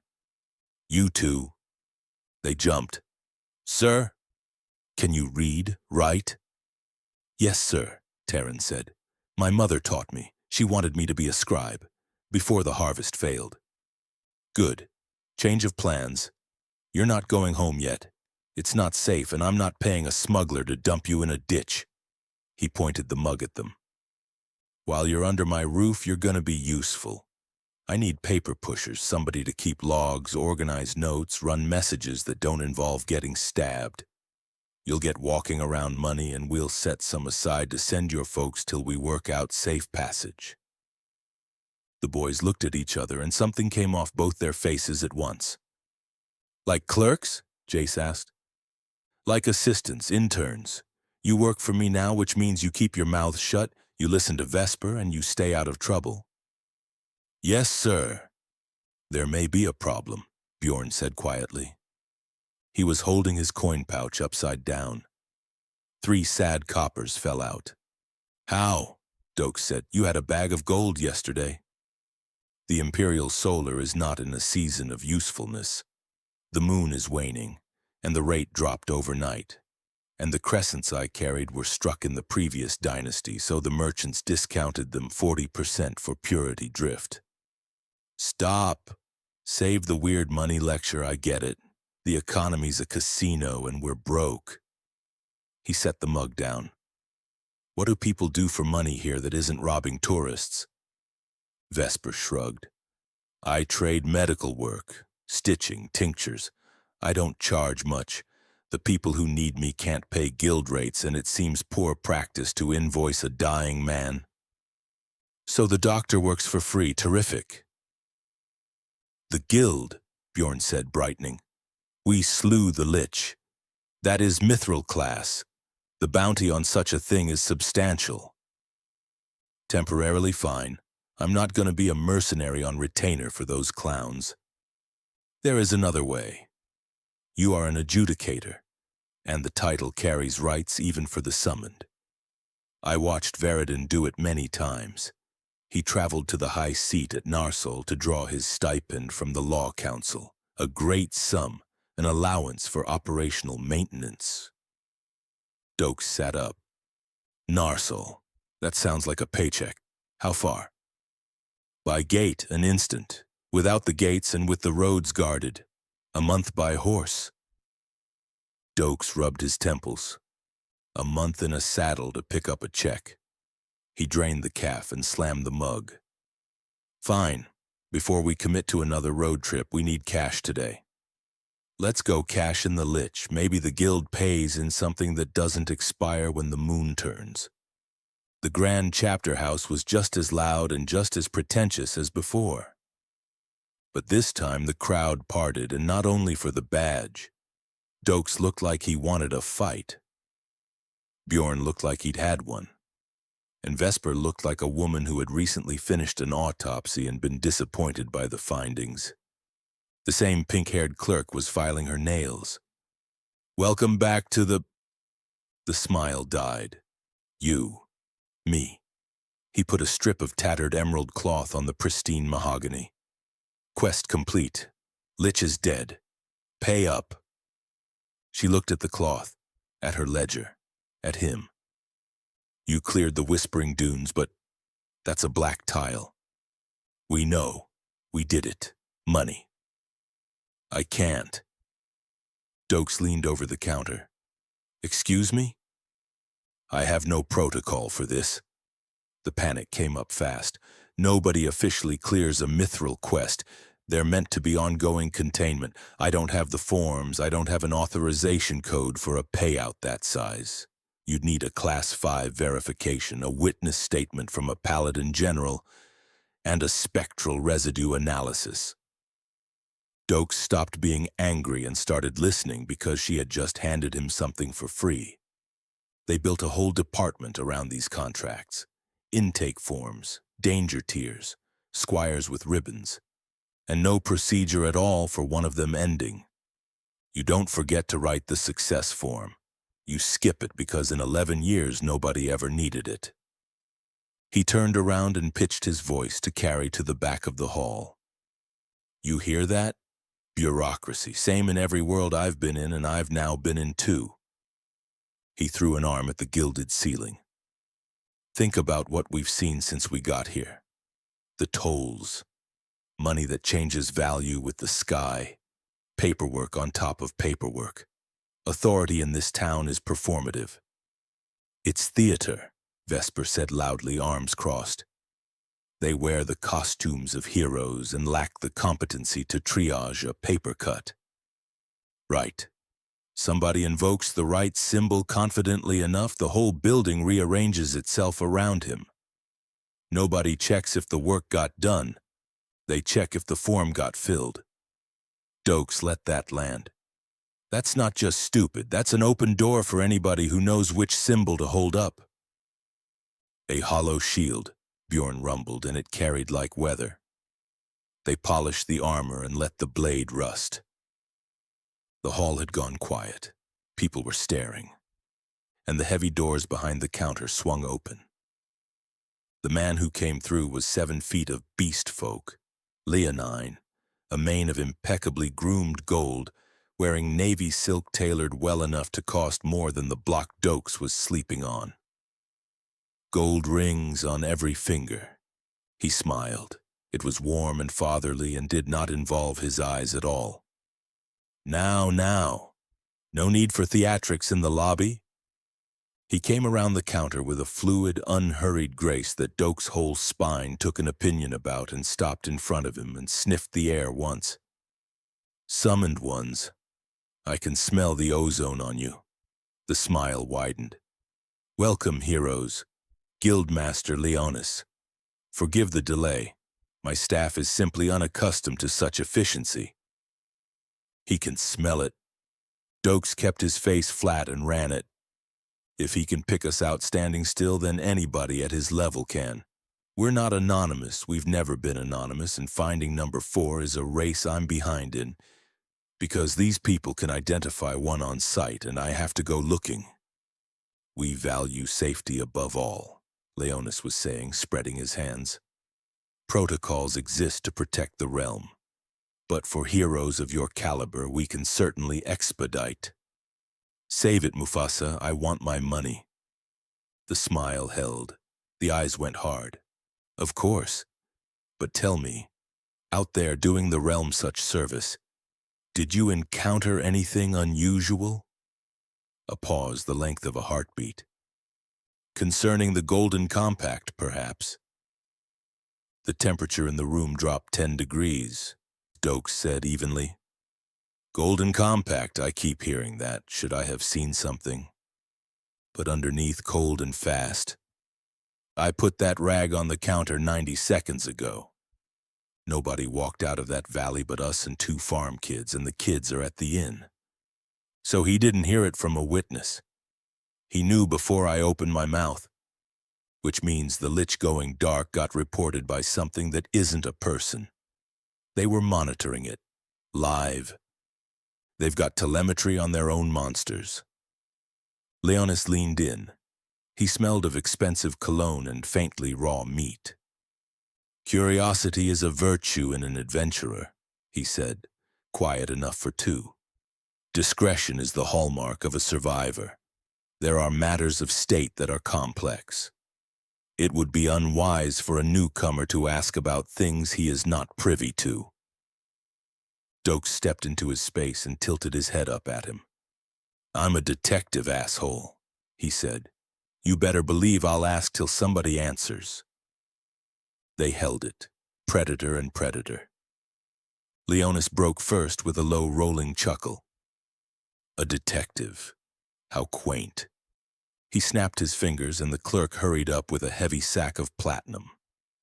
Doakes watched that happen and filed it too. Class 5 verification, Paladin General, spectral residue analysis. And a snap of the fingers made all 3 of them evaporate.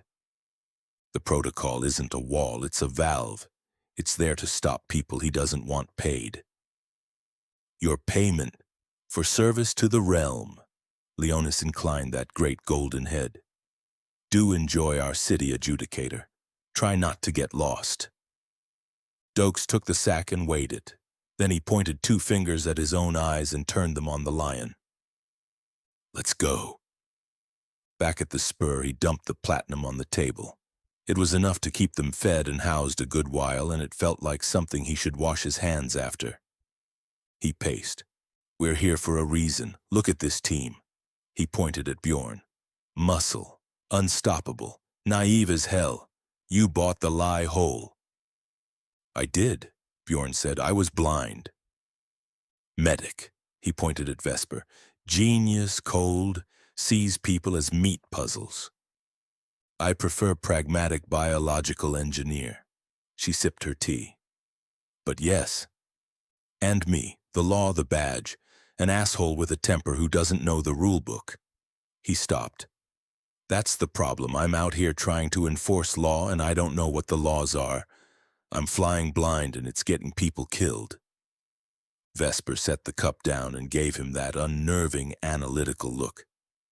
Doakes, have you read your interface? My what? The blue screen. Have you actually gone through it? I know what I need, party map, badge rights. I don't think you do. When I arrived, mine came with a complete reference on this world's anatomy, alchemical properties, magico-biological interaction tables. It's a library. Mine is the same, Bjorn said, the forms of combat, the weaknesses of beasts, the histories of the great wars. Doakes stared at both of them.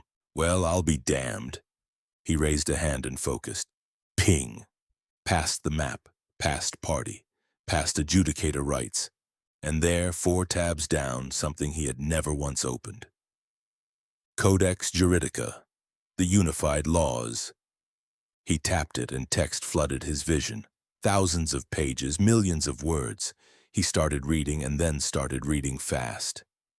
Section 1, Article 4, Rights of the Nobility regarding land seizure. Subsection B, Exemptions for commercial entities. Subsection C, the Tenant Liability Clause. Statute 89, Prohibition of Unsanctioned Magic. Statute 89, Exception 12, unless performed by a guild-licensed entity within a commercial zone. Oh, hell no, he muttered. What is it? Bjorn asked. It's a maze. Look at this. It's illegal to move grain without a permit. He scrolled. Permits only issued to landholders. Land ownership is restricted to hereditary title. He looked up. You following? A farmer can't legally move his own damn crop to market. Not because anybody banned it, because 3 separate rules that all sound reasonable stacked add up to no. He kept going, and about 200 statutes in, he stopped scrolling, because the real thing had come into focus, and it wasn't the contradictions. It was the exceptions. Every prohibition in this book had one. Licensed entity, chartered guild, sanctioned holder, bearer of a writ, and every single exception was something a person could acquire, for a fee, from a body on application. Doakes sat down slowly.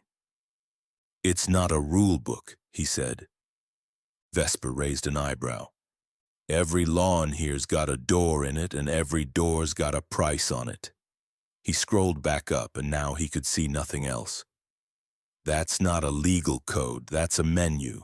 The prohibition isn't the point. The prohibition's just what makes the exception worth buying.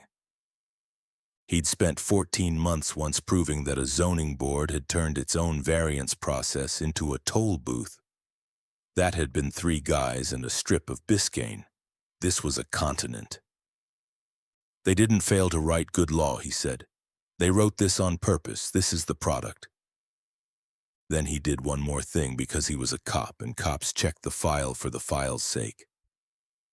He searched adjudicator, appointment procedures, the rights, the compact of offices, stipend schedules, jurisdictional limits, the contracted arbiter structure with its careful language about sponsorship, and a register. Every adjudicator seated in the last 400 years appointed by a body, funded by a line item, each one a native son of somewhere. Not one summoned name in the whole list.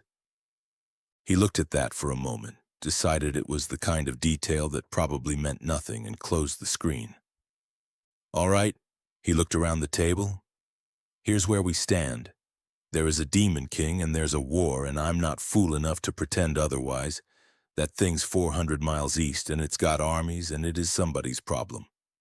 He put a finger on the table. It ain't mine. My problem is the guy who wrote that book, because a war ends, and when it does, everybody goes home. This? He tapped the empty air where the codex had been. This grinds people forever, and nobody ever calls it a crime because they made damn sure it isn't one. He looked at the pile of platinum. So, we find number 4. Then we go to Narsol, and I learn this system from the inside out. He picked up the mug and found it empty and set it down with real disappointment. Because when I finally move on these people, I don't want to break the law. Bjorn frowned. You do not? Nah. Doakes almost smiled. I want to use it. Way it's written, half of them are already guilty. They just never met anybody who could read. Chapter 11. The Free Market Anomaly. Days went by in a blur of cold leads, odd jobs, and reading. From the street, the rusted spur was still a derelict pile of timber, one good gust from folding into the alley sludge. Inside, it had become an operation. Grum had taken clean it up literally. The floorboards were scrubbed until the grain shone. The tables sat in a grid. The stale beer smell had been replaced by the sharp acid bite of brewing calf. It was a precinct, or as close as a man was going to get in a world run by wizards and lizards. Taryn and Jace worked a corner table under stacks of parchment, hands stained black to the second knuckle, transcribing Vesper's dictation on mana pathways. They didn't look like farmhands anymore. They looked like overworked paralegals. Bjorn was in the middle of the floor doing handstand push-ups against a support beam, testing some enhancement that made his skin ripple with a faint metallic sheen. Doakes sat at the main table counting silver. Another toll road cleared, he muttered, flicking a coin into the pouch. Another headache. He'd found his loophole. A wandering adjudicator had the right to remove obstructions to imperial commerce, and Doakes had interpreted that generously. Bandit blockade, obstruction, unlicensed toll booth run by a minor noble. Obstruction, bridge troll demanding riddles. Enormous obstruction. He was clearing roads, charging a processing fee that was legally defensible, and making enemies of every petty tyrant inside 50 miles. Honest work, not the job. Grum, he didn't look up. South Roads open yet? The satyr paused mid-polish. Nah. Doakes set the coin down. Say more. Still shut, same notice on the board. Interdicted southern approach, ongoing containment. Grum shrugged one shaggy shoulder. Why? No reason. He went back to counting, and his hands kept working, and his face didn't change at all. 11 days since I made that thing into a pile of ash. Guild knows. Leonis knew before I put the rag on his counter. The stated reason for that closure is dust in a valley 400 miles south, and the notice hasn't changed a word. He'd set the test himself, and he'd told himself he'd take the answer straight whichever way it fell. So it was never the Lich. Somebody wants that road shut, and the monster was just what they wrote on the form. He put the coins in the pouch and pulled the string. Doakes. Vesper's voice cut in from the wall map. She was pinning a sheet of parchment over the eastern coast. You need to hear this. What is it, another Lich farm? A boomtown. She tapped a small coastal fief marked Oakhaven. I was cross-referencing merchant injury reports, don't ask, and found a statistical impossibility. 6 months ago, this place was destitute, fishing and subsistence farming, starvation mortality at 18%. And now, 0. Doakes came off the chair. And it isn't only that they've stopped dying, they're buying. Import logs show spices, high-thread silk, refined steel, going into the commons, not the manor. They're re-roofing. They're buying books. She tapped the page. They're importing art. Doakes looked at the little dot for a while. That's the part that matters, he said. Not the food, the art. Vesper raised an eyebrow. People buy food when they're hungry.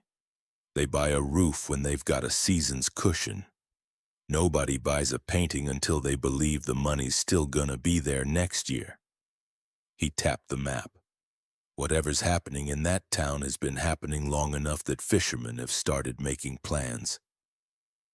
That's not a windfall, Doc. That's an economy. There's more. The Lord of Oakhaven has filed 3 complaints with the Conclave about unregulated commerce. She almost smiled. He isn't making the money his people are. The local trade has gone civilian, straight across, bypassing guild tariffs entirely. An underground free market, Doakes said, and I don't know the term. People trading without the government wetting its beak, setting their own prices, cutting the middleman. He crossed his arms. In this. Commie Narnia? That's flat out weird. And then the thing under it surfaced, and he liked it even less. 6 months. In every extraction racket he'd ever taken apart, money that skipped the people at the top got noticed in a quarter and stopped in 2. 6 months of a peasantry openly out-earning its lord was not an oversight. Either somebody's protecting that town, he said slowly, or somebody down there is scary enough that nobody's gone to collect. Neither one's a fisherman. It is unprecedented, Bjorn said, flipping upright and toweling off. Peasants do not trade in luxury. They trade in survival. For them to hold surplus, they must be producing something of enormous value. So what are they selling? Fish don't do that. Wheat's price fixed by the crown. Ether glass, said a gravelly voice. Grum came around the bar, hooves clacking on his own clean floor, and held up 3 fingers. Only 3 things turn a fishing village into a gold mine before the guild notices. High value, low weight, gets consumed so nobody can trace the stock. He dropped 1 finger. Sun crystals. Nah, you need a mountain range and Oakhaven's flat as a plate. Another finger. Mana oil? Maybe. But that's drilling, and the earth elementals would be screaming about it from here to Narsal. He held the last one up. Ether glass. Solidified light. Clean heat. Infinite lantern fuel. No smoke, no stink. Every noble on the coast wants it in his winter villa. He shrugged. But making it takes a high magus channeling pure mana for weeks to get 1 brick. Doakes looked at Vesper. Vesper looked at Bjorn. A high magus, Doakes said, or somebody with a well so deep they don't know what to do with it. A summon, Bjorn said, and his voice dropped an octave. No native could produce that at volume. It would empty them and kill them. Doakes grinned. It was the shark one. Bingo. He stood and reached for his coat. One more thing before we go. Grum, somebody's moving this stuff. Low weight, high value, and it's ending up in villas. That's a distribution chain. Chains got names on them. Sure, Grum said. Coastal factors, bonded shippers. Then that's the second thread. If we can't find the man, we find who's buying and we walk it backwards. He shrugged the coat on. Bjorn gear, Vesper kit. Grum, keep the boys inside the building. Travel? Bjorn reached for the sword belt. The horses? No horses, we're taking the teleporter. But the cost and the return. If I'm right, our ride home is a party member who can snap us back with a wave. Doakes checked the cylinder. Man's cranking out solid light like a factory. He can manage a taxi. The walk to the arcane spire felt different, and it took Doakes 3 blocks to put a name on why. Before, people had avoided them because of the badge. That was messy, individual, panicked, everybody moving at a different speed. This was tidy. He tested it because you always test it. He stopped at a stall and pretended to look at fruit, then cut hard left down a side lane he had no reason to take, then doubled back. A beggar near the market stall wasn't begging. He was watching their reflection in a puddle, and when Doakes cut left, he adjusted before Doakes had finished the turn. A corner guard turned his back too fast on their approach, not the sloppy fast of a man avoiding work, trained fast, and a raven on a rooftop cawed 3 times, evenly spaced, and lifted off the second they passed. 3, not 2, not 4. That's a count. We got eyes, he muttered. I see them, Vesper murmured, adjusting her spectacles. And the civilians in the last block have elevated pulses. They know something's coming. They're clearing the blast zone. Doakes picked up the pace. Don't stop till the plaza. The spire's arches were humming, blue vortices turning in each one, and the way was blocked. A man in midnight robes embroidered with silver constellations stood before the main arch with a staff topped by a floating sapphire. Not a clerk, a magus, waiting. The gate is closed for maintenance. Doakes stopped 10 feet out and didn't reach for the badge. Maintenance? Funny. It was working 5 minutes ago when I watched a merchant walk through. Unscheduled maintenance. Technical difficulties. I'm sure you understand, adjudicator. He said the title the way you'd say a slur. Listen, magic man. Halt! The word came from behind them, amplified, and hit the plaza like a cannon. Doakes turned, 20 of them coming in to block the exit. Not city watch, not guild. Matte black plate etched with glowing red runes, faceless visors, no swords at all. Staves tipped in jagged iron, and heavy repeating crossbows loaded with rune-cut bolts. At their head walked a man with a shaved skull, a scar through one milky eye, a gray wool cloak, and a badge shaped like a skull biting a wand. Bjorn went rigid. The leather on his grip creaked. The Arcanum Guard, he whispered, and there was real fear in it. The king's mage hunters. Who? The countermeasure. Veridon used to threaten me with them. If a hero ever turned on the crown, they are who comes. Bjorn's jaw was tight. They are trained to kill summons. Doakes sized them up, even spacing. Overlapping fields. Nobody looking at anybody else for reassurance. Military. Real ones. First real ones I've seen in this country. So, the nation's magic SWAT. The leader stepped out. James Doakes, Bjorn Hjalmarsson, Vesper Davies. He had their names. Of course he did. You have disrupted the flow of commerce. You operate outside the parameters of your station. The conclave requires order. You provide chaos. I provide justice. I'm cleaning up messes you people file and forget. You are a tool, the leader said. A tool that malfunctions is recalibrated. Surrender your weapons. Submit to the binding cuffs. You will be taken to the Citadel for processing. Doakes laughed, a hard bark that made the magus behind him flinch. Processing, yeah, I know what that word means in every language. He grabbed his lapels and threw them back, exposing the badge. I'm an adjudicator of the unified races. I answer to the law, not a hit squad in fancy armor. Stand down or I put you down. And he let it go. He didn't hold an ounce of it back. Every bit of anger and authority and 22 years of judgment went into the badge at once, and the gray wave came off him like a wall of water meant to put 20 men on their knees. It hit them and broke. The red runes flared along every piece of black plate, and the gray light ran off them the way water runs off a hot skillet. Not one of them flinched. Not one of them blinked. The leader tilted his head mildly. "Your judgment requires that the target feel shame," he said. "We have no shame. We have only duty." He raised a hand. 20 crossbows and staves came level and started to glow. "Prepare for containment." Doakes stood there with his heart going and made himself learn it in real time because there wasn't going to be a better classroom. It's not a weapon, it never was. It's leverage, and leverage only works on a man with something to lose. He looked down the line of faceless visors. "So where do you get 20 men with nothing?" "Somebody made these."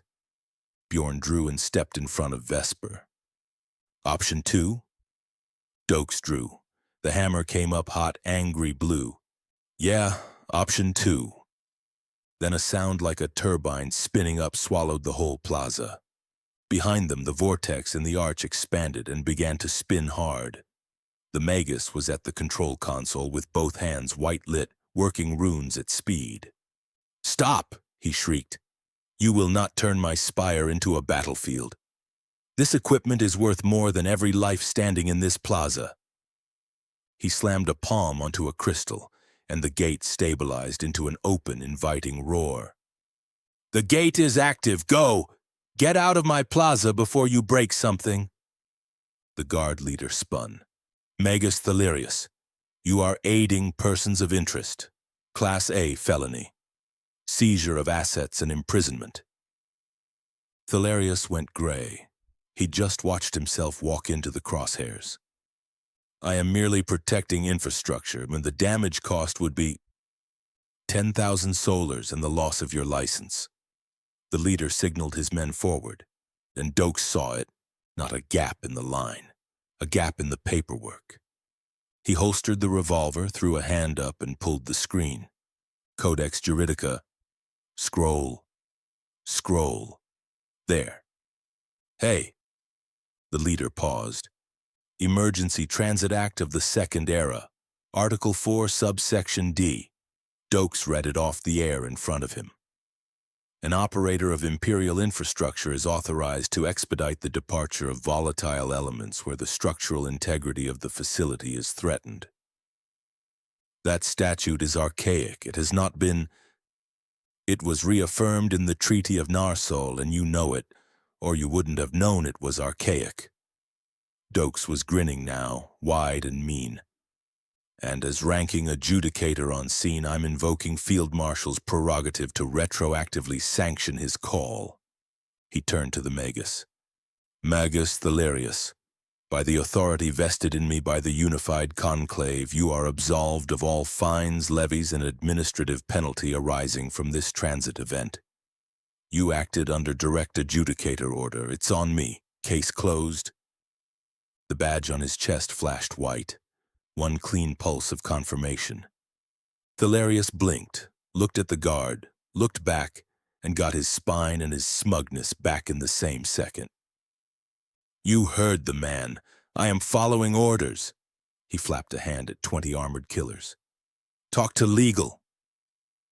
The leader stared at Doakes with an eye that had gone entirely flat, and Doakes, backing toward the portal with Vesper's arm in his hand, understood exactly what he had, and hadn't just done.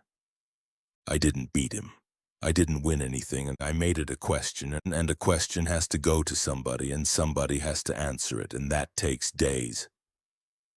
Which is about 4 days longer than I need." "This is not over, adjudicator," the leader said. "Laws can be rewritten, loopholes can be closed." "Yeah?" Doakes stepped onto the platform. "Until they are, kiss my ass." Bjorn backed up with his shield high. The pull took them. "All that studying paid off," Vesper said, looking at him with something new in it. "Yeah, well." Doakes felt the world start to twist. "It buys hours, not friends. Those assholes are gonna start snooping the second we're gone, and next time there'll be a form for it." The plaza vanished, and James Doakes fell into the light, headed east toward the anomaly. Chapter 12. The hidden forge. Teleportation was still like being pulled through a straw by an angry vacuum cleaner. When the world stopped, Doakes came out of the receiving arch with his hand already on the revolver, braced for a standoff. Mage hunters, guild muscle, a wasteland. He got sea salt and unmistakably baking. "Clear," Bjorn said, coming out behind him with the shield up. He swept the perimeter, then lowered it slowly, looking confused. "Adjudicator, where are the guards?" Doakes looked around and started counting things that weren't there. Oakhaven was supposed to be a backwater fishing village. The architecture disagreed. Streets wide and paved in smooth interlocking gray stone, not the cracked mud track of the capital. Houses of timber and white stone, 2 stories, and every roof in sight tiled in the same slate blue. Every roof. Same tile, same color, same pitch, and that's not craftsmanship, that's a supply contract. One source buying in bulk, distributing at a price people can pay. No beggars, no stray dogs either. And the dogs bothered him more because a town can hide its poor for a morning and nobody can hide the strays. Somebody was feeding everyone and somebody was running an animal control budget, which meant governance, which meant administration. Down at the docks, cranes lifted nets on glowing blue pulleys, moving hauls that should have taken 12 men. And it was midday, but there were street lamps on every corner, glass globes with no wick and no oil, pulsing a steady, clean white. "Something's wrong," Doakes muttered. Vesper stepped off the platform and inhaled, analyzing. No smog, no rendering fat, no open sewage. She sounded almost offended. "The sanitation here is advanced, suspiciously so." "It is peaceful," Bjorn offered. Perhaps the reports of poverty were exaggerated. "Nobody goes from starving to this in 6 months without cutting something." Doakes damped the badge down to a dull hum. "Spread out, blend in. I want to know where the money comes from and who signs. Cliff overlooked 2 hours, weapons out of sight. Don't spook the herd." Doakes worked the market. He was used to markets being desperate, men shouting over each other to move rotten fruit before it turned. This one was organized. Stalls grouped by category. Produce unreasonably fresh, apples the size of softballs, carrots that had been scrubbed by somebody who cared. But the mood was the thing. 3 solars the crate, a fisherman laughed, shaking on it, and throw in a box of ether cells for the boat. "You got it, Thomas. Tell your wife I said hello." Doakes stopped at a lantern stall and picked one up. Heavy, brass-fitted, a crystal the size of a fist inside. Interested. The stall owner was middle-aged, plump, cheerful, wearing an apron with no soot on it. "Nice work. No wick?" "No need," she beamed. "Runs on ether glass. 1 shard lasts a month. Clean heat, no smoke. Best thing to happen to this town since the nets came up full." "A month? That's got to cost. Illuminators Guild wants 10 solars for a week of oil." Her smile went off by about 4%. She glanced left, then right. Then she lowered her voice. "We have a local supplier. The benefactor keeps prices fair for the community." This benefactor got a name. She took the lantern out of his hand, and the warmth went out of her like a light switch. "We don't ask names, stranger. We count our blessings. Move along. I've customers waiting." Doakes walked off and kept his face pleasant and his brain going. She checked her flanks before she dropped her voice. Scared people whisper, "They don't survey first." That's not fear. That's a woman who's been told what not to say and practices it. Somebody down here was running discipline on a whole town, and running it well enough that the lady selling lanterns had a protocol. He watched everything after that. The nod between a dock worker and a warehouse foreman that carried more information than it should have. Children running past a building marked public library. A concept that did not exist in the capital. and the money. He stood near a fruit stall and watched 4 transactions, and every one of them settled in bright, freshly struck coin.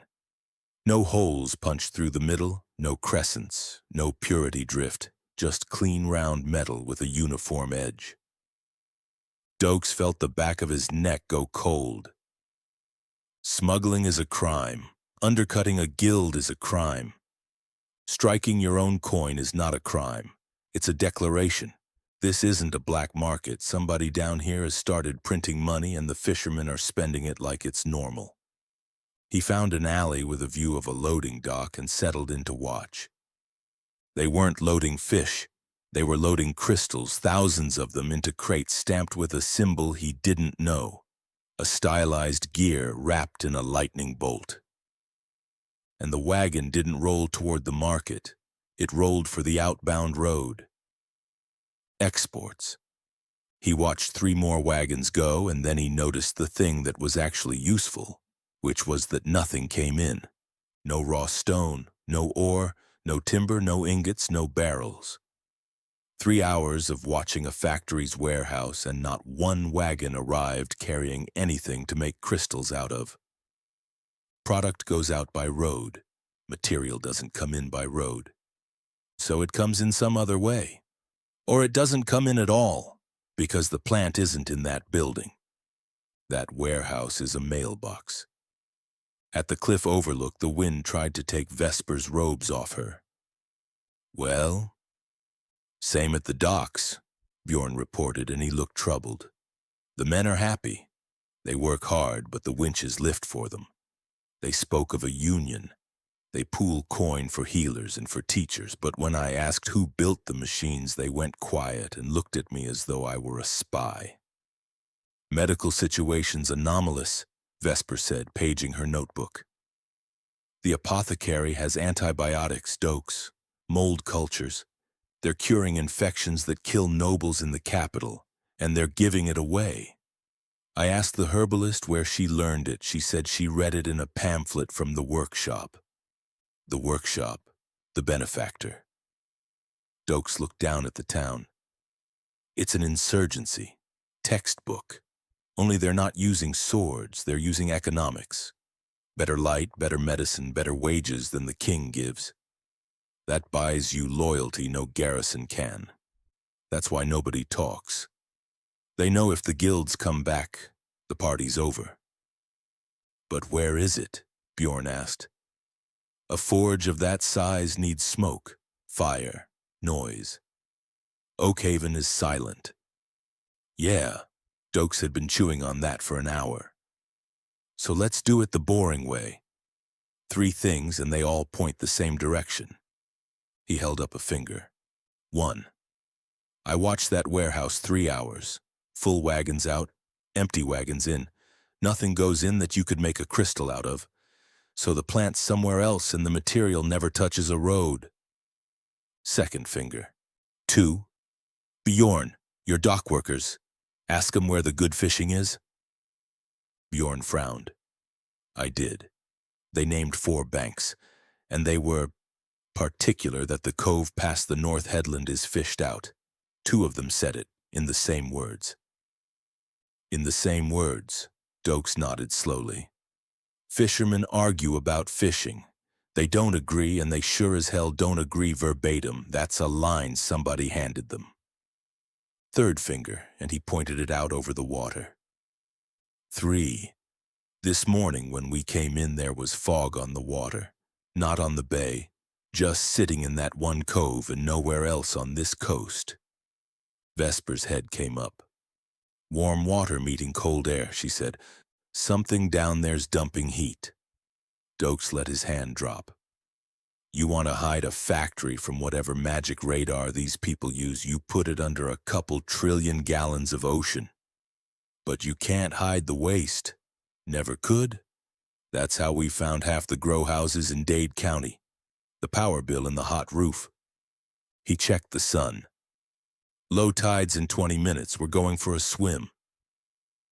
The cove was walled off by high rock, out of sight of the town. The water had pulled back to show a cave mouth that had been submerged an hour before. the sand around it wet and packed hard. Watch your step. Guy's this smart, he's got a system.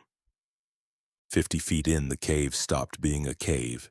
It didn't taper off, and in it was cut off by a wall of smooth, polished metal, seamless and gray, veined with faint blue light. Dwarven steel? Bjorn touched it. No.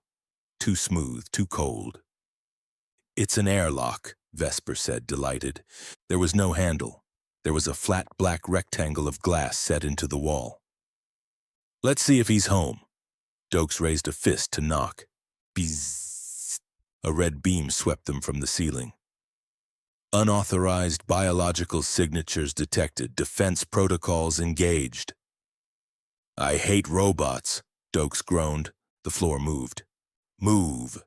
They threw themselves forward onto the metal platform as the stone floor behind them dropped into a spike pit.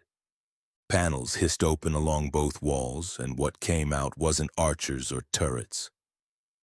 Golems. Not the clay lumps he'd seen in the Badlands. Sleek ceramic plating over metal skeletons, red eyes, arms ending in spinning saw blades wrapped in crackling current. Intruders! Bjorn got his shield up in front of Doakes. Two lunged. Clang.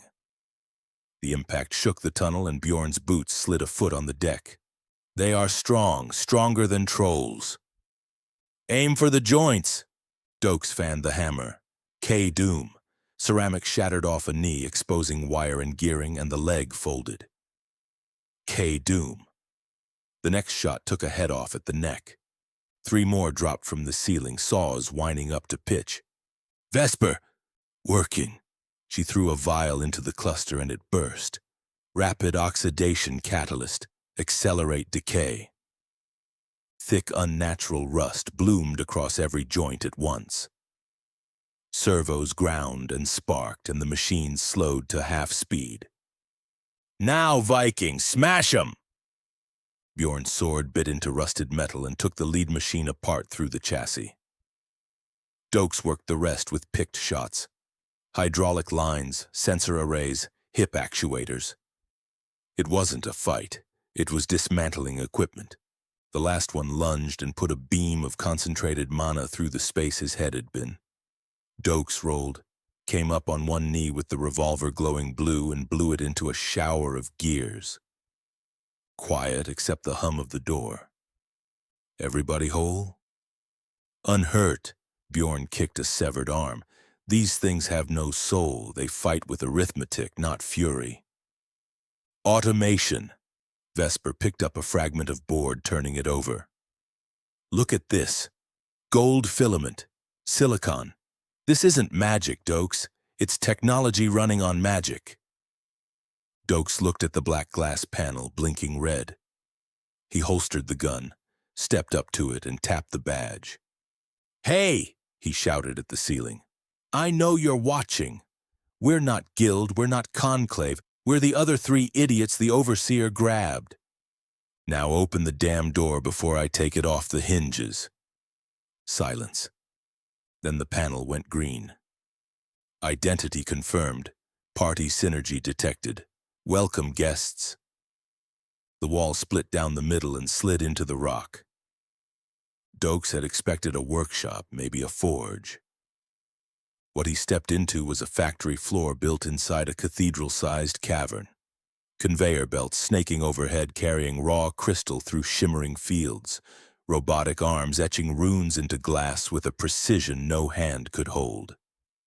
And in the middle of it, ringed by floating screens, stood a young man who looked like he hadn't slept since the previous administration.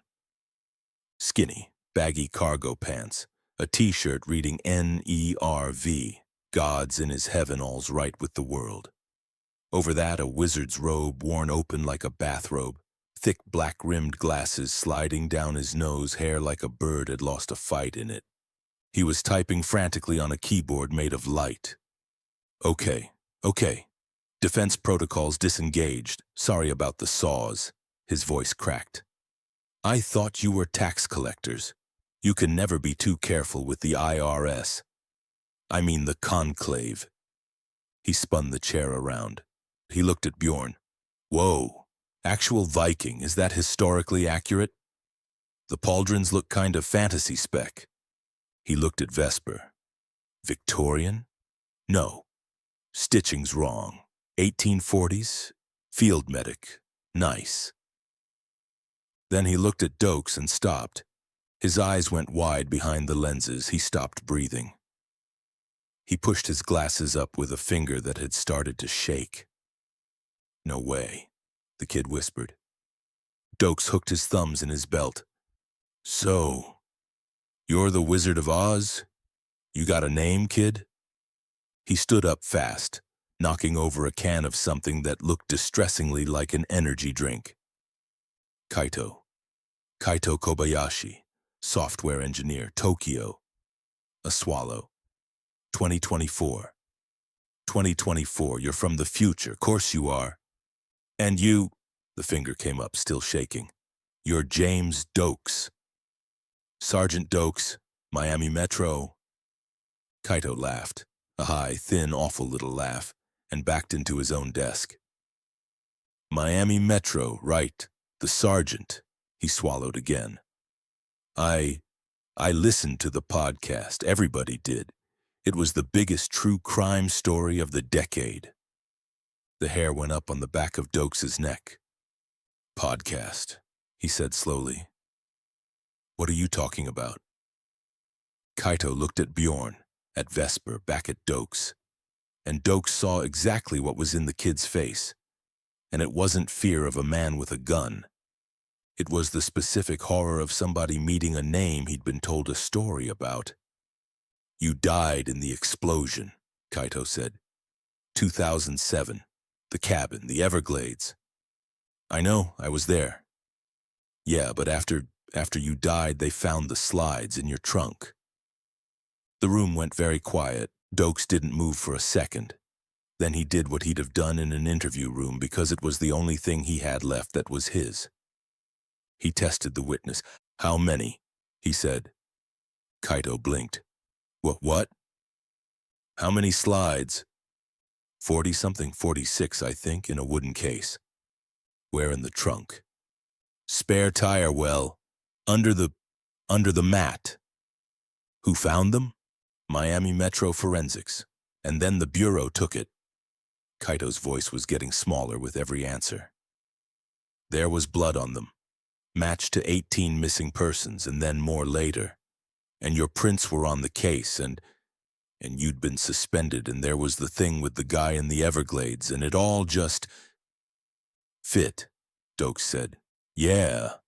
Doakes stood there and let a professional part of his brain do what it always did, which was assemble the case from the other side. 46 slides in a case in my trunk. He had my car. He had my prints on 100 things in that lab. He had my jacket, my temper, my suspension, and 11 months of me following him around Miami looking exactly like a man covering his own tracks. Nobody had to lie about a single thing. He just moved the box, and here was the worst of it. The thing that got in under the ribs and stayed there. It's a good frame. If they'd handed me that file with somebody else's name on it, I'd have closed it in a week. The trophies, Doakes said, and it came out flat. So what am I? Kaito's mouth worked twice before anything came out. In my time, he said, the world doesn't know you as a hero, Sergeant. He pushed the glasses up. They know you as the Bay Harbor Butcher. The silence after was louder than anything in the chapter of Doakes' life that had ended in fire. He felt the floor go out from under him. Not a trap this time. Just the truth, arriving 400 miles and one universe late. Dexter, that calm, smiling, donut-bringing psycho. He hadn't just killed Doakes, hadn't just blown him up in a shack in the swamp and walked away whistling.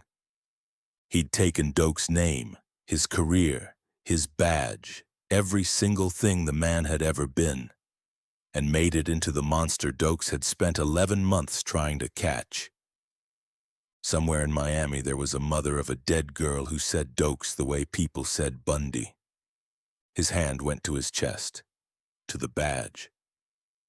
The one thing in two worlds he had never once doubted. In my world, this is a lie. He won, Doakes whispered. And the aura came off him, not gray, not damped, not controlled, not measured out at a suspect in a market square. Black, an absence spreading out from his chest like ink in water. Every light on the factory floor flickered and died at once. The floating screens shattered. In the dark, there was nothing left but the blue glow of a revolver and the two enormous, terrified eyes of Kaito Kobayashi. That motherfucker, Doakes said, and the steel walls hummed with it. He won. Chapter 13. He won.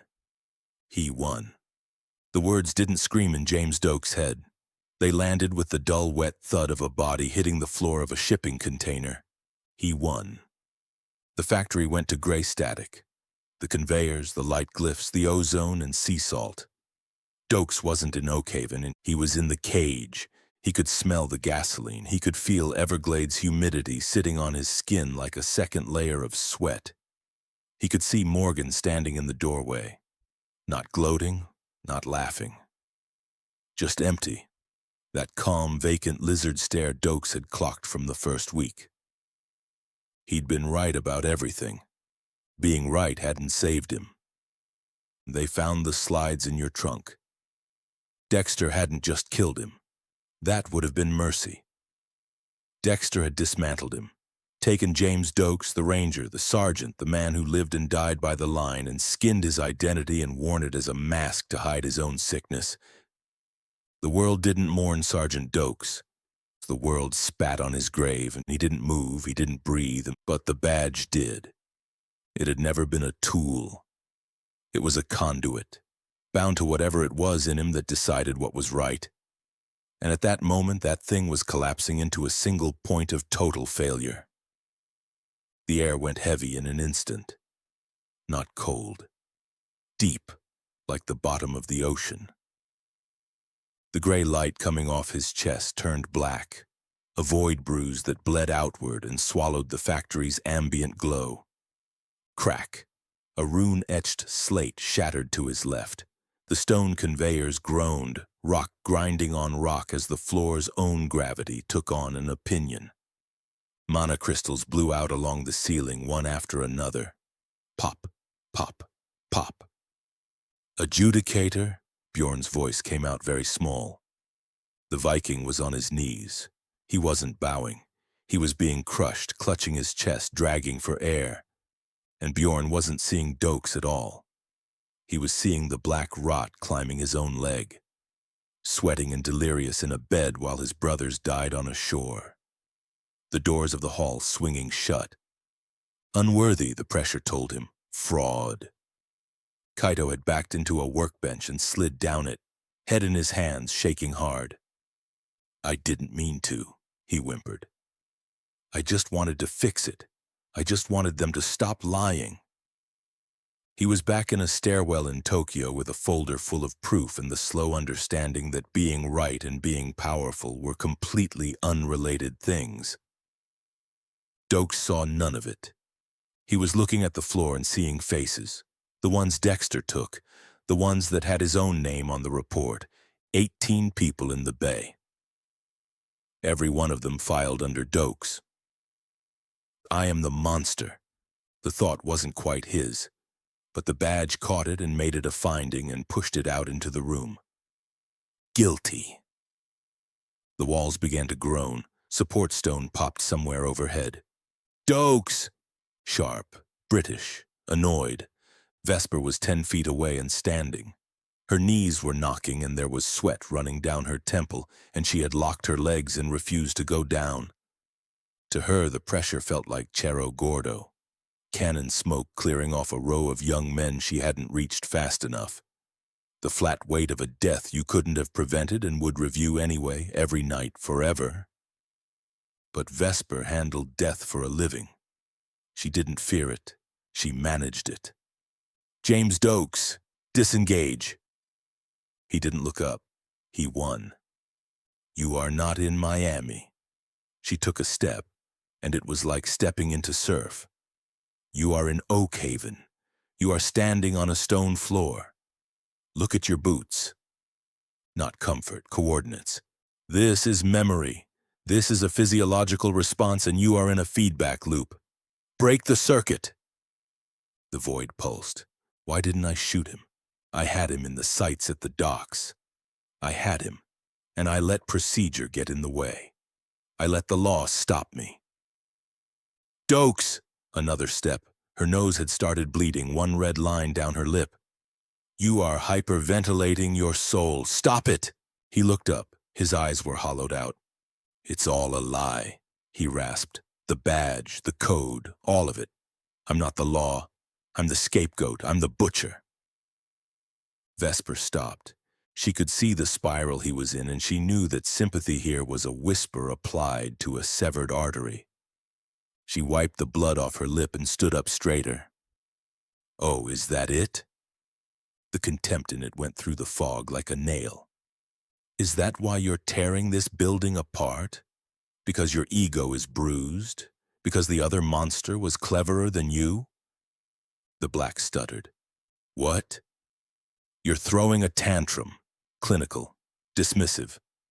The killer outplayed you, and now you're sulking because history wrote down the wrong name. She tilted her head. How vain are you, Sergeant? The room went still.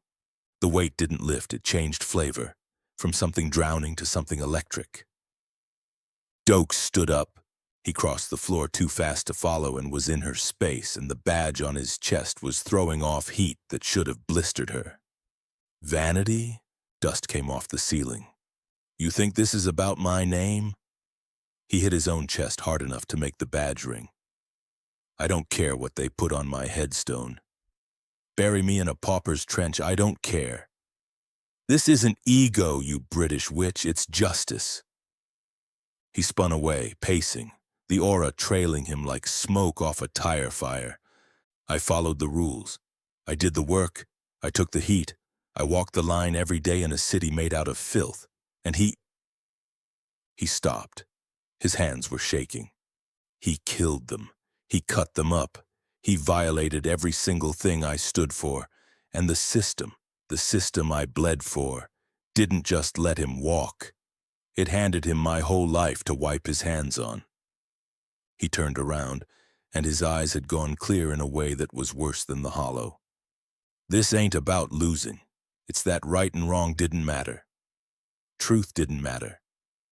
The only thing that counted was who told the better story. He looked down at his own hands, hands that could put a pine through a canopy.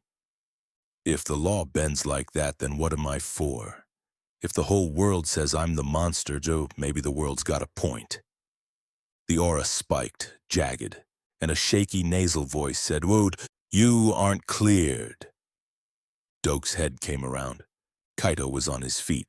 He was pushing his glasses up his nose with the expression of a deer that has decided to argue with the headlights. What did you say? I said you aren't cleared. In 2024, history books, forums, all of it, you're still the Bay Harbor butcher officially. You got a death wish, kid? But, a hand came up. But he didn't get away clean either. The black light dimmed a notch. Explain. Kaito took a breath and started pacing, nervous energy overtaking terror. Okay, so officially the Bureau closed it on you. But true crime is huge in my time, and people picked at that case for 15 years, and there are holes. The slides were too tidy. The timeline doesn't match your deployment records on 2 of them. He swallowed. And then there's what happened to Dexter. Where is he? Is he in a cell? Not exactly. That's the thing. Kaito grimaced. He didn't retire on a beach. His life came apart. His wife was murdered by another serial killer in his own house. His sister, Deb, she found out what he was. It destroyed her. She died because of him. Doakes went very still at that one. He'd liked Deborah Morgan. She'd been a good cop with a filthy mouth and a blind spot the size of her brother. And then there was a hurricane, Kaito said. Laura. He put his boat into it and disappeared. presumed dead. He lost the job, the city, his kid, everything, and it all burned down around him. His kid. He had a son. Doakes absorbed that. Whole years had gone by after he stopped. There'd been a kid he never knew about growing up in that house. And the internet doesn't buy the official story on you, Kaito said. There are threads, thousands of comments. Doakes was framed.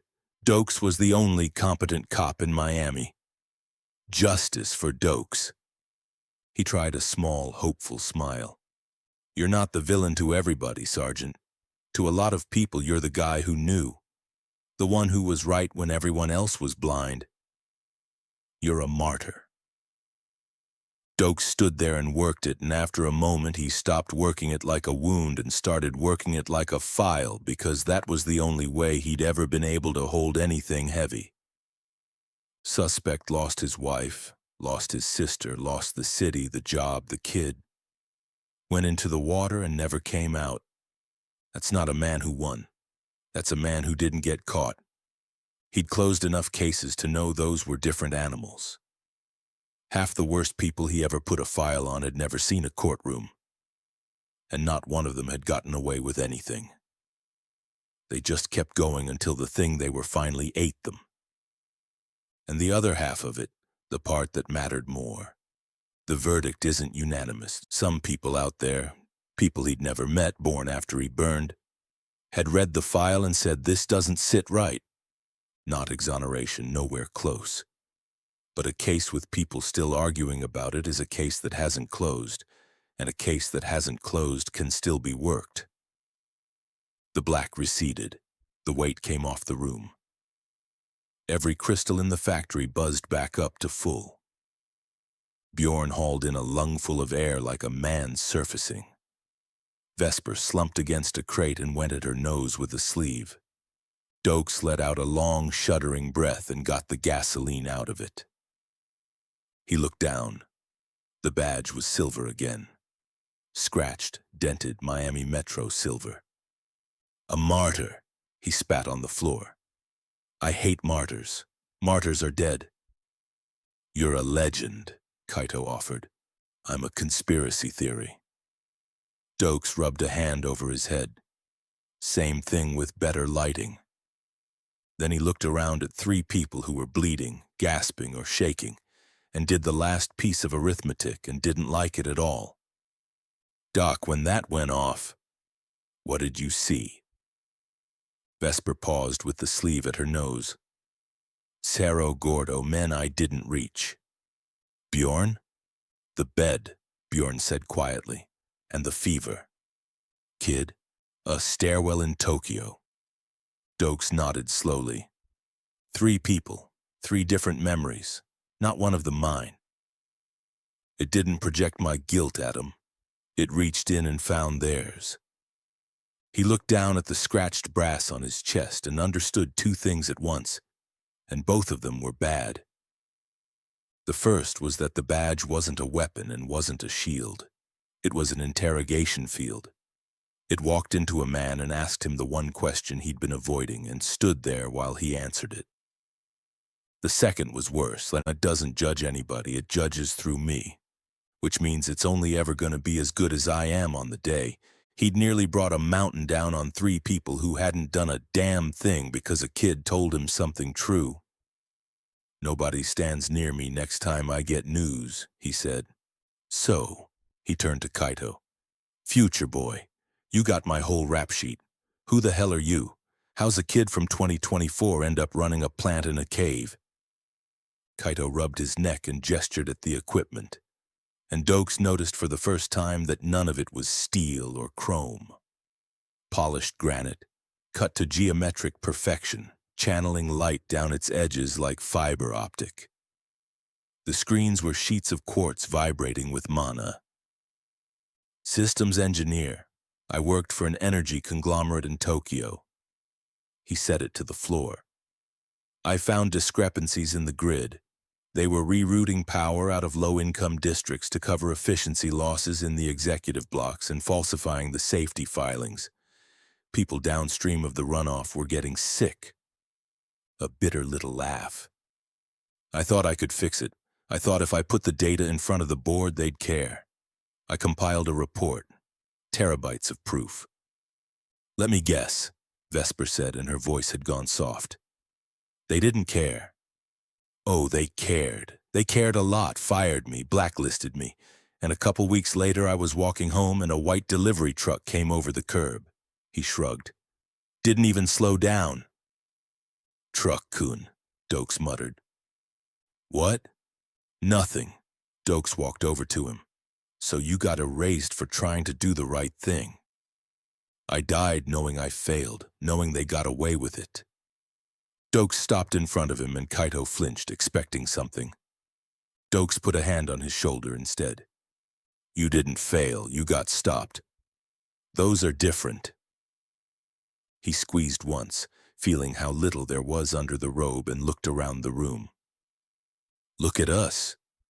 Bjorn died of a scratch he couldn't fight. Doc died dragging a kid who'd probably already bled out. You died trying to out a power company. He tapped his own chest. And I died because I trusted the badge more than my gut. We're the unfinished business squad, that's what we are. He put out his hand. We got work here, kid. This world's every bit as crooked as the ones we left. Difference is this time I've read their rulebook. Kaito looked at the hand, at the scarred palm of the man his whole century called the Butcher, and smiled. A real one, nerdy and hopeful and about 9 years too young for his face. Okay. He shook it. Ping. Hero party. Status, full. Member 4 of 4 added Kaito Kobayashi, technomancer. Party synergy unlocked. The dispossessed. Morale bonus when opposing authority. Resistance to fear effects increased. Doakes read it twice and grinned. The dispossessed.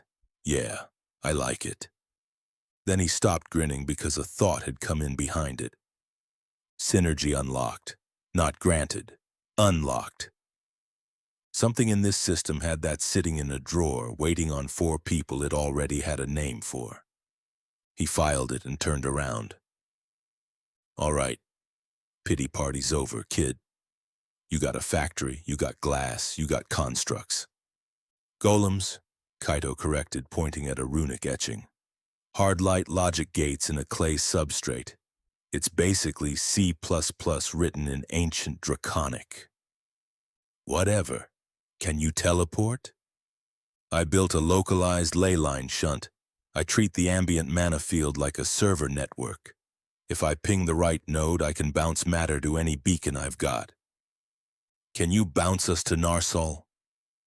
Kaito typed on quartz and a map of light motes bloomed in the air. Narsol. Huge energy signature, serious firewall, but yeah. Override the safeties, amplify off the factory core, I can drop you on their doorstep. Good. Doakes picked a shard of ether glass off a bench and turned it over, watching it throw clean white light across his knuckles. Pack it up. We're going to the capital of laws to collect a paycheck. He looked over at Vesper, composed again, no blood on her face. You good, Doc? I am adequate. Though I'd suggest we refrain from group therapy in future. It's hazardous to the structural integrity of the building. Noted. Viking? Bjorn was testing his limbs one at a time. I am ready. He rolled a shoulder.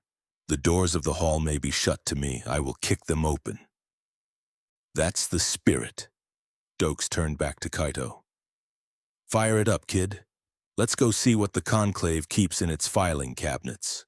Chapter 14. The Basilica of Final Petition. The factory hummed differently now. Before it had been grinding gears and hissing steam, a prototype fighting for breath. Under Kaito's hands it had become rhythmic. It sounded less like a workshop and more like a server room. Okay. The kid's fingers moved through a holographic interface over a slab of obsidian. Production queues aligned, distribution drones on stealth. Mana signature spikes above 4-5, dampeners kick in. Guild patrol comes within a mile of the intake. The whole place goes dark and switches to thermal recycling. He tapped a final rune. Green. Automated runs 3 months without me. 4 if the golems don't unionize. Doakes watched from a crate of ether glass, arms crossed, the badge back to its simmering gray. It was good work. Clean, sequenced, contingency planned. He hadn't seen logistics like that since he rebuilt the evidence locker in 2004. You sure, kid? Leaving your baby? Kaito looked up, startled, like he'd forgotten anyone was in the room. It's safer without me. I'm the anomaly. The factory's just machinery. If I stay, I pull heat. If I go, the system just works. This a one-way trip? No way. He dug in the robe and came out with a small hexagon of brass and crystal pulsing blue. Technomantic transit is node-based. Think of it like a VPN tunnel. Doakes looked at him. A secure phone line. You need 2 phones to make a call. This factory is Node A. I have to physically visit somewhere to make Node B, or lock onto a strong enough beacon. He held the hexagon up. But this is a recall anchor, hardline back to this room, holding a big charge. Things go bad in Narsal, I trigger it, it yanks us home, it's a slingshot. Limited use? Vesper asked, restocking her pouch with vials of processed ether he'd synthesized for her. 1 charge, then 24 hours to resaturate. Otherwise, heat friction disintegrates our molecular bonds. Disintegrate, Bjorn repeated, testing the heft of his shield. I do not like this word. It means we got an exit, Doakes said. Good work. He pushed off the crate. When we get back, I'll show you our setup in the capital. Got an innkeeper who makes coffee that tastes like mud and 2 interns scared of their own shadows. You'll like it. Build yourself a bench. Put some real light in that dump. Kaito's whole face changed, a nerdy delight that dropped about 6 years off him. Really? I could probably optimize the heating pretty easily. Maybe run a perimeter grid off low-yield sonic wards. Easy, Stark. Survive the trip first. Doakes' voice shifted and the warmth went out of it. Roll call, Doc. Adequate. Viking. Ready to break down the door. Kid. System green, coordinates locked, Narsal outskirts. Hit it. Kaito stepped onto the hexagram cut into the floor. No chanting, no wand. He typed into the air, and the runes lit in sequence like breakers throwing. Click, click, click. Hold your stomachs. Compression ratio's a little high. They didn't arrive in a city, they arrived in a field. Doakes came down hard on grass and had to catch his balance, the warm open air of a meadow hitting him after the recycled cool of the cavern. His hand went to the gun and his eyes went to the perimeter. Rolling green hills, blue sky, wind through tall grass. Nothing. Where is it? You said their doorstep. This is the middle of nowhere. Kaito checked a wrist gauge whose needle was spinning like a compass on a magnet. Coordinates are right. Mana density's off the scale. We're in a high-pressure zone. But Doakes had stopped listening because he was looking at the ground. He walked 10 paces to his left and crouched. Cart ruts. Deep ones cut into the turf by iron tires over a very long time, and beside them the packed pale stripe of a foot road with the grass worn out of it. He stood and followed the line with his eyes out east where a second set came in and merged, and then a third from the north. 3 roads converging. Roads converge on cities, that's the only thing they ever do. And 40 yards ahead, all 3 of them simply stopped. The ruts ran out into unbroken meadow with no gate, no ford, no quarry, no reason. Nothing wears a road that deep and then quits, Doakes said. Roads don't end. They arrive. He looked up. There were birds working the field behind them and not one of them over the grass ahead. And the birds won't fly over it. Bjorn had turned around and he was grinning. The eyes of the uninitiated are easily fooled, the Viking said. But you were nearly there, adjudicator. Walk with me. He went forward 20 paces, reached out and pressed his palm against nothing at all. The air rippled. Not a shimmer, a curtain disturbed. A hexagonal lattice flashed across the sky, climbing miles up and curving over them in a dome. The world changed sound. The wind died. The crickets stopped. Pressure dropped and Doakes' ears popped. The field dissolved. In front of them, a mountain range of white marble and gold, Narsal, the capital of laws. Spires through the cloud layer, aqueducts spanning tower to tower. Statues the size of office blocks looking down with stone faces set in permanent judgment. It had been there the entire time, wrapped in a refraction field perfect enough to bend light around a metropolis. "Laugh it up, assholes," Doakes muttered, staring up with grudging respect. "The high seat does not hide from fear," Bjorn said. "It hides because it demands privacy. That's a hard light projection at macro scale." Kaito had a scanner out and was taking readings fast enough to hurt himself. "This draws more power than a reactor. Just to be invisible?" "To be separate," Vesper corrected, eyes narrowing. "Look at it, it's sterile." Kaito rubbed his chest and frowned. "Weird. I feel like I forgot something. Did I lock the factory? Did I leave something on?" Vesper touched her temple. "I have it too. Low-grade anxiety, palpitations." She looked over. "It's familiar, James. It feels like the workshop." Doakes stopped and focused and found it sitting in the back of his skull. A quiet, patient, nagging voice. "Are you sure? Did you file that right? Are you supposed to be here? What did you do wrong?" It was the feeling of a cruiser pulling in behind you on the interstate when you're doing 54 in a 55. "It's an aura," he said. "The whole city's broadcasting." "Adjudication," Vesper said. "A passive civic enchantment. It induces self-scrutiny, mild guilt, compliance." "It makes you police yourself," Kaito said. That's dystopian as hell." But Doakes had gone quiet because he'd just put his hand flat on his own chest. Same signal, same feeling, same exact question. The thing the overseer welded to my soul in a room with no shadows this city has running through its plumbing. Mine's a flashlight. This is a streetlight grid, so either somebody built my badge out of their parts, or they built their city out of mine. He didn't have anywhere to put that. He put it on the pile, which was getting tall. "It's a security system," he said out loud. "Keeps the population docile. Keeps everybody looking over their shoulder so the guards don't have to." He adjusted his collar. "Heads down. In a town like this, looking comfortable's probably a misdemeanor." Entering Narsal was like walking into a funeral for a king who hadn't died yet. The streets were wide, polished marble that clacked under their boots, and they fell into single file without discussing it. There were thousands of people, and there was no noise. Elves in high-collared robes carrying stacked parchment, eyes on the ground. Dwarves in ceremonial plate at every intersection, not speaking, watching. Humans moving briskly with cases and scrolls, faces set in careful, terrified neutrality.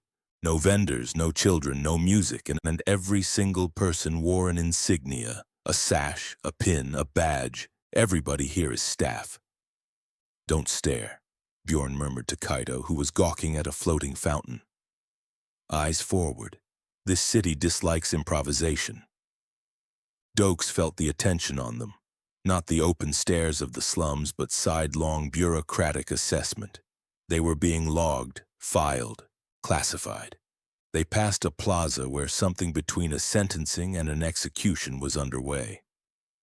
A man kneeling before a stone construct, weeping without sound, while a scribe read from a scroll that unrolled 20 feet across the marble. Nobody in the crowd jeered. They took notes. "It's a courthouse," Doakes muttered. "The whole damn city is one courthouse." Where are we going? Vesper breathed. The center. Bjorn pointed at a dome of black and white marble dominating the skyline, a cathedral designed by a mathematician. The Basilica of Final Petition. The records are kept there. The stipend is issued there. It is where the adjudicators convene. Sounds cheery. It is the Hall of Immutable Accord, Bjorn recited, where the law is written and where it is buried. Inside was big enough to have weather. The ceiling was somewhere up in the dark. Pillars you could drive a bus through, cool air smelling of old paper and ozone, and drifting lights moving through it like slow fireflies, lighting rows of shelves that went up the walls like cliff faces. Not a government building, an archive. 10,000 years of record, Bjorn whispered, and it echoed anyway. They walked a central aisle flanked by glass cases. Doakes stopped at one. A shattered sword and a plaque. The third cycle. Hero. Valdor the Brave. Outcome. Failure. Demon King sealed by conclave intervention. Next case. The fifth cycle. Party the Argent Shield. Outcome. Victory. Casualties total. Doakes went down the row slowly and started counting. 9 cases, 9 cycles. Failure, failure, victory with total casualties, failure. Sealed by conclave, failure. 2 things landed on him at once. 1. Win or lose, the closing line is always the same outfit. Conclave intervention, conclave seal. In 9 entries, the heroes never once get the last sentence. He'd worked with a public information officer for 11 years. He knew what it looked like when an institution wrote its own history. The department always makes the collar in the press release, no matter whose hands were on the guy. 2. And this one he couldn't do anything with at all. They're evenly spaced. He checked it twice, walking the row back. Cycle to cycle, the gaps were regular, not approximately. Regular, the way a tax year is regular. Enemies don't invade on a schedule. Weather doesn't. Wars don't. Bills do. Tides do. He looked at it a while, decided he didn't have enough to say anything intelligent, and put it on the pile with the orchards and the shadowless rooms. It's a graveyard, Kaito whispered, looking at a charred staff in a case. They keep trophies of the failures. They keep data, Vesper corrected from up ahead. She drifted to a podium in the center of the hall where a book the size of a dining table lay open. James, come look. The page header read, Registry of Summoned Assets. Vesper ran a gloved finger down the columns. Warrior archetype, high yield strength, durability focus. Healer archetype, biological manipulation, support focus. Technomancer/mage archetype. Construct manipulation, utility focused. It went on for pages, mages, paladins, rogues, archers. Thousands of names across thousands of years, sorted like stock in a hardware store. Assets, Doakes thought. Not people, not even soldiers. Assets. And then the part that actually mattered, which took him 4 seconds. These aren't descriptions, they're specifications. Somebody didn't reach into the dark and grab whoever was floating past. Somebody wrote a requisition. Strength here. Healing here. Utility here. You don't fill a slot you didn't define first. It's a loop, Kaito said, scanning fast. Demon King rises. System summons a counterforce. Counterforce fights. Win, they're retired. Lose, the conclave manages the fallout. That's not a war, that's an algorithm. Where am I? Doakes asked. Kaito flipped a page the size of a tablecloth, then another, then went to the index and traced down it with his finger. Adjudicator, adjudicator. He stopped. Here.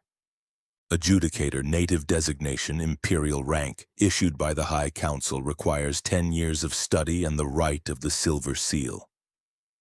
Kaito looked up. He'd gone pale. There are no summoned adjudicators. What? I'm cross-referencing. He was flipping fast now, hands unsteady. There isn't one entry, not a single one. In 10,000 years of record, the system has never summoned an adjudicator. He looked up at Doakes with his eyes enormous behind the lenses. Adjudicators are the cops here. They work for the conclave. They're part of the control structure. A summon is supposed to be a weapon the conclave points at demons. So what am I? You're a glitch, Vesper said, cold and precise. You have the authority of their highest enforcers and the power of a summon. You are judge, jury, and executioner, and you sit outside their chain of command. But Doakes was still looking at the registry, and he had gotten there half a step ahead of her, and it had nothing to do with power. Every archetype in this book is a thing you aim. Strength, healing, utility. Every last one of them waits to be told where the enemy is. That's the whole design. You summon a weapon and you hand it a target and it goes. And an investigator is the one tool on Earth you can't do that with. He don't take the target from you. He goes and finds it. He put his hand flat on the page. They never left this slot empty by accident, Doakes said quietly. 10,000 years of ordering exactly what they wanted, and they never once ordered somebody who'd ask why. A problem, Vesper said. Yeah. Doakes closed the book. I'm a problem. Clack, clack, clack. Heavy, rhythmic, synchronized. Doakes turned. 3 figures came up the main aisle in heavy gray silk embroidered with silver stiff collars swallowing their necks, carrying ebony staffs topped with the silver seal. The same symbol that sat under the engraving on his badge. Not old men. Prime of life, and moving with the coordinated ease of things that hunt together. They stopped 20 feet out. The one in the center was a woman with severe features and eyes lit faintly white from within. She wasn't angry. She looked horrified. She looked at the badge on his chest, then at his face, then back at the badge. The expression of an engineer finding a line of code in a system that has no business containing it. You, she said, and her voice filled the basilica. You bear the seal. Yeah, Doakes said, stepping forward. I do. You are a summon. The man on her right sounded disgusted. We smell the void on you. You are not of this world. That has never happened, the third one whispered. He said it to himself twice. The woman raised her staff and the tip began to glow the same heavy gray Doakes carried in his chest. A summoned adjudicator, she said, flat with dread. That is an impossibility. The system does not grant our authority to outsiders. She leveled the staff. Identify yourself and tell us who authorized your station, because it was certainly not us. Doakes didn't reach for the gun. He touched the badge and he let it out. Not the polite hum he'd walked through the city with, but the full crushing weight of 22 years in Miami. And he met their pressure coming the other way and held it there in the middle of the aisle. Then he smiled. My name is Sergeant James Doakes, he said, and I authorized myself. Chapter 15, The Writ of Détente. The silence in the basilica wasn't empty. It was the heavy kind, the kind Doakes had sat in 100 times across a metal table waiting for a man to notice his own story didn't close. 3 native adjudicators, the apex of the legal food chain in this world, in robes worth more than Oakhaven's annual output, holding staffs that hummed with centuries. And they were terrified. He didn't need the badge to see it. The High Justicer's staff hand had a fine tremor in it she was managing by gripping harder. The man on her right had shifted his weight onto his back foot. That's not a fighting stance, that's a leaving stance. The third one hadn't looked at Doakes' face once. He was looking at the badge, the way you look at a wasp on the inside of a windshield. They knew about Viridin. Of course they did. News travels fastest in a bureaucracy because bureaucracies are made of nothing but news about each other. You authorized yourself, the Justicer repeated. That's what I said. Doakes kept it flat. bored even. You want to stand here comparing resumes, or you want to talk business? The man on the right opened his mouth, the intake of breath a man takes before citing something. And the justicer put up 2 fingers and killed it in his throat. That's a hierarchy, Doakes noted, but it's a thin one. She didn't order him quiet. She stopped him, and then she checked to see if he'd stay stopped. There is precedent for emergency investiture, the justicer said. She said it smoothly. She also said it a half-beat too fast, and she said precedent instead of naming one. Though ordinarily it involves a ritual and a quorum and the death of a sitting adjudicator. Veridon's not dead. He's fired. Doakes shrugged. Consider me an outside hire. Department needed cleaning. She lowered the staff slowly and let out a long, measured breath through her nose. It appears the system has recognized a procedural anomaly, she said. If the Silver Seal has accepted you, then we are in no position to dispute the divine mechanics of the world. And there's the language. Doakes had heard that exact grammar out of a deputy chief once. We are in no position to dispute. Nobody agrees with anything. Nobody decides anything. A thing simply turns out to have occurred, and the institution notes it. Smart lady. However, her tone changed, out of fear and into something Doakes recognized even better, which was administrative. This creates a jurisdictional crisis. You are a summoned entity holding a domestic office. We must convene. We must determine the scope of your allocation. You do that, I'll wait. They bowed, barely a nod, the minimum the room would tolerate, and withdrew into the shadows between the shelves, where their whispering started up immediately and did not stop. Doakes turned his back on them and walked over to Vesper, who was leaning on a case containing a demon's skull and watching him the way she'd watch a chart. You played that well, she murmured. But if they'd called the bluff, wasn't a bluff? James, she tilted her head. You stripped Veridon because he was corrupt. These 3 represent the system. If you tried to strip them for being irritating, would it work? Doakes glanced at the huddle in the dark. No, he admitted. Oh? Read the screen on the way in. He tapped his temple. Demerit protocol isn't a trigger I can just pull. It needs cause, documented cause, gross negligence, corruption, betrayal of office, evidence. He looked down at the brass on his chest. The system's rigged, Doc. It ain't arbitrary. There's rules. I can't walk in and fire the Supreme Court because I don't like their faces. I gotta catch them at it. I gotta build the case. Vesper let out a small breath. Good. Good? If you were a god who could unmake authority at will, you would be the most frightening thing in this world. She adjusted her spectacles. A man who must prove guilt before he passes judgment is merely a very dangerous detective. I prefer the detective.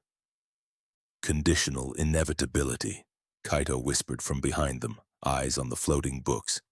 You're a logic gate. If corruption equals true, delete user. If the input's false, the command fails. Quit talking like a computer, kid. A pause. But yeah. Doakes checked the huddle again and counted. 11 minutes. 11 minutes for 3 people to answer one question. He knew what 11 minutes meant. He'd stood outside enough closed doors. 2 men agree in 90 seconds. 3 men who each report to somebody different take 11, and at the end of it, nobody's happy. So they're not a chain of command, they're a committee, which means there's no single throat to choke. But it also means every decision they make is a compromise, and a compromise always leaves a seam. They came back walking differently, confident. They'd landed on something. And here it comes, Doakes thought. 3 people who wanted 3 different things wearing one face. We have reached consensus, the Justicar announced. Consensus. Not a determination, not a ruling, She was already building the record for whoever read the minutes later. Let's hear it.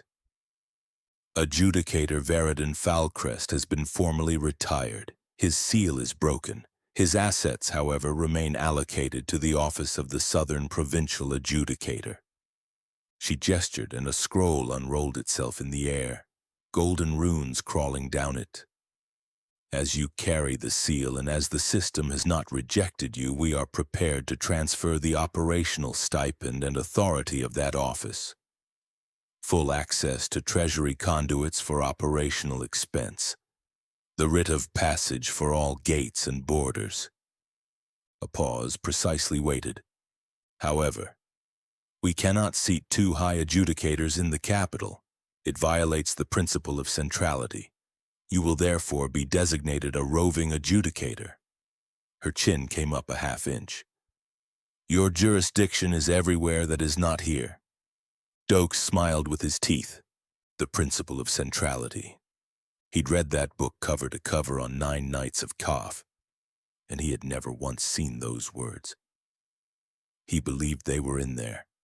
He also believed that nobody in this building had thought about them in 300 years, and that 11 minutes ago somebody had gone into the stacks and gone looking. That's what the huddle was. They didn't spend 11 minutes deciding what to do with me. They spent it finding the paper that let them do what they'd already decided. Which was the oldest move in institutional life, and Doakes had watched it done to better men than these. You don't fire the problem, you transfer him. Property room, airport detail, a task force with no cases and a phone that doesn't ring. You're offering me Veridon's package without the desk, he said. Precisely. We assume you will wish to return to the front immediately, to fulfill your destiny as a summoned hero. Sure, I'll take it. He snatched the scroll out of the air and it dissolved into his badge. Ping. Adjudicator assets transferred, current funds unrestricted, access level class A. Something snapped into place across his chest. Not power, logistics, the sudden ability to commandeer, requisition, open a gate, put a demand in writing. And then, right behind it, the thing that made him respect them a little. Hold on. They just spent 11 minutes working out how to get rid of me. Then they handed me an unlimited budget. Nobody funds a man they're trying to disappear. Unless... He kept his face where it was and thought it through in about 3 seconds, the way you do. Unrestricted funds out of a treasury conduit. Every draw goes through their house.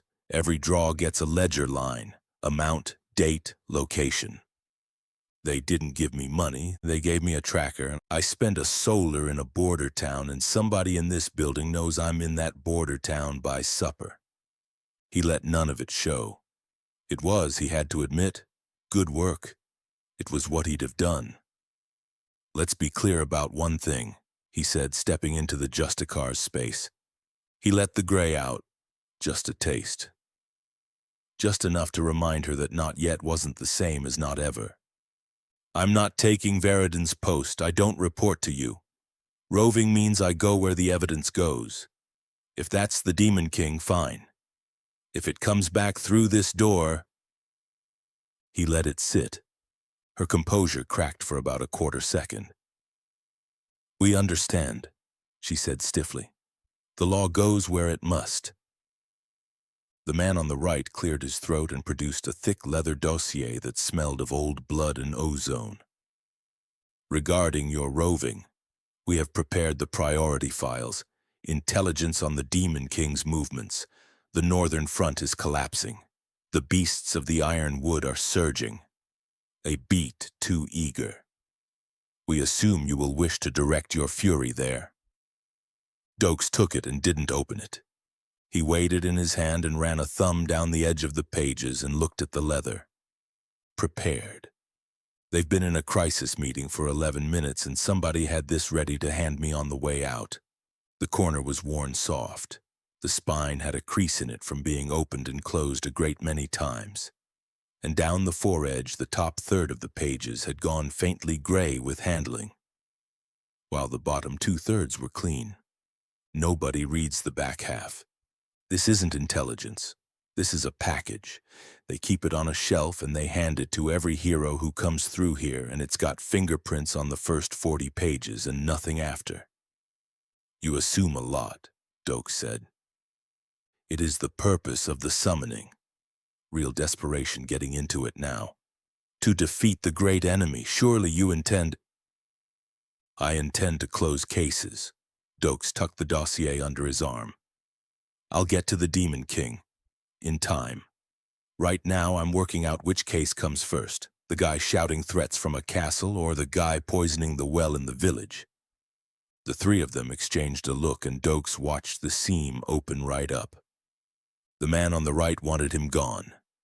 The Justicar wanted him contained. And the third one, the quiet one, had been standing back this whole time doing arithmetic behind his face. 3 answers. That's why it took 11 minutes. The quiet one stepped forward. Perhaps, he said softly, it would be best if you were formally seated within the conclave, an honorary chair, to ensure alignment of our objectives. And there's option 3. Kill it, fence it, or hire it. A seat meant a vow. A vow meant bylaws. Bylaws meant that the next time he wanted to strip a man's seal, there'd be a form and a review and a quorum and a colleague who'd known the accused for 40 years. Doakes laughed, one hard bark that went up into the dark ceiling and came back. No. The word hung there like a gunshot in a church. I got a party. He gestured back at Bjorn Vesper, Kaito. That's my precinct. Heroes first, titles second. I don't need your chair, and I sure as hell don't need your alignment. He turned, coat flaring. I'll do the job. I'm not joining the company. We're leaving, just like that? Bjorn asked, still eyeing them over the rim of his shield. Got what we came for. Doakes tapped his chest. The badge, the budget, and them scared. They are not merely scared, Vesper murmured as they walked. They are confused. They cannot decide whether you are a savior or a usurper. Good, confusion makes people sloppy. The walk back out through the capital of laws had changed. Before, the silence had been oppressive. Now it felt like a room full of people holding their breath. Scribes shrank against walls. A dwarf at an intersection turned his whole body away rather than be caught looking. Doakes kept his eyes forward and his stride long. He'd walked into the lion's den, slapped the lion, and left with the lion's wallet. He also knew exactly what it was. Nobody won anything in there. They couldn't stop me because they couldn't find the statute. I couldn't touch them because I haven't got the evidence. That's not a victory. That's a ceasefire while both sides reload. At the plaza where the refraction field met the grass, he stopped. Kaito, get us out. The kid fumbled the brass hexagon out of his robe. Locked to the factory node. We bounce to Oakhaven, then use the factory gate to bounce home. Double jump might feel like a mule kicked you. Do it. Recall initiated. It felt like being compressed into a cube, stretched into a noodle, and dropped off a second-story roof. They came down in the middle of the rusted spur. Doakes hit the boards and stayed up by inches. Bjorn went through a table. Vesper landed in a chair and immediately put her head between her knees. Kaito curled up on the floor and made a noise like a kettle. We gotta work on the landing, Doakes wheezed, hanging onto the bar. Grum looked up from a mug he was polishing and did not react to 4 people and a destroyed table appearing in his common room. Coming out of your deposit. Put it on my tab. Doakes reached into the air, flicked a finger through the interface, and a pouch of heavy minted solars thumped onto the counter. I'm good for it now. Grum opened the bag. The gold inside glowed faintly with the conclave's seal. His goat eyes went wide. Well then, he said, calf? Double. And as the satyr turned for the pot, Doakes looked at the pouch again and thought, and there's the first ledger line. Somebody in Narsol now knows. I'm drinking coffee in a slum, and he decided he could live with that. For now, being findable and being watched were the same thing, and a man being watched can decide what he lets them see. Taryn and Jace were peering over a stack of crates. "Go back to filing," Doakes waved them off. "We're home." He limped to the wall map with the mug in his hand. Oakhaven, East. The money. The proof that people could thrive with the guilds cut out of it. Narsal, Center, the law, the fear, the 11-minute committee, and North. A great red swath, the Iron Duchy, the frozen wastes, the domain. So, Bjorn extracted himself from the wreckage of the table. What is the verdict, adjudicator? Back to the capital? Do we open the guilds? Doakes took a long pull of sludge and let the bitterness put his feet on the ground. No. He tapped the red. We know the money, we know the law. We still don't know the war. He turned around. Everything those people do, they justify with that map. The tolls, the tithes, the drafts, the road they've had shut for 11 years. We have to be tyrants because the Demon King is coming. He set the mug down. I've been letting them say it because I got no reason to argue. That ends. You believe the war is a fiction? Vesper asked. No. He said it flatly and meant it. There's a king out there, and there's an army, and there's men dying on a line right now while I'm standing in a bar. I'm not stupid enough to pretend different. He tapped the dossier under his arm. But I've seen how these people run a lich. I've seen how they run a desert. I don't believe for 1 second they're running that war straight either. He looked north. So I go look at it. Because if their excuse is real, then fine. I close the conclave file and I go fight a war like everybody else. And if it isn't, then I take their excuse away and everything else they built on top of it comes down with it. Bjorn grinned slowly. To the front, then. Not as soldiers. Doakes picked the mug back up. As detectives. The conclave thought they'd pointed him at the horizon. They thought a man aimed at a war was a man out of the building. Doakes almost felt bad for them. Because you don't open a RICO case at the top, you never have. You start at the bottom with the guys on the corner who think they're too small to matter, and you work up through everybody who ever took a phone call from them. Get some sleep, he said. Tomorrow we go hunting. Chapter 16. The Task Force. The rusted spur was quiet except for the scratch of quills and the low hum of Kaito's portable server, which he had set up on a beer barrel. Outside, the slums slept the uneasy sleep of the poor. Inside, the air was thick with Grum's sludge and the particular tension of a plan getting close to done. Doakes sat at the head of the pushed-together tables, not looking at his team. Looking at his revolver, working the cylinder over with an oil rag. Efficiency's up to 94%, Kaito muttered at a keyboard hovering in front of his face. Oakhaven just synced with the Narsal grid. We're siphoning waste mana off the Noble District's runoff and converting it to production fuel. It's beautiful. A pause. Illegal, but beautiful. Click. Doakes snapped the cylinder shut. Good work, kid. Kaito looked up and pushed his glasses back, and then around the table at the others. You know, I've been running numbers. The throughput of this party is a statistical anomaly. English, 4 eyes. He means we are moving quickly, Vesper translated without looking up from a medical text she was annotating in the margins. Look at us. I've been in this world 3 years. Bjorn's head came up off the whetstone. 3 years? Yeah. Kaito went back to the keyboard. I spawned in the Iron Duchy, saw the factories, saw how they run people through them, so I ran too. Oakhaven and hid, and yeah, I built the setup. But I stayed underground the whole time. I never made a move. I knew what would happen if I did. 2 years for me, Vesper said quietly. She closed the book. I went to the front immediately. I thought my hands would matter there. She turned the book over. Instead, I found a meat grinder and a stalemate and generals who read casualty reports the way other men read racing forms.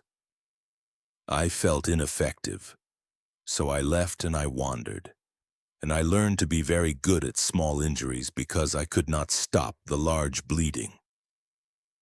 The rasp of the whetstone stopped. 1 year, Bjorn rumbled. 1 year in the service of adjudicator Veridon. I killed beasts. I guarded caravans. I believed I was earning glory. He set the stone down. I was a dog on a leash, barking where the hand pointed. All three of them looked at Doakes. What? You've been here a month, Kaito said. 32 days, Vesper corrected. In 32 days, Kaito said, and his voice climbed, you assembled a full party, broke a corruption ring, killed a lich, took over a manufacturing facility, stared down the Supreme Court of this world and left with their wallet, and now you're planning to audit a war. He shook his head. That's not high stats, Sergeant. That's a speed run. You're playing on a level we didn't know existed. Doakes looked at the three of them, saw exactly what was in their faces, and hated it. Cut that bullshit. The mug came down hard. You think I got some chosen one buff you missed? You think this is magic? He stood, the chair scraping. You had the power. Kid, you can build a factory out of rocks. Doc, you turned 600 skeletons into meat. Viking, you put me through a wall. You didn't need anything I got. Then what? Vesper asked. Doakes chewed on it because he genuinely hadn't put it into words before, and when it came out slow. Kid, when that voice offered you a gift, what did you take? Kaito blinked. Technomancy. It said pick an aptitude. Obviously I picked the one I already... Doc? Biological manipulation. Vesper's brow furrowed. It offered. I accepted. Viking? Strength, Bjorn said, and the body to carry it. Yeah, Doakes leaned on the table. I turned mine down. The room went quiet. Not 'cause I'm tough. 'Cause I've been handed enough free things by enough departments to know what a free thing costs. He straightened up. But here's the part that matters. When that thing hands you a gift, it hands you a job title with it. Warrior, healer, mage, and every one of you took the title along with the goods and never once put it down. He pointed at Kaito. You spent 3 years underground because a mage who crosses the conclave gets crushed. That's true. That's the rule for a mage. At Vesper, you left the front because a healer who can't save the ward has failed. That's the rule for a healer. At Bjorn. And you took orders for a year because that's what a hero does. He waits for somebody to tell him which way the enemy is. He tapped the badge. I got here with no title and no gift and nobody telling me a damn thing. So the only thing I had was the last job I worked. And the first rule of that job is you don't wait to be handed a case. He picked up a piece of charcoal from the fireplace. You follow the lead in front of you until it runs out. Then you find another one. That's the whole difference. It ain't magic. It's habit. Grum had whitewashed the wall behind the bar that morning. Doakes drew a rough circle in the middle of it. The Demon King. Suspect. The reason for the taxes, the drafts, the walls. A line left. A square. The conclave. Enablers. They use the suspect to hold control and they profit off the fear. A line right. The guilds. Profiteers. They supply the war. They keep the tech suppressed so they can charge a premium for lamp oil. Then at the top, above everything, a question mark. And under it, 2 words. Golden Compact. He tapped it hard enough that plaster crumbled off the charcoal. And that's the mystery. The dying lich said it, Vesper said, and Leonis flinched when you repeated it. He didn't flinch. He asked. Doakes stepped back. Big difference? Leonis wasn't scared I'd say it. He was checking to see if I already knew it. That's a man doing damage assessment. He looked at the board. Silver Seal runs the adjudicators. That's the law. Somebody's out there wearing gold. Golden compact. Grum scoffed from behind the bar, drying a glass. Sounds like fairy tales. Old wives' stuff about the king's secret police. Speculation. Doakes didn't turn around. You're right. It is speculation. He turned his head just enough to catch the satyr's eye in the mirror behind the bottles. Mind your business, barkeep, before I audit your liquor license. Grum grumbled something about police states and went back to scrubbing.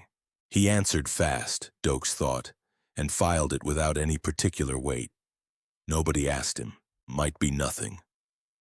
Bartenders talked. That's what bartenders were. But he wrote it down anyway, the way he wrote everything down. Doc, you were up there. Give me a profile. He turned. What are we dealing with? Mindless? Do they swarm? Vesper took the chalk out of his hand and her whole face changed into something clinical. No. That is the misconception the criers sell. Biblical horrors, brimstone, pitchforks. She sketched fast and badly on the whitewash. The reality is biology. Bipedal. Larger than us, 7 feet average. Horns, yes. Skin from ash gray to deep red. She stepped back. But they bleed and they break. They're a species. Horns and red skin sounds like a demon to me. Demonic is a behavior, James. Sharp. A virus is demonic. A serial killer is demonic. These things fight like conscripts. Phalanx formations, rotation under fire, officers barking orders and men obeying them badly. She set the chalk down. I saw fear in their faces when the fire came over, and they retreat to recover their dead. Doakes went very still. Say that last one again. They withdraw under pressure to carry off their fallen. I watched it 3 separate times. It cost them ground on each occasion. He stood looking at a chalk sketch on a whitewashed wall in a slum bar, and it went out from there like cracks in a windshield. An army that spends ground to carry off bodies is an army with somebody at home expecting a body. Which means funerals, which means families, which means a town with a road to it. And a phalanx doesn't happen by accident. That's drill. Drill needs sergeants and a parade ground and enough time in one place to teach it. And all of them need feeding, every day, for 50 years. That's not a horde, he said, that's a country. Bjorn frowned. It is the domain. Everyone knows there is a domain. Everybody knows there's a lair, Viking, like a bear's got a cave. Doakes turned around. A monster doesn't need a treasury. A country does.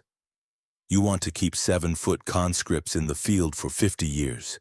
You need iron for their gear, grain for their guts, and enough coin to keep the men who make both from walking off the job. He looked back at the board and put the charcoal on the question mark. So here's the thing I want answered before anything else.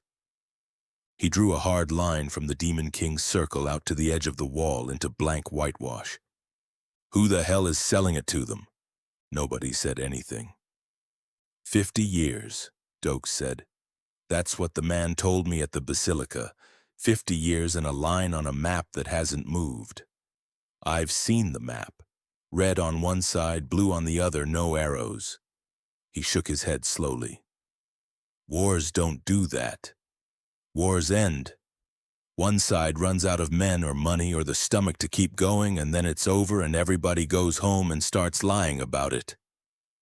And when they do not end? Vesper asked.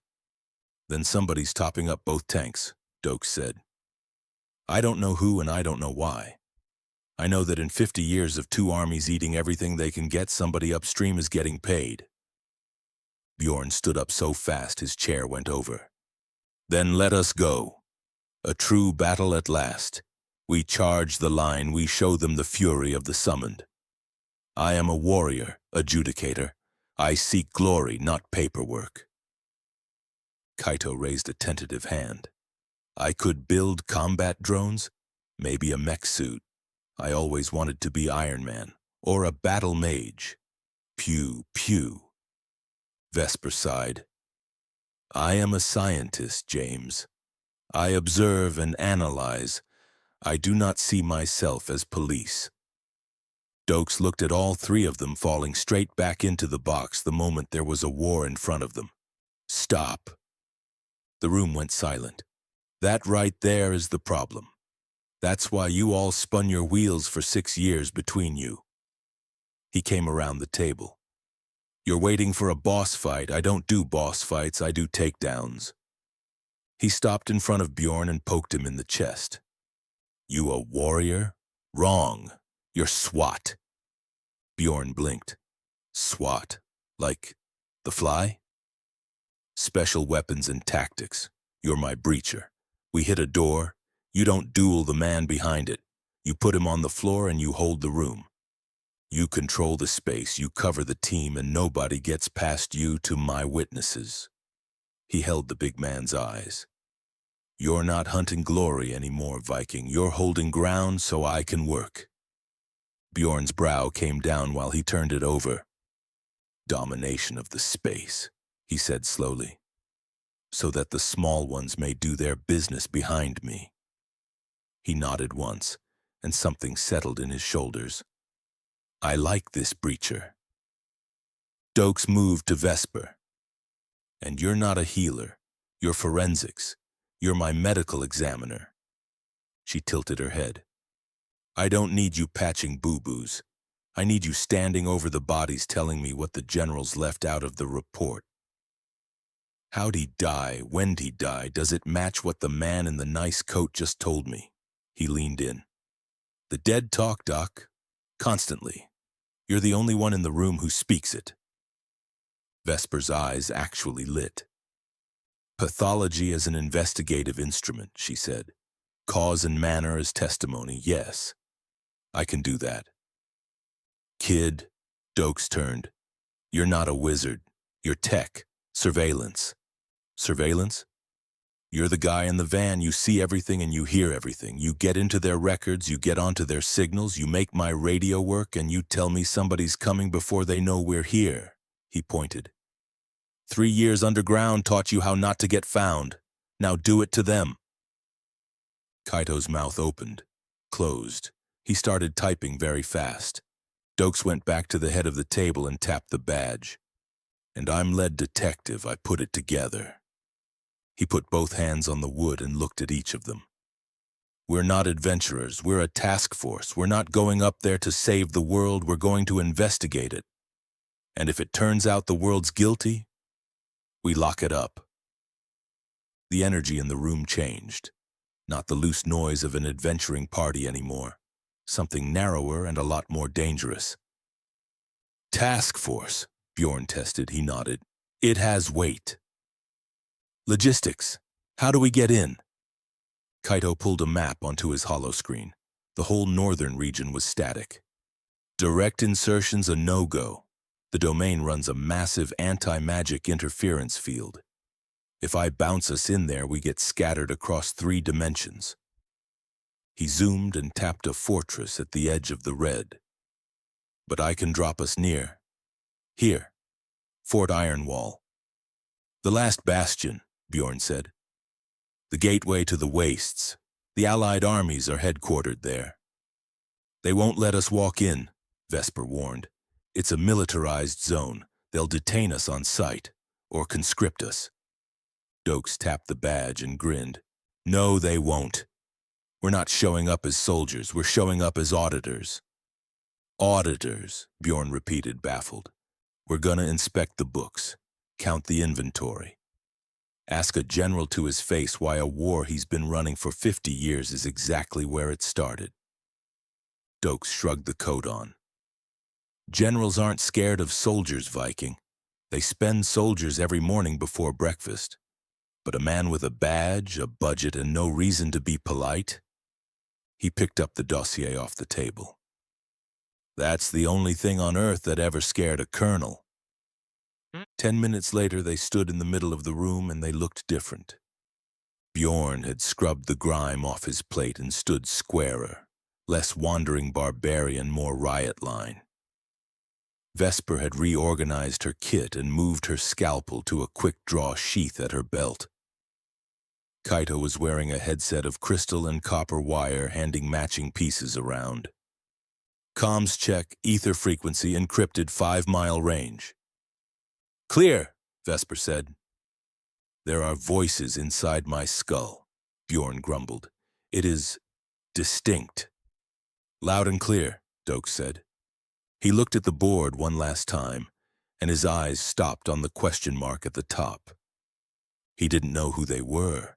He knew how to make them come to him because it was the same in every city he'd ever worked. You don't find the people at the top. You inconvenience them, and you wait. And eventually somebody gets sent to explain the situation to you. Grum, the satyr looked up. Don't touch that wall. Keep the calf hot. Try not to die, Grum grunted. I hate cleaning up estate sales. Doakes turned to Kaito. Take us to the fort. Copy that.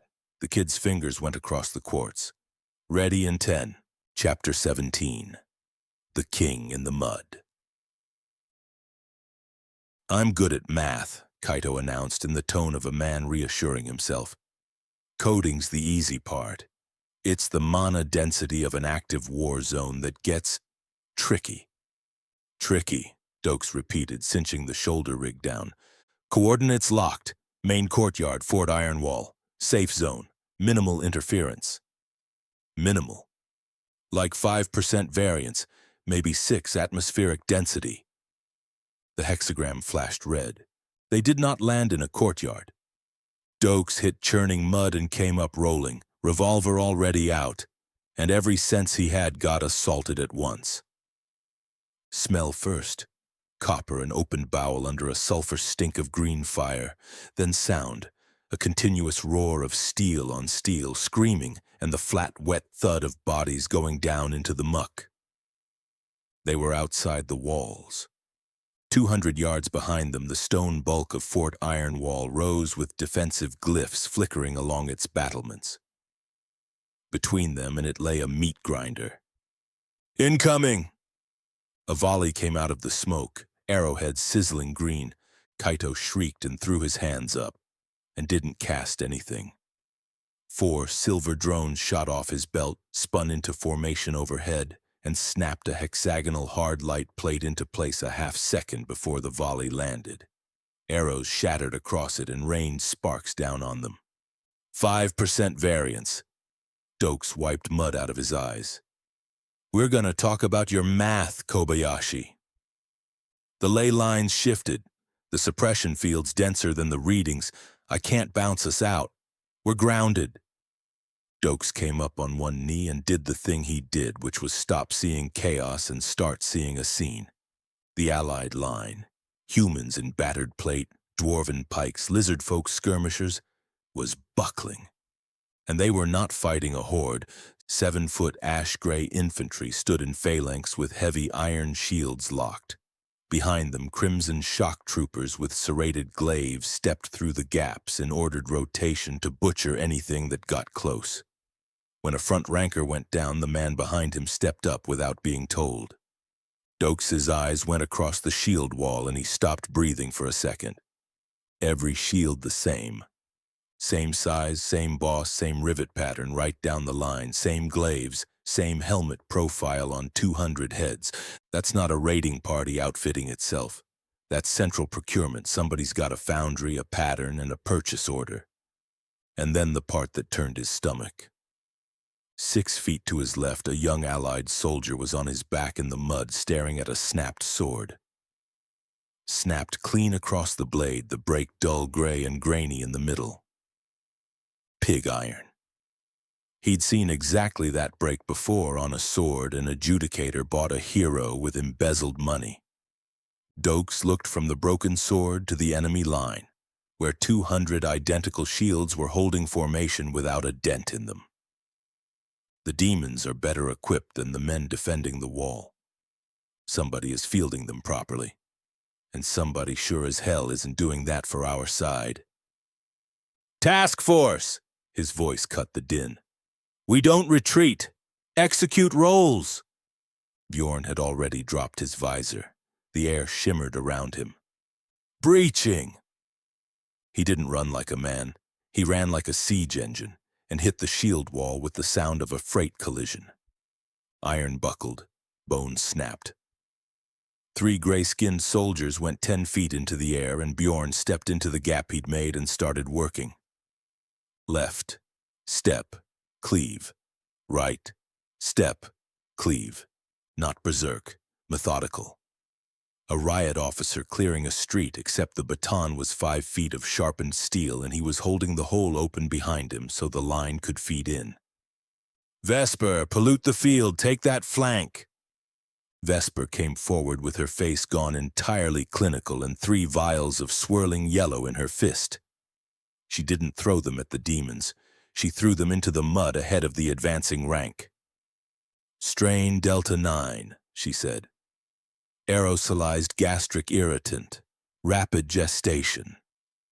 She snapped her fingers. A small burst of wind cracked the glass, and the cloud went out and rolled over 3 dozen men.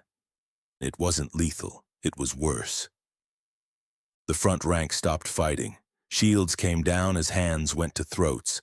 The battle got punctuated by the sound of 3 dozen soldiers being violently and simultaneously sick into the mud, eyes streaming, lungs locking. "Target-rich environment," Doakes muttered. He moved, not into the melee, through it, the way you move through a crowd you don't want to be remembered in, under a swinging axe, over a dying dwarf. Up and level. A crimson officer was rallying the demons near Bjorn, roaring in a guttural tongue and being obeyed. Doakes took a breath and let it half out. Kadoom! No hole. The officer's entire chest went in like a stepped-on can, and he flew back into 2 of his own subordinates. Doakes fanned the hammer twice. K-Doom. K-Doom. 2 more officers down. The left flank's command structure came apart inside 8 seconds, and the phalanx that had been rotating like clockwork started doing 3 different things at once. Yeah, Doakes thought. Conscripts. The right flank was collapsing. An ogre demon in black iron came through the Allied line and men scattered. 1 man didn't. Older, gray beard, no helmet, armor dented and scraped down to bare metal in a dozen places, the kind of wear you only get from repair rather than replacement. He stood in the mud with a long sword that had been reground so many times the blade had gone narrow. He didn't look like a hero. He looked like a tired old man too stubborn to fall over. The ogre swung a club the size of a utility pole. The old man stepped into it, took the shaft on his pauldron and grunted as the impact drove his boots into the mud. Then he moved, fast, inside the guard, sword up under the arm, 1 clean, brutal push. The ogre went down, and 5 gray infantrymen closed on him. He was good. He was parrying things that should have taken his head.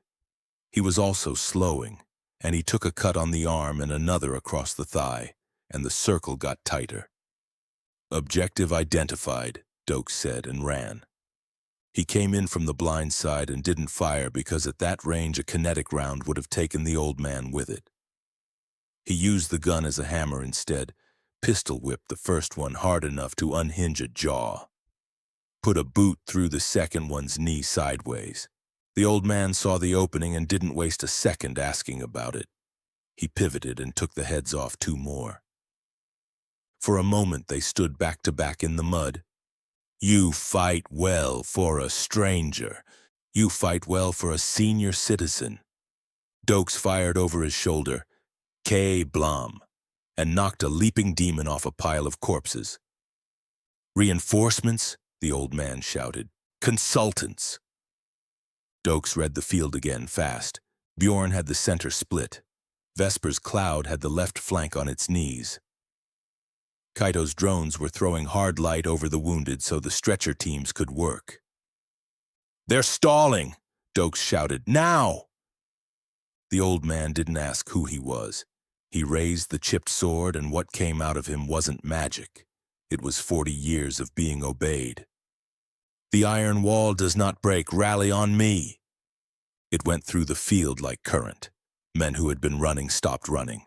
They turned around, they roared, and the line surged, and it wasn't pretty. It was a brawl in a bog. But with Bjorn as the point and Doakes taking the officers off the board as fast as they identified themselves, the demon regiment couldn't hold formation. They broke. Horns went off in the tree line, deep and mournful and orderly.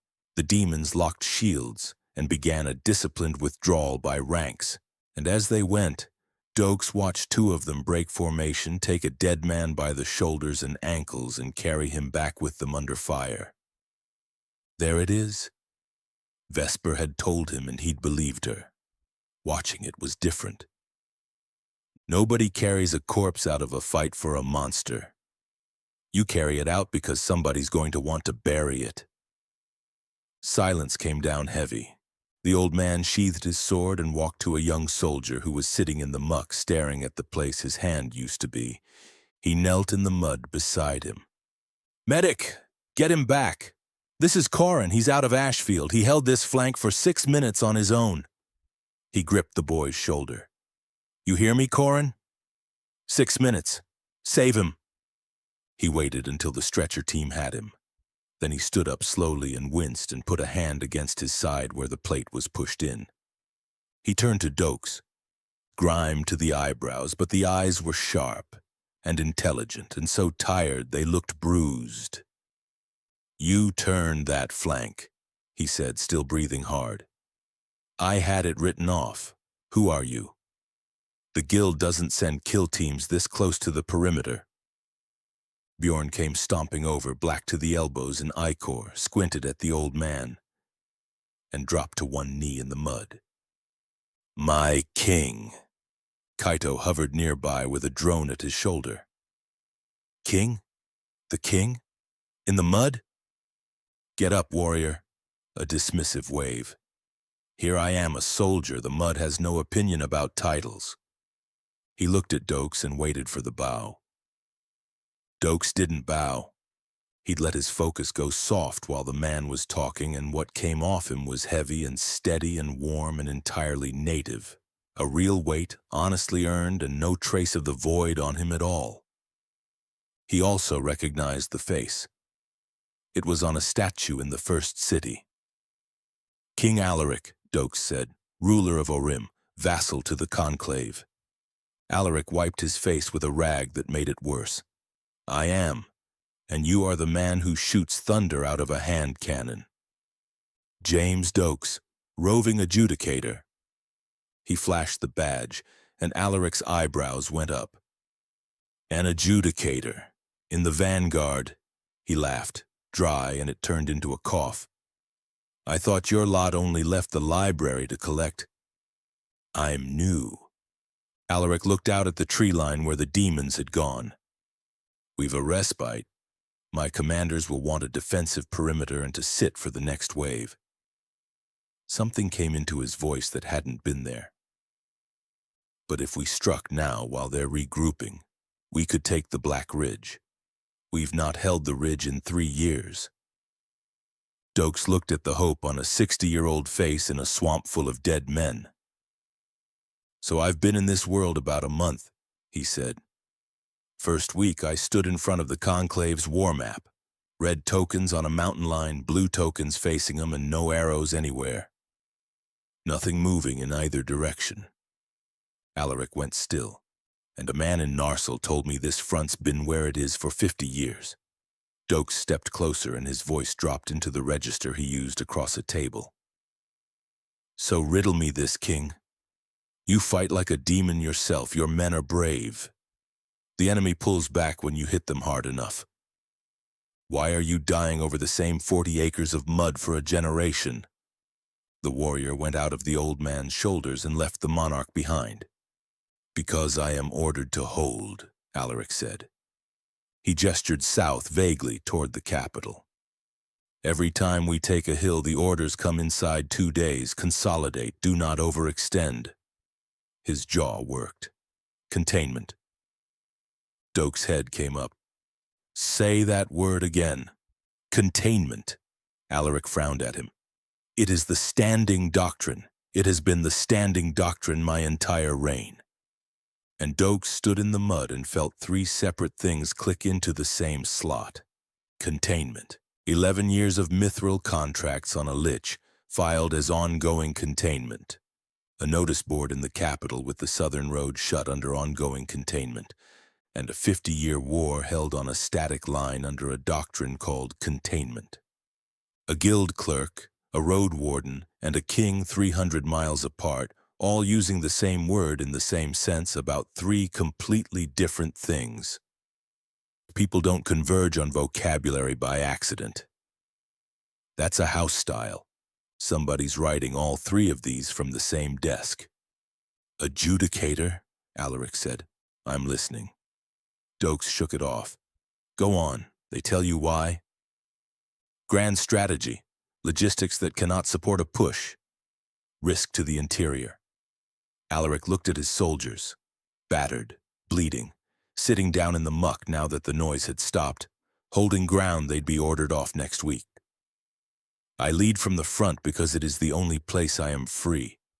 Out here I make decisions. In the council I am a signature at the bottom of a page. Vesper stepped up, wiping her scalpel down. A constitutional monarchy, she said, or a puppet state. The distinction is mostly manners. In my century, the crown was a symbol and Parliament held the purse. You have the title, Your Majesty. The conclave owns the war.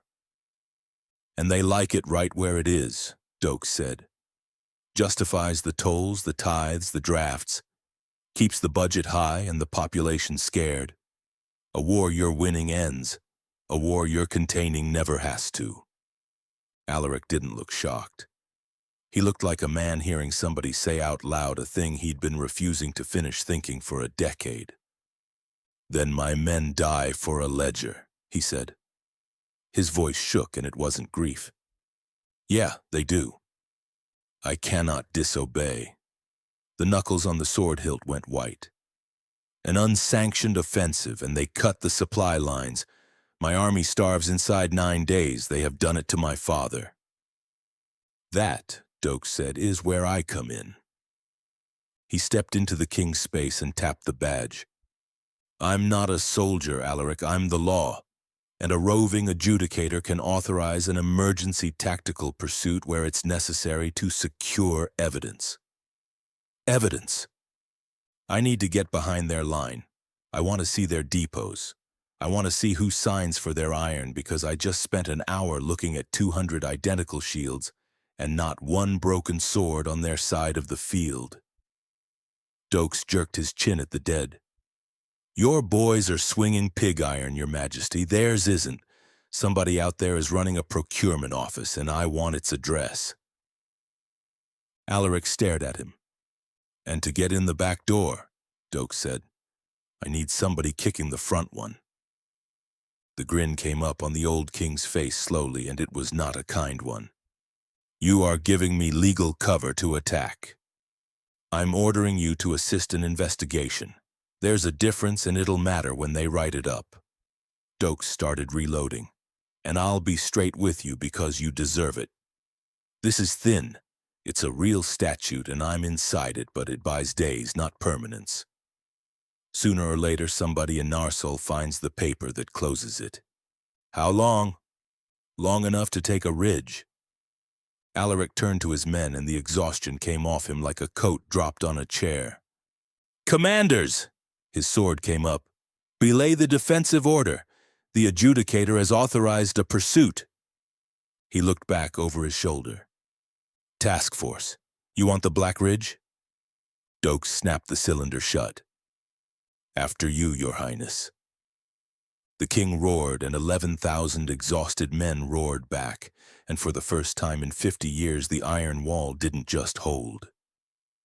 It moved. Chapter 18. The Audit of Blood. The mud on the Black Ridge wasn't dirt and water. It was a geological record of failure. Doakes stood on a low rise with his boots 2 inches into it, looking down at Alaric's forces forming up on ground churned to a paste of gray clay, bone chip, and rusted iron. 50 years of fighting over the same square mile layered like sediment. He watched the king's men. Nothing like the gold-cloaked mannequins in the guild hall. Their armor was mismatched. Plate off dead fathers, mail patched with boiled leather, helmets dented in by macework and hammered back out again. Somebody had restrapped every shield in the front rank by hand. But the discipline was absolute. "Check your straps," a sergeant barked, walking the line. "Shields high. Fire comes, you lock it down. You don't break, you don't run." "Yes, Sergeant," a low collective growl. Doakes nodded slowly. Not conscripts scared of the dark. Professionals who'd been starved of everything but each other, checking their gear the way beat cops check a service weapon before a warrant, knowing the odds are bad and going anyway. "They are good men," Bjorn said, coming up beside him. Polished in the gray dawn light, he looked like a statue of a war. "They fight with rusted steel and stand tall. It brings honor to a wretched place. Honor don't stop arrows, Viking. Logistics does." Doakes' jaw set. "And theirs is a crime scene." He scanned for his people. Kaito was in the rear calibrating a floating array of crystals. Then he found Vesper, and the morning went sideways. She was kneeling at the edge of the formation over the corpse of an Ashkari skirmisher the perimeter scouts had dropped an hour back. Doakes started walking, and the unease in his gut set up hard. She wasn't treating it. She wasn't looting it. She had made a precise incision at the throat, and she dipped one gloved finger into the wound, and the tip came up coated black-red. Doakes stopped 10 feet out. She raised the finger to her mouth. She tasted it, and closed her eyes, and her face went inward and analytical, working the flavor. The world tilted. For a second, he wasn't on a ridge. He was in a shipping container in Miami looking at a slide held up to the light. He was watching a man who brought donuts to the precinct every morning become a reptile in front of him. "Hey!" It came out raw, with something in it he almost never let out. Vesper opened her eyes. There was a smear of black on her lip. She didn't look guilty, and she looked irritated. "James, we are on a timetable. What the hell are you doing?" His hand had drifted to the grip, and he made himself stop it. "Tasting it? That's what you do? You get off on this?" She stood and wiped her finger on a folded white handkerchief.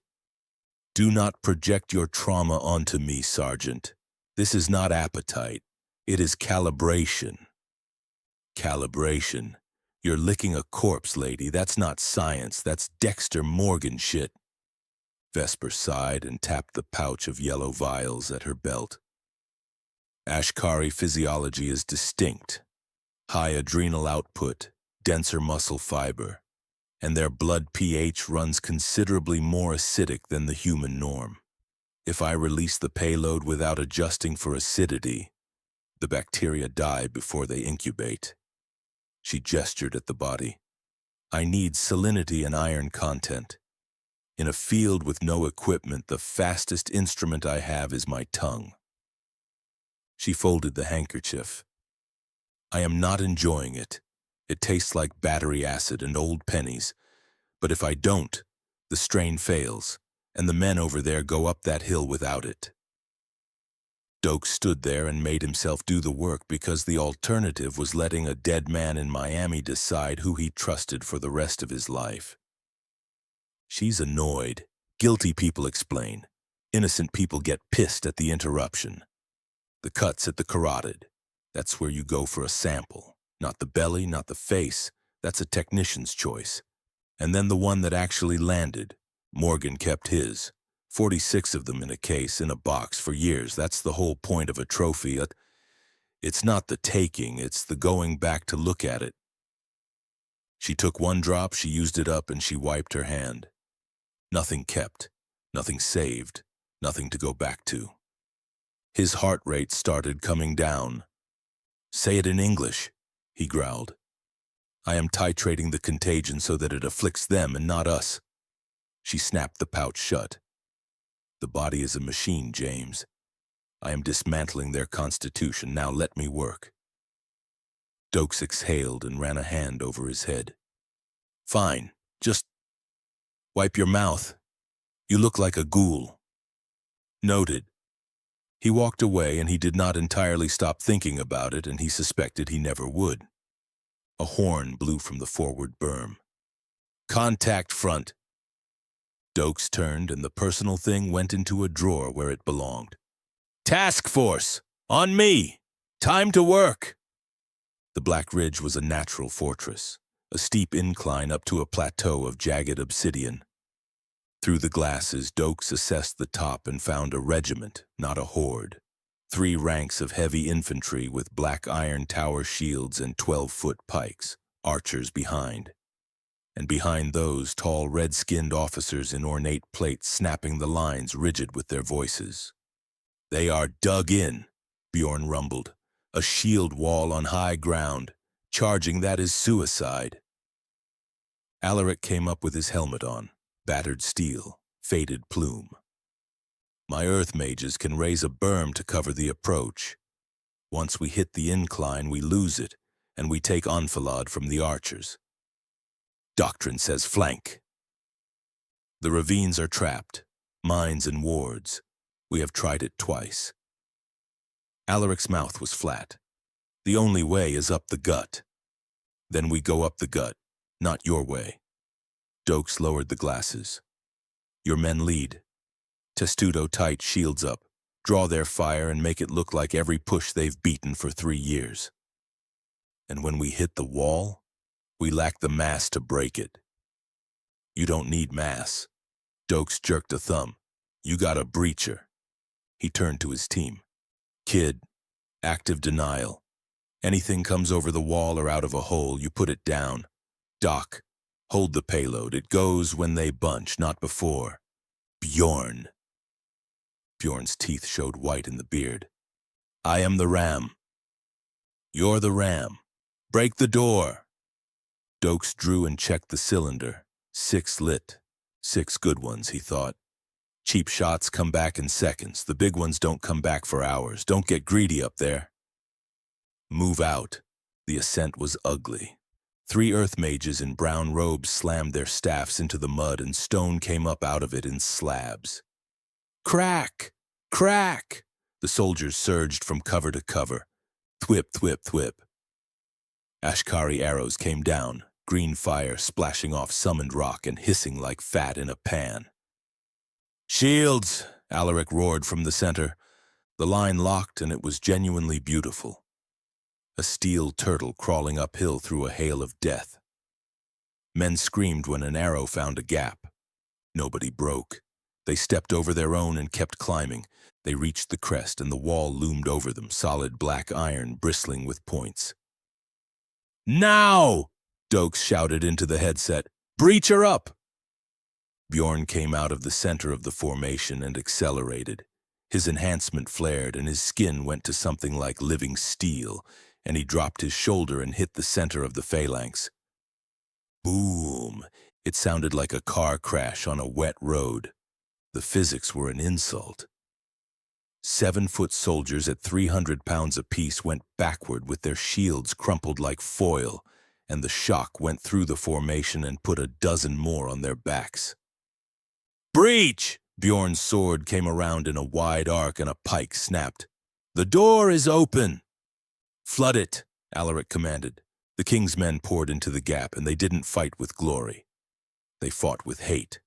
Short blades into armpits, pikes into groins, working the chaos with an efficiency that had taken 50 years and about 9,000 funerals to learn. Doakes went in behind them, and the world slowed down the way it always did. An Ashkari sergeant was raising a war horn to call for reinforcement. 2 hands, Stance. K.A. Doom. The horn went quiet. Pivot left. A crimson shock trooper was winding up an overhead swing at a human's back. Kadoom! The knee went, and the demon collapsed and the human finished it. Clear left. Incoming right. Kaito in his ear. 3 skirmishers came out of a hidden dugout with paired axes going for the earth mages. Active denial. Deploy. Hard light snapped into being midair, jagged and spiked, and all 3 ran into it face first. Crunch. They bounced, stunned and bleeding, and the silver drones overhead put 3 focused beams through them. Nice shooting, text. Doakes moved through it headhunting. He ignored the grunts. He was looking for plumes, gold trim, anybody whose men turned their heads when he opened his mouth. He found one, an enormous Ashkari warlord up on a rock, dragging the broken line back together by sheer volume. Hold! Form the tortoise! Push them! Doakes sighted. Click. He looked down at the cylinder. 4 gray, 2 dim. Spent 'em. Told you not to get greedy. There was no reloading this thing. There never had been. He had 2 rounds coming back at whatever pace they felt like, and nothing he could do to hurry it. An Ashkari lunged in with a spear at his chest. Doakes stepped inside the thrust, caught the shaft in his left hand, and drove the butt of an empty revolver into the man's temple. Crack! 300 pounds went into the mud. He checked again. 1 chamber had come back up, dim orange, maybe half. Half's enough for a shoulder. He fired from the hip. Kadoom! The warlord took it high on the shoulder, spun off the rock, and went out of sight down the reverse slope. Command structure degraded, Doakes reported. They're confused and they're bunching. Density is optimal for transmission. Vesper terrifyingly calm. Do it, Doc. She stepped up onto the ridge flanked by 2 of Alaric's guards who kept looking at her like she was weather. Deploying. Strain Delta 9. Vector inhalation. She threw and the vials sailed over the heads of the fighting men and burst on rock in the middle of the Ashkari reformation. Hiss. No explosion, just heavy yellow gas expanding fast and low, rolling over boots. The effect was immediate. A shield-bearer's guard came down. He swayed. He grabbed his stomach and was violently sick inside his own helmet. The man beside him folded as his legs quit working and lay there trying to push himself up on arms that wouldn't lock. Equilibrium compromised, Vesper narrated, like a woman reading a chart at a bedside. Violent purgation, motor collapse. They are incapacitated. The regiment that had held that ridge for 3 years turned into a crowd of sick men on their knees in under a minute. The Allied line stopped, staring, waiting for the trick. "Don't look at him!" Doakes roared. "Push! Secure the ridge!" Alaric's sword came up, red to the hilt. "For Oriem." They swept over the top, disarming, binding, shield-bashing men who couldn't stand. It stopped being a battle and became a cleanup. "Ridge secured," Bjorn boomed from a pile of rubble, heaving. "The enemy is broken." Doakes didn't answer because he had found what he actually came up the hill for. Behind the Ashkari line, dug into the reverse slope under oiled canvas, was a depot. He got the tarp off 1 stack and stood looking at it for a long moment.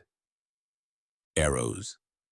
Thousands of them bundled in hundreds, and every shaft milled to the same diameter. Not shaved by hand and matched by eye. Milled with the same 3-vein fletch set at the same angle, bundle after bundle. "Doc, kid, over here. Nobody else." Vesper came, notebook already out. "Tell me what you see." She turned a shaft in her fingers. "Standardized.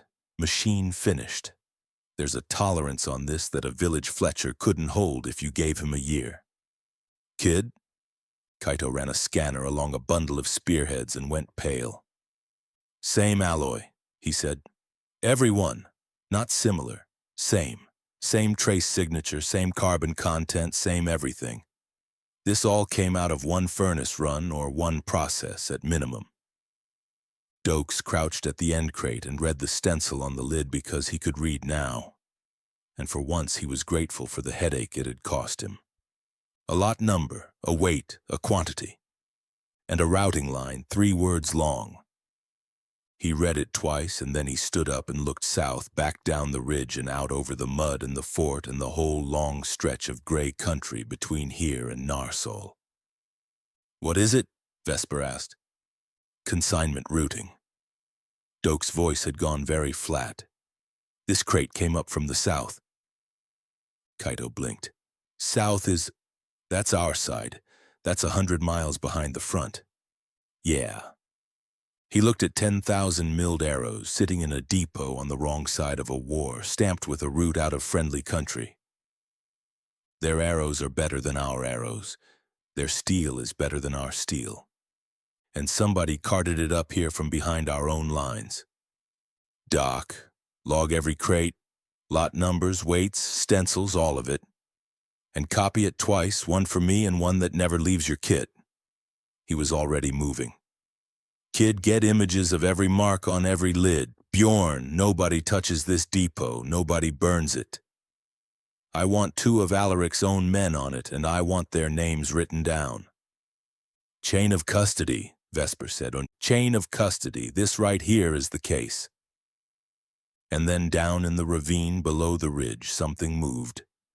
A flash of gold plate going fast and limping with a handful of elites around him who'd been out of the gas cloud when it went. The warlord, the one he'd put around through the shoulder. He wasn't falling back to the main body. He was slipping into the side canyons, away from his own army. "Now why would you do that?" "Suspect fleeing the scene," Doakes muttered. He keyed the headset. "Bjorn, Alaric, hold the ridge and secure the prisoners. Doc, catalog. Kid, keep a drone on me if you can hold the link." "Where are you going?" Kaito said. Doakes adjusted his coat and felt the old thing come up in his chest, the one that had never once in his life been about glory. "I got a runner." He went off the edge of the ridge and rode the scree down in a cloud of dust. "And I'm gonna go read him his rights." Chapter 19. The Rights of the Accused. Gravity was a suggestion. Momentum was the law. Doakes didn't so much descend the black ridge as fall down it with intent, boots throwing up sheets of shale, eyes locked on the flash of gold plate moving through the ravine below. The warlord was fast. Even with a hole in his shoulder, he ran with the loping, ground-eating stride of something built to run other things down, hurdling boulders, smashing straight through deadfall. Doakes hit the ravine floor without breaking stride, and his legs did the thing they now did. Lungs that didn't burn, legs that didn't tire. The overseer's little adjustment. The warlord looked back, saw the gap closing, and made a noise of pure frustration. He veered hard left and started scrambling up an embankment toward a goat track. Doakes didn't take the track. He cut the corner. He hit the rock face, caught a root, hauled himself 15 feet in one pull, and came over the lip 10 feet in front of him. The Ashkari skidded to a stop with his claws cutting furrows in the dirt. Drop on the left, sheer wall on the right. He drew a serrated dagger with his good hand and showed teeth that could have crushed masonry. "I will feast on your marrow, little man." Yeah. Doakes had already checked the cylinder on the way down. 5 gray. 1 faint orange, maybe a 3rd charged. Not for this. Save it. He holstered the gun. The warlord lunged. Doakes stepped inside it, took the knife arm on his left forearm. Heavy leather eating the blow, and put his right shoulder into the giant's solar plexus. Every cubic inch of air left the creature at once. Doakes caught the wrist and twisted, and something in it snapped, and the dagger went into the rocks. Then he spun him, kicked the back of the knee, and put 380 pounds of high centurion face first into the dirt with a knee between the shoulder blades. "Stay down!" The warlord thrashed like a bear in a snare. Doakes let him work at it until he stopped, which took a while and cost Doakes a bruised rib he didn't mention to anybody. "You have no honor." Black blood went into the dust. "Kill me! Finish it!" Doakes got the iron bands out of his belt pouch. Rune-etched, dwarven-made, Bjorn had commissioned them in the city 3 weeks back after listening to a lecture about arrest procedure he had not asked for. "Kill you?" He snapped the first one shut. "That's the easy way." He got the other arm back and locked it. The runes flared red and the 2 bands pulled together. "You have the right to remain silent," Doakes recited because the words came out on their own, a piece of liturgy from a dead life. "And I strongly suggest you use it." "What is this babble?" "That's the part where you shut the hell up." He hauled him upright and shoved him walking. "Move!" The ridgetop was a hive. Alaric's men were stripping the dead and stacking arms in neat rows, but the real work was happening around the depot, where Bjorn stood over the crates with his sword point down and Vesper was working a lid off with a crowbar. Doakes marched his prisoner in and sat him on a flat rock beside 3 other captured officers. "Package secured." "He lives?" Alaric came over, exhausted, dented, bloodied, with something cold burning behind the eyes. "Why does the beast still breathe?" "'Cause dead men don't answer questions." Doakes turned. "Doc, what have we got?" Vesper straightened up from the crate and her face was troubled. "Provisions," she said, "but familiar." She held up a rectangular object wrapped in wax paper. Doakes took it and peeled a corner back. A pressed block of grain, honey, and dried fruit. Dense, heavy, sweet-smelling. "Long-range ration," he said, "field pack." He turned the wrapper over. No words on it. Just a stamp burned into the wax. A hexagon with a line through it. "That's not demon make. These things forage and they eat meat." He held the wrapper up to the light. "This is manufactured." "The crates are dwarven," Bjorn said, kicking the nearest one. "Look at the joinery. Dovetailed, iron-bound. That is smeltery guildwork.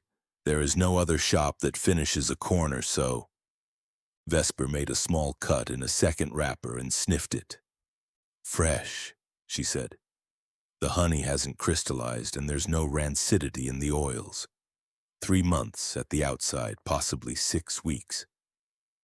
Doakes looked at 12 crates of it. Then he looked down the slope at Alaric's soldiers sitting in the mud, gnawing hardtack you could have used to shim a table leg. "The enemy's eating better than the good guys," he said quietly. Then he made himself go slow and lay it out in order because this was the part where a man in a hurry ruins a case. 1. It isn't just food. Yesterday it was arrows milled to a tolerance and spearheads out of 1 furnace run. Today it's rations in guild crates. Contraband is mixed. Contraband is whatever fell off a wagon. 3 of these, 9 of those, different makers, different years. That's what smuggling looks like. Arms and food, uniform, in matched crates from the same trade bodies. That's not a smuggler. That's a contract. 2. 6 weeks on the honey. You can bury steel in a cave for a decade. You can't do that with food. Perishables mean a running route, not a route somebody used once during a bad winter 40 years ago. A route with a schedule, a capacity, and wagons on it this month, which means drivers. Way stations, men who loaded and men who counted at the other end. 3. And 3 was the one that stopped him. All of it crossed the line. 100 miles of front, 2 armies who've been killing each other over the same 40 acres for 50 years. And heavy freight goes across it regularly enough that these people are eating fresh. There's a door in this war, and both sides leave it open. He turned that over and felt his own brain reach for something enormous, and he pulled it back. Slow down. A bribed crossing does this. 1 fat quartermaster on our side and 1 on theirs and a stretch of road nobody patrols. That's not a conspiracy, that's Tuesday. I've seen it done with cigarettes at the port of Miami by a guy making 40 grand a year. Don't build a cathedral out of 2 crates. Get the route, then decide what it means. Log it, he said aloud. All of it. He walked to the prisoner line and stopped in front of the one he'd caught.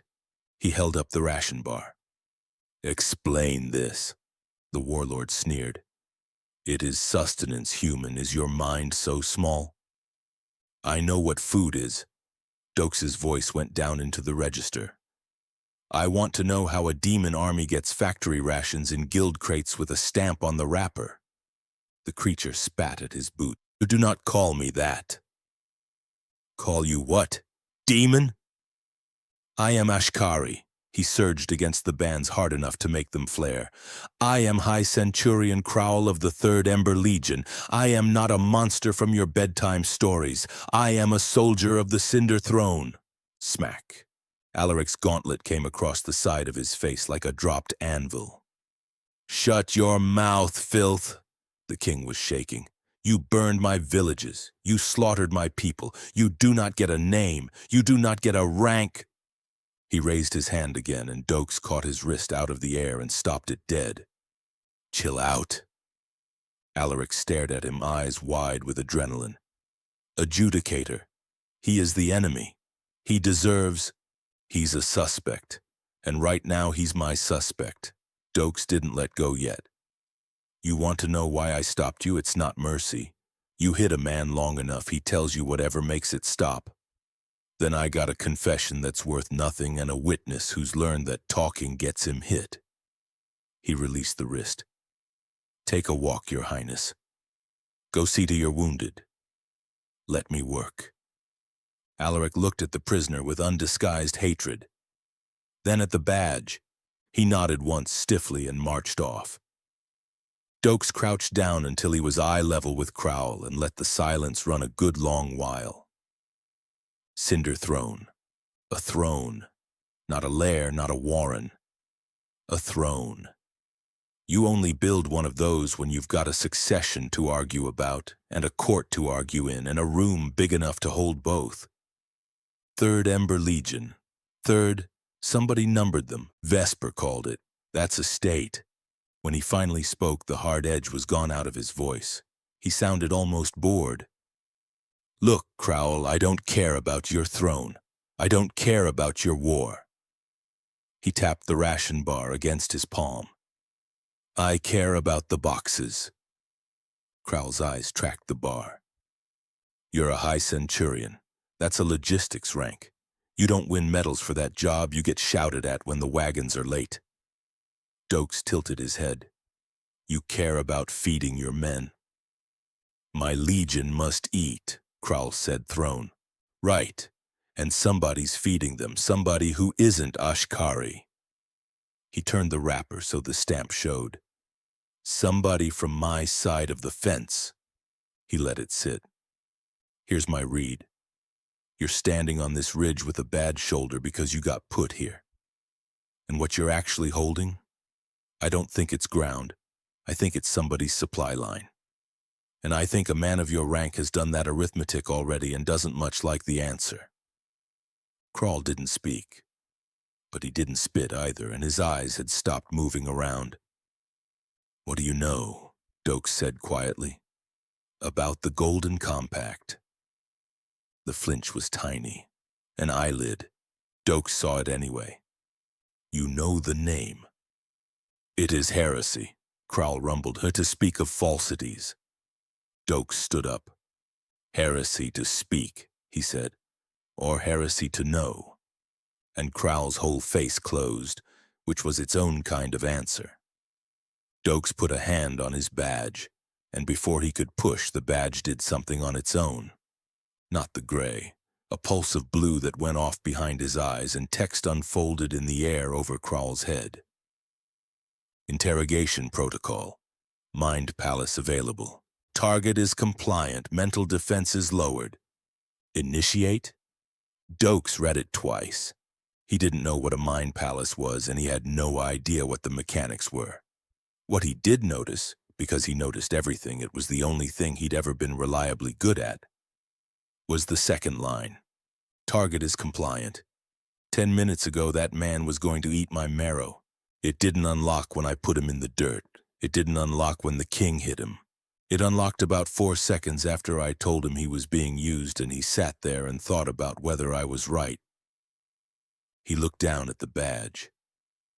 So it's not a can opener. You don't get the door. You get it after you've already talked the man to the edge of it. Whoever built this thing built it to reward the work, which he found, in a way he didn't have time to examine, oddly comforting. Bjorn? Adjudicator? Watch my back. Anybody comes near us while I'm under... Anybody at all. You put them on the ground. A beat. Including the king. Bjorn's sword came up and he turned outward without a word. Doakes looked down at Crowell. You and me are gonna have a private chat. He put his hand on the Ashkari's forehead. Initiate. Zap. The world didn't dissolve. It snapped. The wind stopped. The smoke smell went. The sun went out. Doakes blinked. He was sitting in a chair. A metal chair bolted to a linoleum floor. Across from him, wrists shackled to a steel table, sat Crowell. And Doakes knew the room. He knew it better than he'd ever known any apartment he'd rented. Cinderblock painted a shade of beige chosen by a committee to be the color of giving up. One fluorescent tube overhead with a buzz in it and a flicker in the left end that maintenance had been going to fix since 2003. A one-way mirror on the long wall. A brown water stain on the third ceiling tile from the door shaped like Ohio. Miami Metro Homicide, Interview Room 2. Where are we? Crowell gasped, and his voice came out wrong in the small space, flattened by walls that ate sound on purpose. What sorcery is this? Where is the sky? Doakes sat back. He felt cold metal through his shirt. He smelled floor wax and burnt coffee. 9 years of his life in that chair. He'd broken 4 murderers and 1 city councilman in that chair. He smiled, and it was the most relaxed he had been since he'd died. This, he folded his hands on the table. This is where the truth comes out. Chapter 20. The Money Trail. The room had no outside. Beyond the reach of the one buzzing fluorescent tube, there was nothing at all. Not walls, not dark, just an absence that pressed in like water at depth. Doakes sat in one steel chair. High Centurion Crowell sat in the other. No chains here.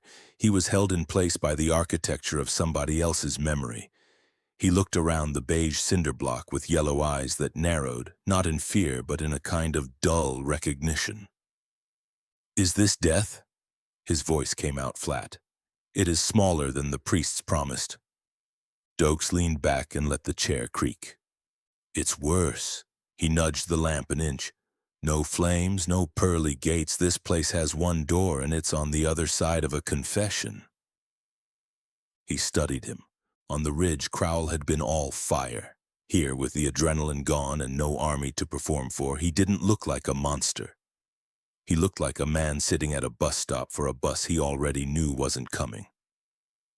I can kill you in here, Doakes said, who had no idea whether that was true.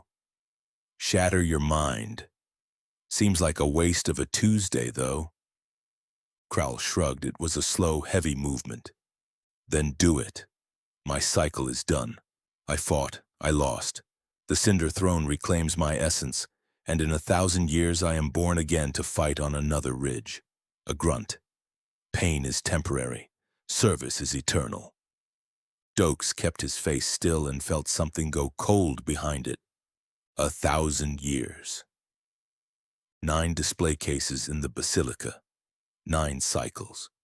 Evenly spaced. I walked that row twice to be sure. And this man just used the number like it's the price of bread. He had no idea what it meant.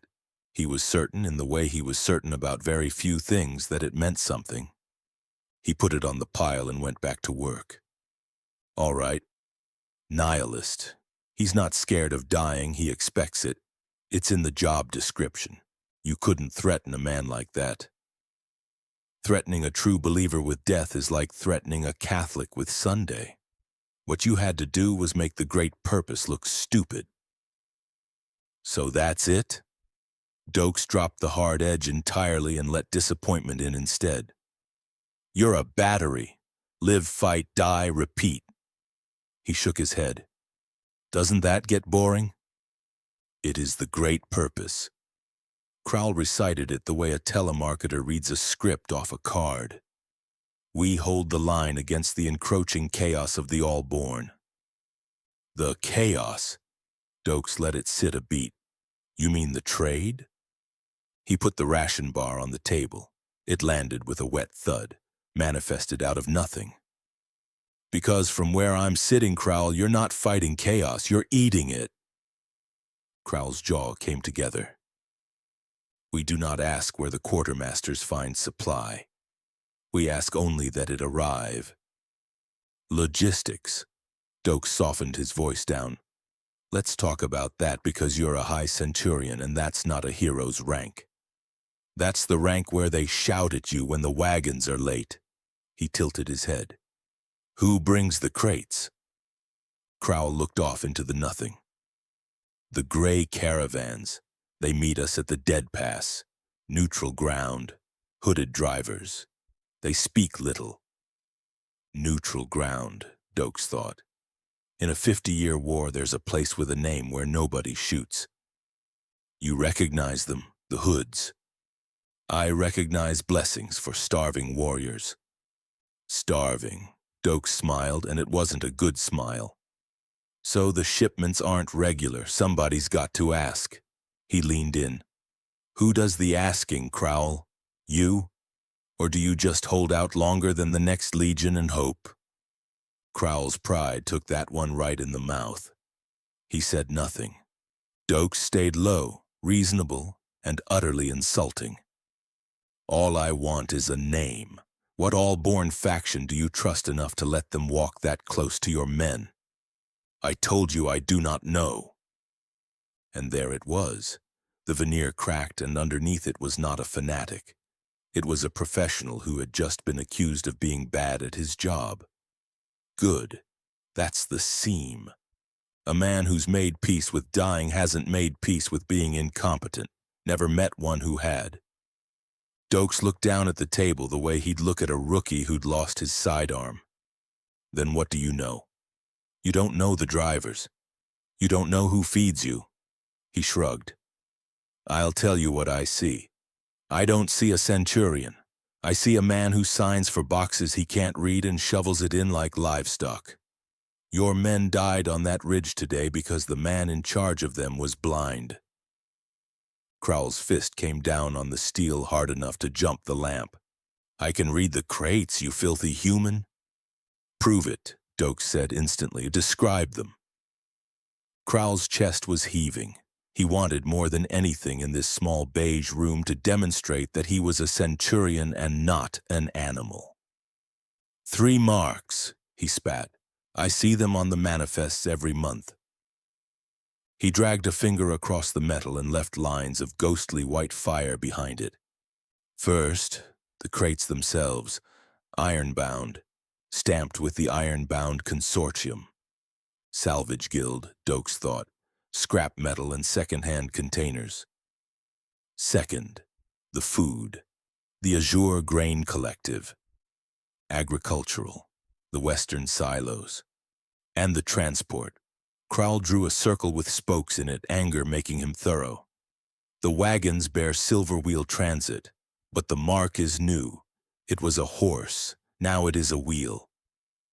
Doakes went very still, and companies don't change their name because they got bored. They change it because the old one's dirty.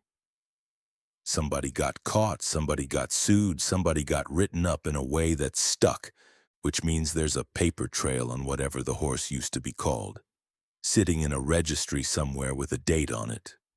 When to change? 2 winters passed, perhaps 3. Doakes filed it and threw the Hail Mary flat and casual the way you throw it. And the Golden Compact? Who signs the checks? Crowell blinked, and the anger drained straight out of him back into that blank stare. The Golden Compact is a whisper in the dark. The low-bloods say it is a secret order of all born who worship the throne. The priests say it is a test of faith. He shrugged, and there was nothing performative in it. I do not know. I am a soldier. I do not look at the sun for fear of blinding myself. Doakes sat back. He genuinely doesn't know. Middle management in a war that got outsourced. He knows the delivery trucks. He's never met the company, which was, by itself, information. The people running this had built it so that the man receiving the goods couldn't identify the man sending them. That's not greed. Greed is sloppy. That's tradecraft. All right, that's enough. He stood. Will you kill me now? Crowell asked, and there was something almost hopeful in it. No. You're gonna sit in a cell in a rim with 3 meals a day off the king's table. Doakes picked the ration bar up off the steel. And you're gonna have a real long time to think about who's been feeding you scraps and calling it a blessing. Crowell looked genuinely appalled. Cruelty. Justice, Doakes said. The fluorescent buzzed and popped. Wind, smoke, mud under his boots and his hands still flat on a warlord's forehead. Crowell slumped forward out cold. Adjudicator? Bjorn soared up. He talked. Doakes shook the static out of his skull. Secure him. He goes to the king's cells, and he goes there unharmed, and somebody writes his name down. Alaric came over, wiping his blade. The ridge is ours. They're falling back into the tree line. We have done the impossible. Don't stop. What? Don't dig in. Keep pushing. Take the next hill and the one after. That violates containment doctrine. Alaric's eyes narrowed. The conclave will send letters, then sanctions. Good? Doakes' smile was not a nice one. I'm about to go put my hands in their supply chain.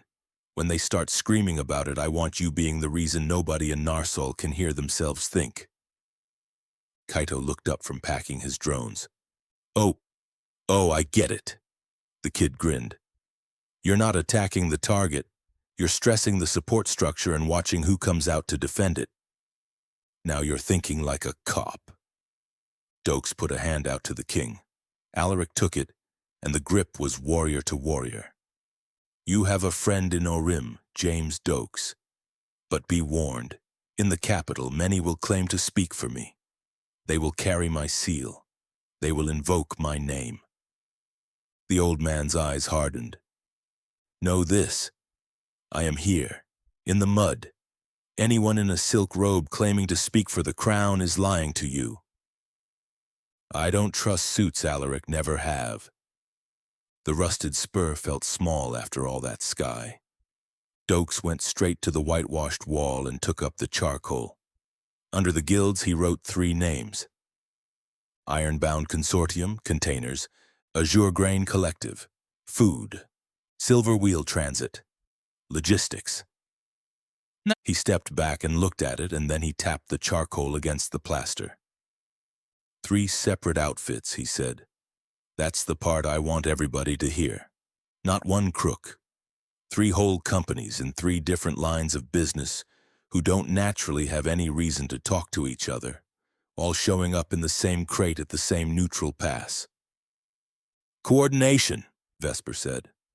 Coordination means a coordinator. Somebody's making sure the boxes and the grain and the wagons all show up in the same place on the same day. And that somebody isn't on this wall yet. He looked up at the question mark at the top. Then he frowned because something was missing and it took him a second to find it. Doc, what's not on that list? Vesper's head came up. The arms. The arms. Doakes tapped the 3 names. Crowell reads the manifests every month, boxes, food, wagons. He never once mentioned who makes the arrows. And we're standing on a depot full of 10,000 of them, milled to a tolerance out of 1 furnace run. So he does not see it, Bjorn said slowly. He doesn't see it because it don't come the same way. Doakes set the charcoal down. Food and crates go through the front door with a stamp on them. The weapons come some other route entirely, and somebody went to the trouble to keep them off the paperwork a centurion reads. He looked at the wall. You hide the piece that would hang you. Everything else you just hide badly. Vesper, work the crate samples. I want the grain matched to Azure Fields. Provenance, not guesswork. Kid, get into the transit records. Silver Wheel rebranded 2 or 3 winters back used to be a horse. I want the old name, and I want to know what happened to make them change it. On it, Kaito said, already typing. Bjorn, with me. The Viking rose. We hunt? We're going to the bank. Bjorn paused. The bank. I told those boys I'd get money to their folks, and looking at this economy, I need a translator. The gilded vault of Narsol was less a bank than a temple built to avarice, all gold-veined marble with goblins in pinstripe on high stools behind brass cages weighing coin on enchanted scales. Doakes stood at the counter fighting a transfer slip. Sir?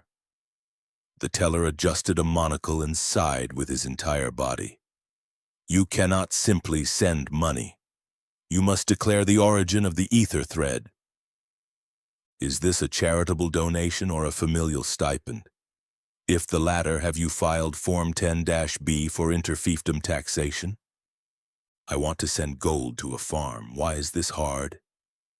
Dimensional drift on the solar. Also, the capital to outer rim rate is fluctuating with sunspot activity. Doakes rubbed his temples. Bjorn, you do it. The room changed instantly. The goblin came off his stool and bowed. Master Hjalmarsson, a hero of the realm. An honor, truly.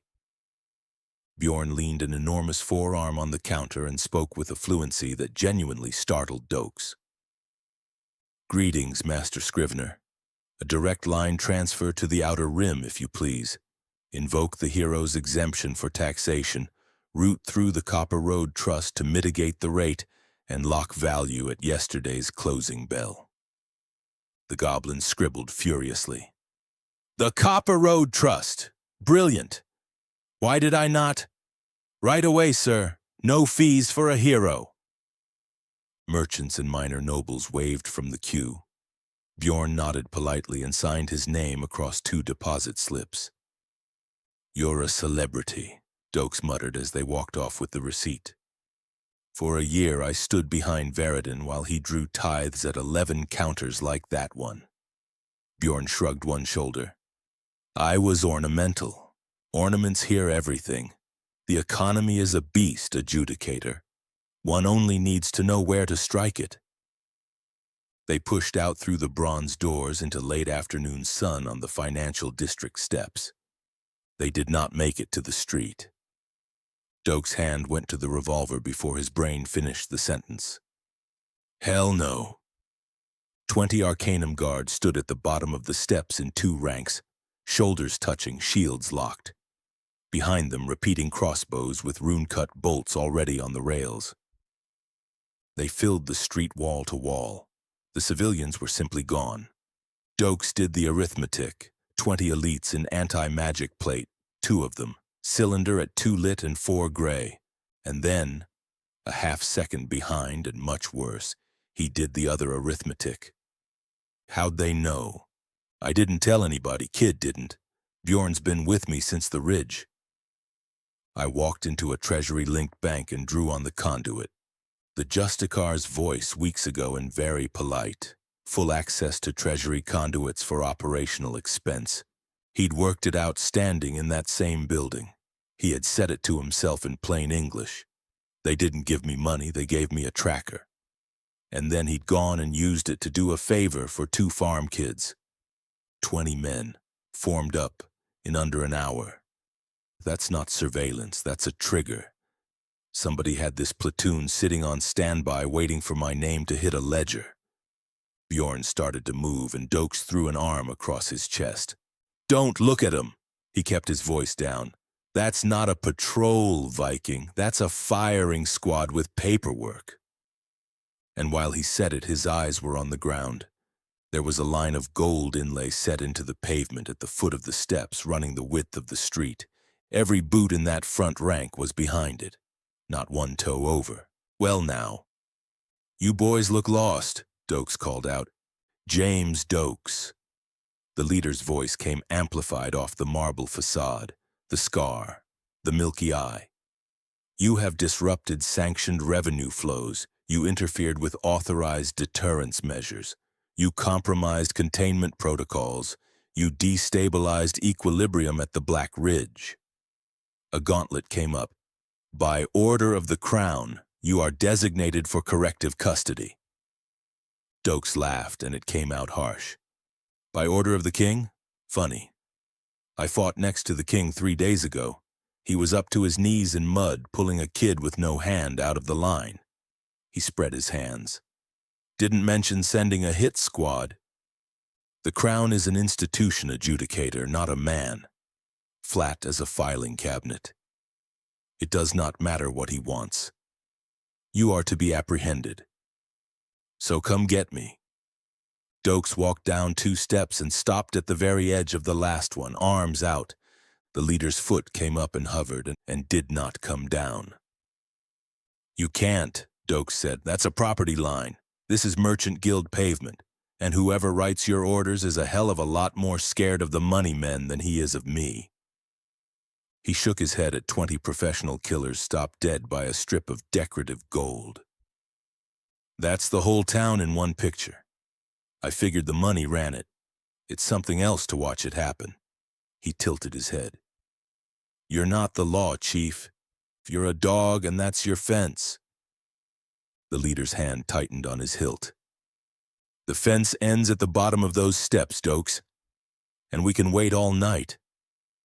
Doakes leaned toward Bjorn. "On my mark, straight through the middle, don't stop for anything. We get bogged down. We die." "There are too many," Bjorn murmured.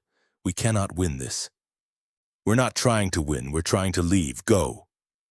They didn't run down the steps, they launched. Doakes went high over the front rank's shields. Bjorn went low and turned himself into a battering ram. Crash. The wall didn't break. 10 men braced and absorbed him. Doakes felt his stomach drop because he had watched that man put a phalanx of 7-foot Ashkari into the air. And these people had just eaten it standing up. "Suppress!" Doakes came down inside a sea of black plate and red runes, fired point blank, Keablam. Put a guard 4 feet backward, and the gap filled before the man landed. He kicked a helmet. He got a shield edge into the kidneys that whited out his vision. Bjorn was under 3 of them, roaring, throwing them off, and 2 more clamped magnetic shackles onto his arms. "Adjudicator, go!" "Not without you." Doakes fanned the hammer twice into the ground at Bjorn's feet. K-doom, K-doom. Paving stone came up in a wall of dust and grit, and the formation stumbled for half a second. He got a fist in the Viking's collar and hauled. "Run!" They broke out messy. Doakes ate another shield to the ribs on the way. A bolt cracked off Bjorn's shoulder plate and sparked away down the street. "Pursue. Pattern Delta. Box them." They ran. Over a fence, through a door that wasn't theirs, down through the market stalls of the lower district, and the guard came after them like wolves, cutting intersections, herding them south and down. It took 20 minutes of lung-tearing evasion to lose them in the sewers under the spur. They came through the cellar door and went down on the floor. Doakes probed his own ribs and found at least 2 that objected. Bjorn was bleeding freely from the scalp, plate scraped to bare metal. "Damn," Doakes spat. "Those guys are pros. That wasn't a fight, that was a machine." "They moved as one animal," Bjorn wheezed. 20 men, 1 mind. We were fortunate." "Yeah," Doakes said. "Lucky?" He got up, wincing, and looked at the door. "Alone they bag me. Alone they bury him under bodies. Together we barely got out of a street. New rule." He limped toward the main room. "Unit moves together. Always. Nobody goes solo. Not a bank run, not a coffee run, not to take a piss. Agreed, Bjorn said. And one more. Doakes stopped in the doorway. Nobody touches that treasury money again. Not one solar. We spend Kaito's gold, we spend Grum's change, we spend whatever's in the mattress. But the second any of us draws on that conduit, we've just told him what street we're standing on. He pushed the door open. Grum, I need ice, and I need whiskey. In that order. Chapter 21. Reasonable and articulable. Grum brought the ice. Grum brought the whiskey. Grum charged for both and did not apologize. Doakes sat with a wrapped block against his ribs and let Vesper work, which mostly consisted of her pressing places that hurt and saying, 2 cracked, 1 bruised. 6 days if you behave. I won't. 9 days, then. She snapped the kit shut. Bjorn needed 4 stitches and would not permit me to shave the area so it will scar. He seems pleased. Across the room, Bjorn was admiring his reflection in a polished shield with frank satisfaction. Doakes looked around the common room. The whitewashed wall, the crates of transcripts, 2 farm boys with ink to the elbows, a satyr behind a bar, and a 24-year-old from Tokyo running a diagnostic over a scorched drone. My precinct, and somebody just showed me the unit built to take it apart. All right. He set the whiskey down untouched. Everybody, wall. 20 men, black plate, red runes, anti-magic, drilled together for years. Knew our names weeks ago. My badge does nothing to them, and they ate Bjorn standing up. They did not eat me. 10 of them braced and absorbed a hit that put a phalanx of Ashkari in the air. I watched it, and I still don't believe it. Doakes turned to the wall. That's the problem in front of us. Kaito was frowning at something. This is going to slow down our investigations. Doakes glanced over. The kid had his collar popped, and he was looking off into the middle distance with his jaw set at a heroic angle. Without the ability to split up and follow separate leads, Kaito continued in a voice that had dropped about 4 notes and acquired a gravel he had definitely not been born with. We're looking at a drastic reduction in ground covered per unit time. He produced a cigar from somewhere inside his robe. He put it in his mouth. He struck a small tongue of flame off his thumbnail with a flourish that must have taken practice. The room went quiet. Doakes got up, slowly on account of the ribs, crossed the floor and took the cigar out of the kid's mouth. He held eye contact the entire time. He did not blink. He pinched the ember out between 2 fingers without looking at it and set the cigar down on the table in front of Kaito with a small, precise click. Kaito's shoulders came up around his ears. I have a lot of range, he said in his own voice. Uh-huh. Doakes stayed leaning over him 1 second longer than was comfortable for anybody. Then he straightened. At least you're thinking right. He walked back to the wall. He's correct. 20 men means we move as a block, and a block moves at 1/4 speed. That's not a scheduling problem. That's them winning without fighting us. He tapped the plaster. So before anything else, who are they? Y'all have been here years. Men like that don't sprout out of the ground. Somebody tell me something. Silence. And then Bjorn's head came up like a man who'd found a name he'd stopped looking for. Veridon spoke of them, he said slowly. Not by name. He would make remarks, the way a small man does. There are organizations, Bjorn, that exist to wrangle a hero who has strayed. He said it when I argued with him. Bjorn's mouth twisted. I took it for a bluff, a little man threatening a bigger one. How often? Perhaps 6 times in a year. 6 times.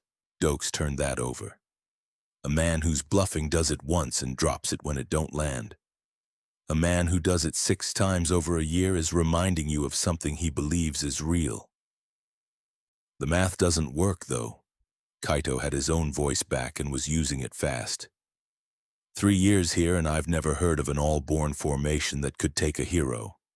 Not once, not as a rumor. And it's not close, Sergeant.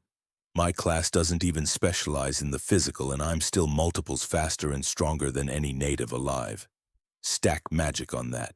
Stack Bjorn's enhancements on that. He spread his hands. The only way the numbers work is an army. Who's got the manpower to train a specialist army for that while fighting a war? I'm with the boy, Vesper said. She'd been quiet, arms folded, and when she spoke, the room turned. My first instinct was that these people were assembled recently, cobbled together in response to us and to whatever James is. A small gesture at the badge. But listen to what we've each just said. Bjorn heard of them a year ago before I met either of you.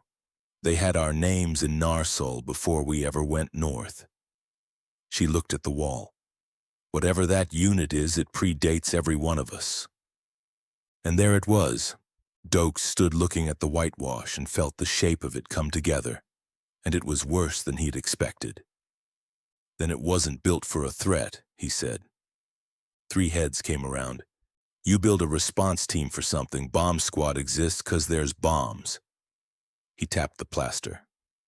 Nobody stands up 20 men in anti-magic plate and drills them for years against an enemy that hasn't shown up yet. Unless, Vesper said quietly, unless you always knew you'd need it. That unit isn't a reaction, it's a contingency. Somebody decided a long time ago that sooner or later one of their own summoned weapons would turn around, and funded a standing capability to put it down. Nobody said anything for a moment. And it makes sense, Doakes went on. Corrupt banking, corrupt law, supply chain we're about 2 threads from unraveling. You cannot run all that for 1,000 years without safeguards, and safeguards cost money and money's got a paper trail. He picked the charcoal back up and drew a second box under the question mark. Left it empty. That's the what.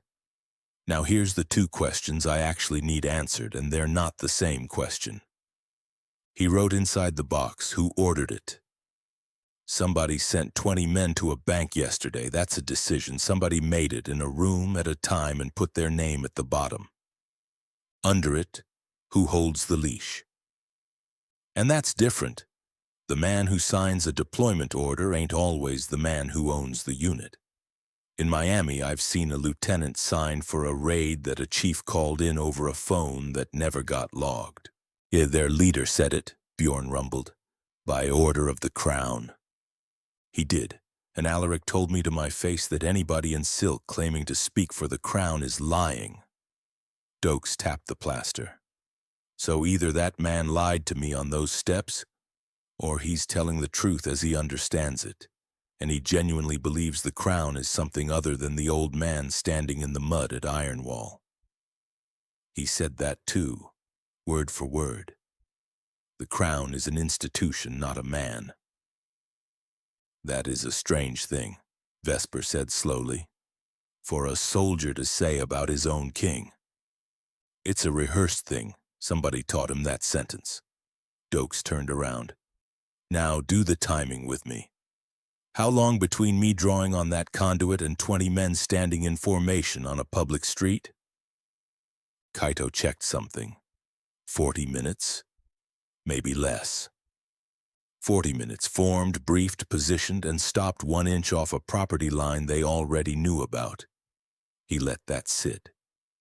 Meanwhile, 3 adjudicators in Narsol took 11 minutes to decide 1 question about 1 man, and came out with a compromise none of them liked. Committees are slow, Vesper said. Committees are slow. That wasn't slow, that was 1 signature. He tapped the second line.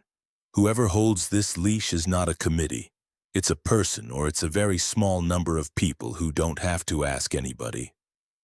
Then who? Kaito asked. The Justicar? That's what I'd like it to be, which is exactly why I don't trust it.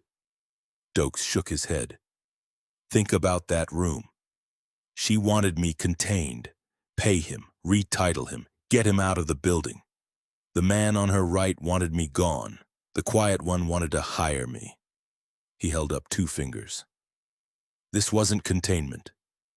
20 men with anti-magic plate and repeaters is not an escort, that's an erasure. That's the guy who wanted me gone getting his way inside a week. Or, Vesper said, it is none of the 3. Or it's none of the 3, and the seam I found in that room don't matter at all because the people who actually move soldiers were never sitting at that table. He set the charcoal down. Either way, there's a thread. Somebody read a ledger line with my name on it and picked up a pen. So find me who reads the ledger and I'll walk it up from there. He turned around. Kobayashi, back in that library. Did you copy any of that hero material? You know, thumb drive, whatever. Kaito's eyebrow went up in the specific way of a young man about to explain a phone to his grandfather. It doesn't quite work like that. Did you get something or not? I mean, there are ways to duplicate archival records with technomancy, sure, but you can't just copy an enchanted document. The binding is part of the record. He was already gesturing, warming up. What I did was cast a resonance mirror over a section of the shelving and let it take an impression of the mana lattice, then bleed that off into an inert quartz matrix that holds the pattern until it's read out. It's not a copy of the text, it's a copy of the shape the text makes, and then So it's a floppy disk. It is categorically not a little square. You put stuff on it, you take stuff off it. Kaito opened his mouth, closed it, ran the comparison in his head and visibly hated where it came out. Structurally, in the broadest possible sense, same shit, nerd. Did you get something? Yes? Kaito rolled his eyes so hard it looked medically inadvisable. I got the hero registry. Partial. I focused on the interesting ones. The hologram bloomed over the table, a scrolling column of portraits and record blocks in that angular script his eyes now unfolded without asking permission. Portrait, portrait, portrait. He scrolled some more. Then he stopped, crossed his arms, and looked down at the kid. Do you have a type, Kobayashi? Kaito looked up. He did not appear to be embarrassed in any measurable way. Dami mommies, he said, are the best. Doakes closed his eyes for a moment. Fucking weirdo. He was turning back to the wall when Vesper said, Wait! She reached into the hologram and pulled a record open with 2 fingers. This one. The portrait showed a woman in her 40s. Broad through the shoulders, close-cropped gray hair, a mouth like a stitched seam. Somebody had drawn her from life and had not made her prettier for the archive. Cycle 7. Designation. Retrieved. And under that, the record, and about a third of it was gone. Not damaged, not faded. Blocks of it sat in clean rectangles of nothing with the surviving text running right up to the edges and picking up cleanly on the other side. Redacted, Vesper said, and competently. Look at where the gaps fall. Doakes leaned in and read what was left. Summoned in a cycle nobody in the room had been alive for. She'd refused a sponsor. A line about irregular provisioning with a hole punched through the middle of it. A march route. And most of the way down, one intact fragment. Reached the outer wards of the Cinder capital unaccompanied, having declined all offered escort, and did engage. The rest of the sentence was a rectangle of nothing.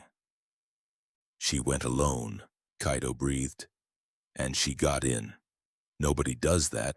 The record format assumes an escort, a supply column, and a conclave liaison. That's the whole template. Yeah. Now look what's missing. He tapped the air over each hole in turn.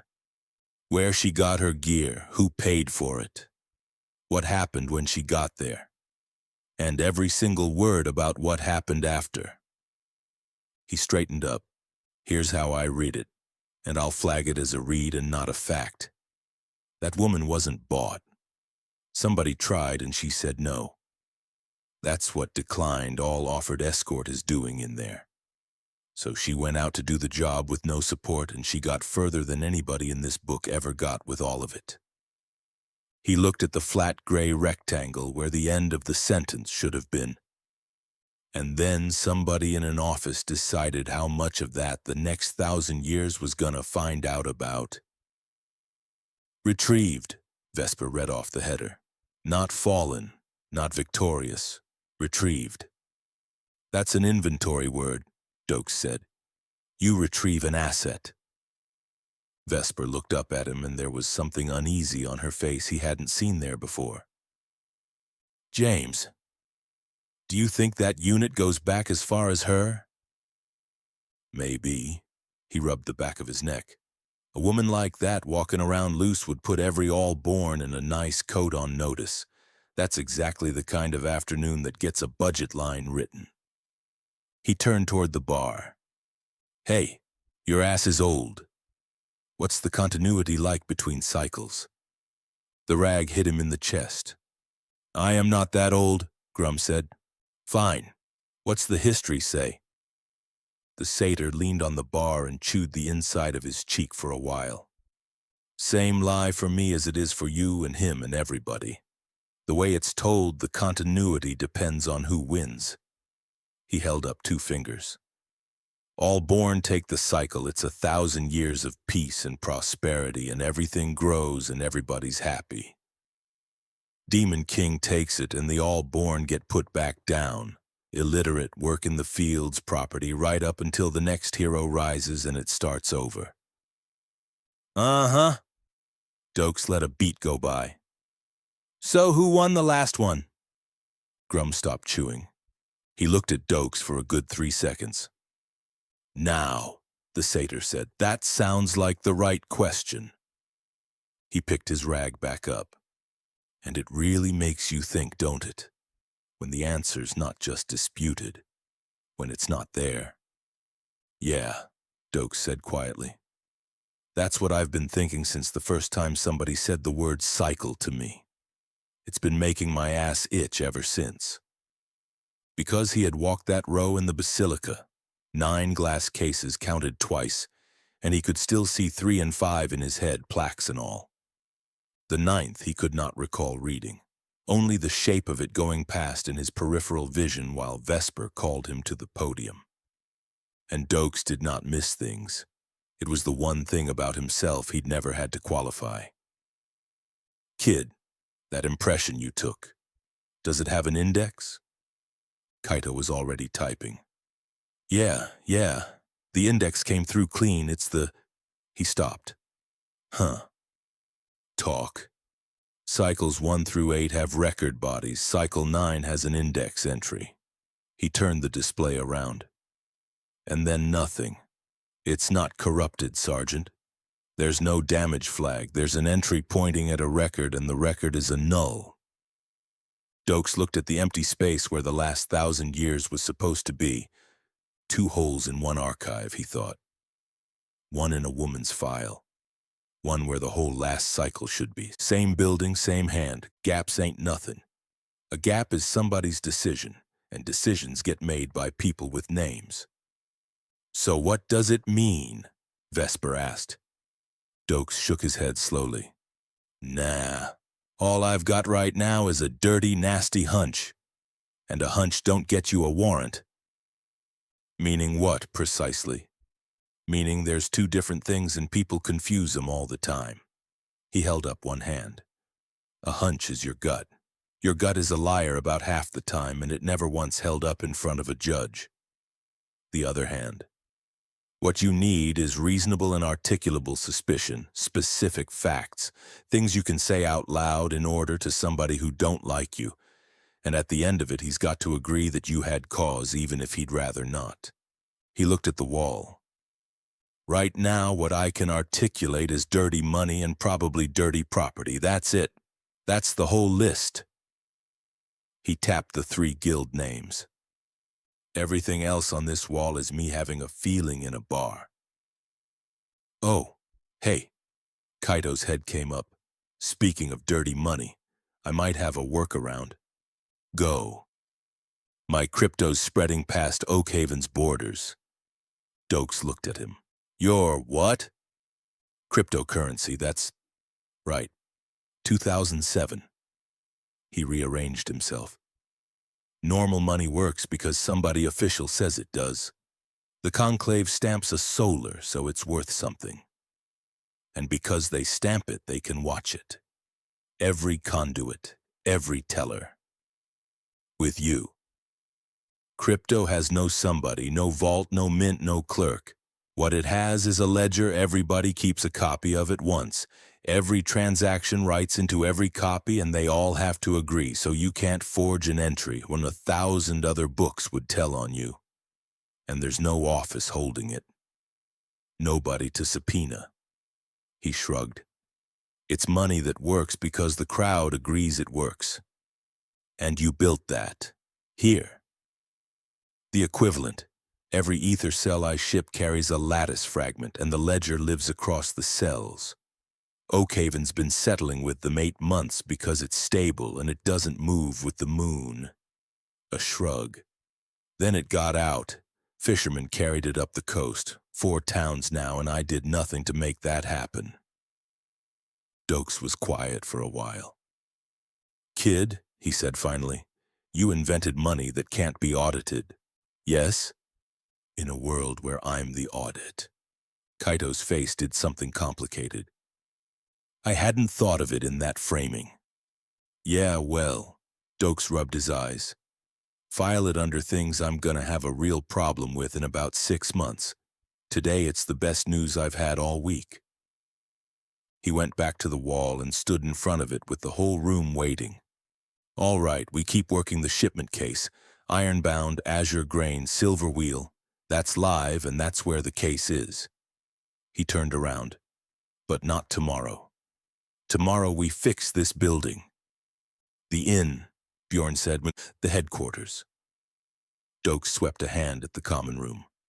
Right now we're 4 people and a satyr sitting in a fire trap with 1 door, and there's a purpose-built unit out there that already knows the address.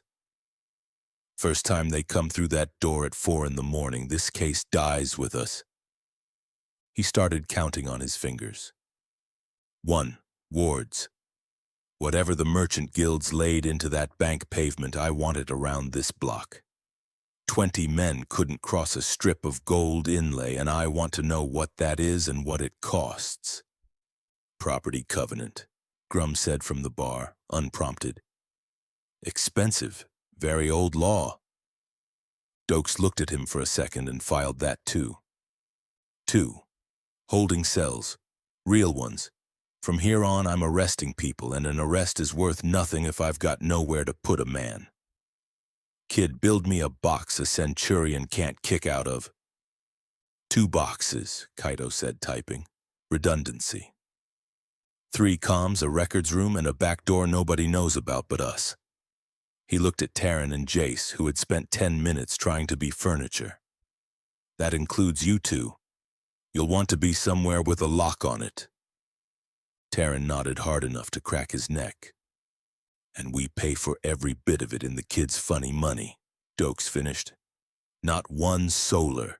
The second any of us touches that treasury conduit again, we've mailed our address to the men who tried to bag me on the bank steps. He picked up the whiskey finally and looked at it and put it back down. They built a unit for a hero who might go bad, he said. Fine. Let him keep looking for a hero. He tapped the badge. What's about to walk up their driveway is a police department.